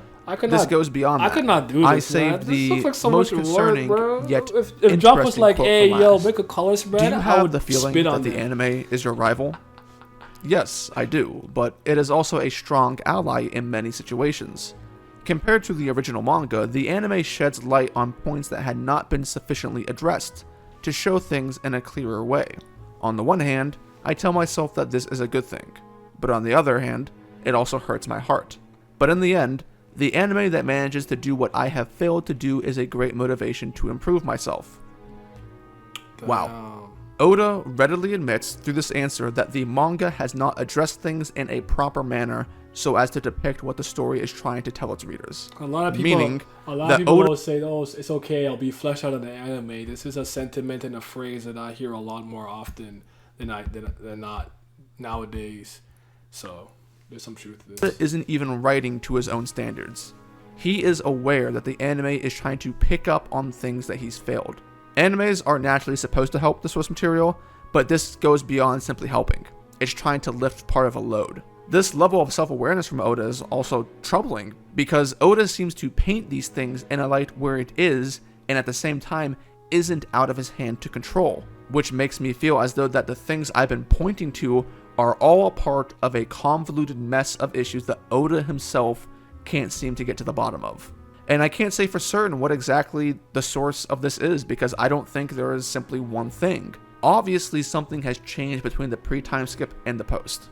But a factor that I don't think is talked about a whole lot in how Oda seems to be pushing things along is his age, and how that plays a factor in his own mind. Because he knows that he has to finish One Piece before it's too late. Mortality is imminent. Oda has expressed probably a dozen times at this point between interviews and commentary about his desire to finish One Piece soon.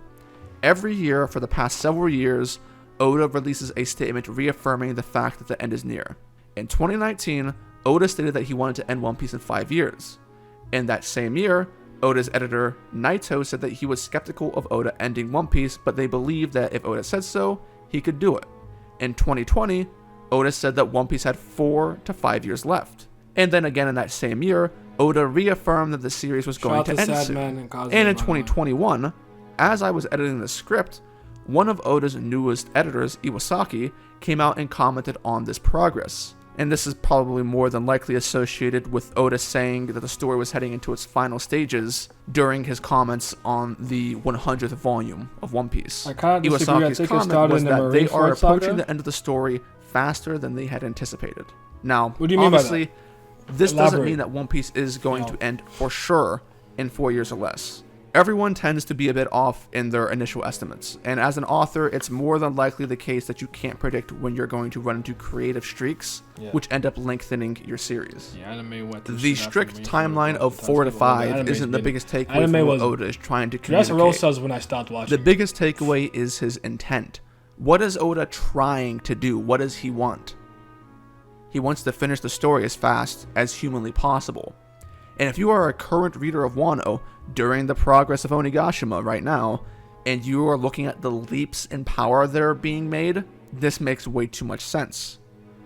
Oda once said that he wanted to finish One Piece before he turned 50, so that he could spend time and travel around the world in his relative youth before it was too late to do so. Oda's birthday is January 1st, and he'll be turning 47 in a couple months. If you go back and rewind time to 2019 when he first started talking about One Piece and how it was going to end in 5 years, he was 44. Now, do you guys ever wonder if he's... I think a lot of us can tell when a creative team or whatever the case is really, really excited to do or make something. I think a lot of you guys see that with the Wano anime currently. Like, the animators were very excited to get to this arc. They've been shaking their ass, showing their ass, going crazy with the choreography and all of those things. And I would argue that you can see this in a lot of stories too. Like, can you ever tell when an author or a writer is very excited to share their work? Do you think that he's losing his passion for this to some degree? Like, he wants it to be over. Like, he would like to retire and let One Piece be whatever it becomes, but he wants to end. You guys ever get that impression? I'm just curious.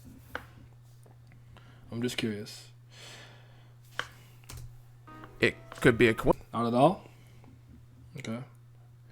Anime heathens used to be me.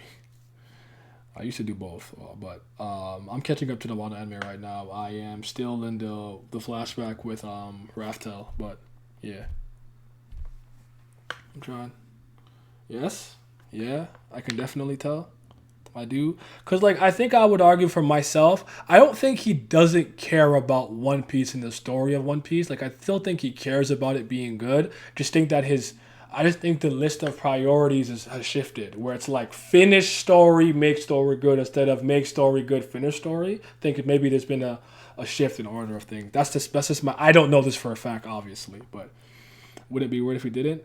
Maybe go tell, because I think with someone like Hirohiko Araki, at the very least, with the different parts of JoJo, he can change the cast, he can change the setting, he could change the time period. Like, he can do more with it at the very least and tell different types of narrative. Where, like, you know, Phantom Blood is more of like a horror story with, you know, vampires and whatever, and then you have more of like a bit of an Italian mobster drama with Golden Wind. You see what I'm saying? So, okay, to a degree. Difficult to tell. Would be weird if he didn't. I'll think about it. If Oda could just do chapters with 30 plus pages to benefit the story, could jump from. No, I don't think so. Yeah, he wrote himself into a corner with the story. Will take more time than he thinks to finish. Yeah, it's just one of those things where I think it just gotten too. It's just so big now. It's just coincidence constantly that Oda started expanding really hammering too, in the fact that he was ending One Piece on a timeline that has a direct correlation to him reaching 50 years old. But I don't think it is a coincidence. I think it's intentional, and I can't really blame him. Oda isn't a young buck anymore. To get to the level of success that Oda has reached in his life, you naturally have to make sacrifices. One of those sacrifices is family. Yeah. Oda has not been able to see his family nearly as much as he would want to.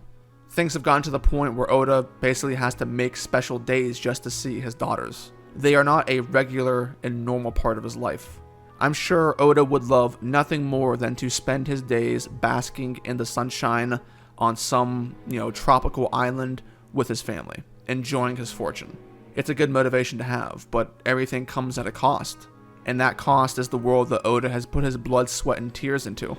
I don't think Oda is intentionally sabotaging One Piece, because if that was the case, then we'd have something truly disturbing to talk about. But whatever it is that Oda wants, for Araki, I don't think there's a good structure set in place around him. With the way that Jolion ended, geniuses are I often often say it looks like Araki got fucking syndrome. But interesting. Would you be surprised that Oda pulls a Shaman King and off screens a lot? I would hate it. If it comes to the point where it's like, like it's his life for the story, and that's something that happens, it's unfortunate, it's tragic, and it will hurt. But I would rather him live than me get a proper ending to One Piece. Does that make sense? But oh man, it's just. But that whole thing with Howl, man. Blinded to their own flaws. They can be so wrapped up in their worlds that they often overlook the little things. And if there was anyone that could be classified as a genius, it's Oda. I think he's fucking brilliant. I think there are elements to being an author that you either have or you don't. Oda's creativity and sheer joy that he has for his craft isn't something you can learn. It's a gift. It's a mindset. And he's one of the most gifted people out there. But if you are living in a vacuum, getting feedback can be difficult. And I would say, given everything that I've been able to gather from the sparse information available, that there is something seriously wrong with the support system that Oda has around him. Which man? Means that I think there is some blame to be put on his editors and staff.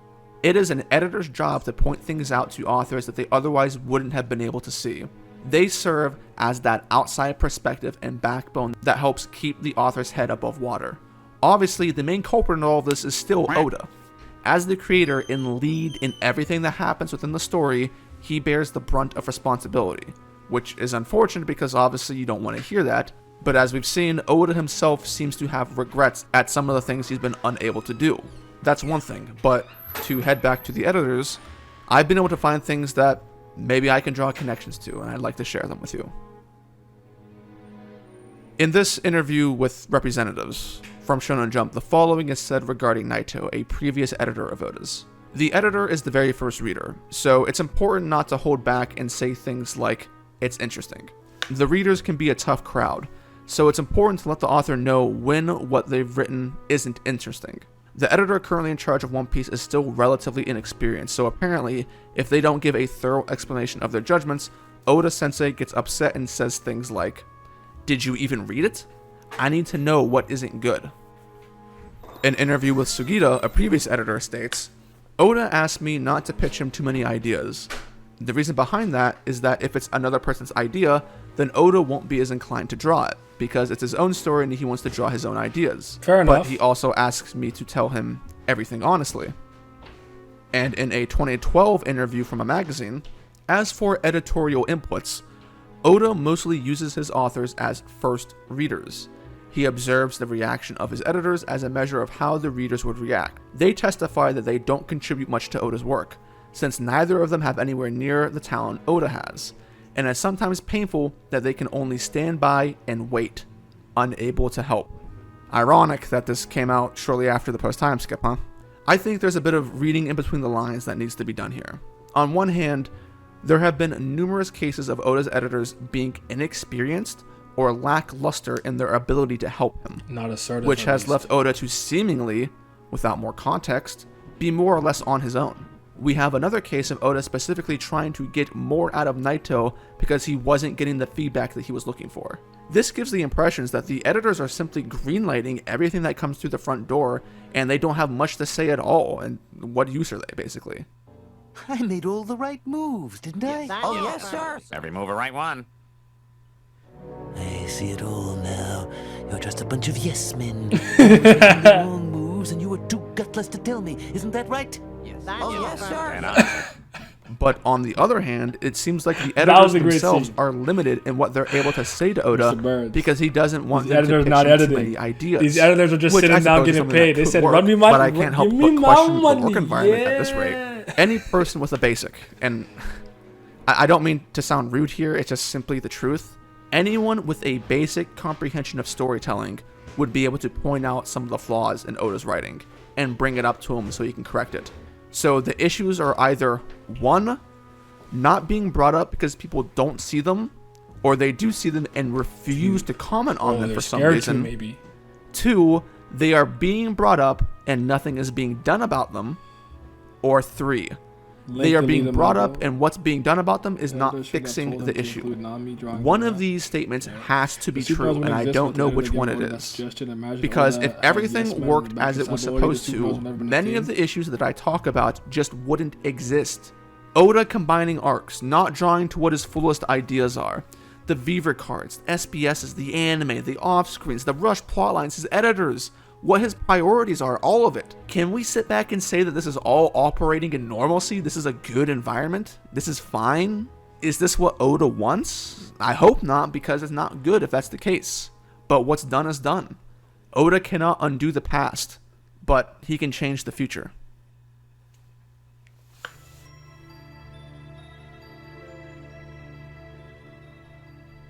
I'm sure, having come this far, that there is probably a question forming at the back of your minds when it comes to correlating the issues that I've been bringing up. And that question is, why is there more blame put on the post-time skip than the pre-time skip?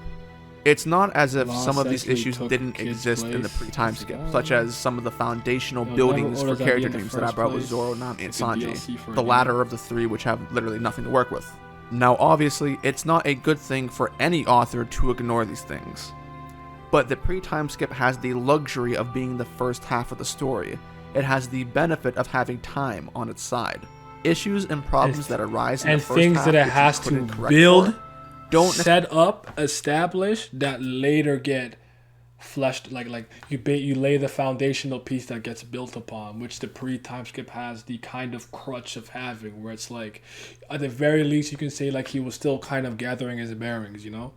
Whereas at some point you expect it to take those ideas, those concepts, those things he laid the work for to its next logical conclusion. They have to be disaster level if they are addressed in depth later. The standards that you have at the beginning of a story aren't necessarily the same as what you have at the end. A story takes time to get going, and authors need that time in order to figure out exactly what they want to do and how they want to do it. A certain amount of patience is needed from the readers in this regard. You've heard me beat it over your heads by this point, but one of the fail-safes was the fact that the second half of One Piece was supposed to be around the character dreams, and Straw Hats fulfilling them. Which means that there is more meaning and importance in the second half on that front than in the first. But if you don't address any of it until it's too late, well yeah, I mean that's how we end up with the current story. The longer you take to give payoff, and the more mistakes you make along the way, increases the amount of negative effect it has on the story overall. I'd also argue that with waiting too long, sometimes the intrigue could turn into disinterest. It happened to me. There's a lot of examples. I'll just use a common one that people can relate to. If you're a Naruto fan, the reveal of who Toby really was being Obito, there came up, like when that happened, I didn't fucking care anymore at all. Overall, the more important something is, the more it hurts when it isn't done well. As a good example of that, look at the TV adaptation for Game of Thrones. Game of Thrones was one of the biggest TV shows to ever exist. It had a global impact on the world. Oda's even watched Game of Thrones and he was a big fan of it. People tuned in for years and talked excessively about it. It was a certified pop culture phenomenon. But what happened after seasons 7 and 8? The series which ended the series. Game of Thrones fell off the face of the planet. It went from being a pop culture phenomenon to being almost forgotten entirely. The only time people seemed to talk about it afterwards was either in reference to how bad its ending was, to slander its directors, or to place hope in Georgie's next book. The butchering of the story and the awful writing. To be fair, almost all Shonen Jump series take a dip in quality when they execute a time skip. Naruto, Bleach, Toriko, except for One Piece falls in the same vein in my opinion. Maybe not to the degree of those other series, but the dip is still evident. I would agree with that. Like, I think you're being, Vince loves saying this, being obtuse and being a little disingenuous to not admit there's been a notable dip in quality. That whether you think that's from 100% to 98, still a dip. I think you'd be being a bit of a liar to not admit that to some degree. And if you don't believe that, you don't believe that. Who can I tell you what to believe? But just being like other series do it too doesn't necessarily excuse the fact that One Piece is making the same mistake though. So, fact, One Piece to me, that feelings with Shanks and Mihawk, Game of Thrones was a mid trash fight. Kenshin didn't fall off afar. I stay winning. Spotty acting. Kenshin's not long enough for that to matter though. I would say, but. I don't really like the last arc in Kenshin. With the brother, I'm not a fan of that arc. All things considered. So, anime or manga? Oh, come on. Oh, wait, what?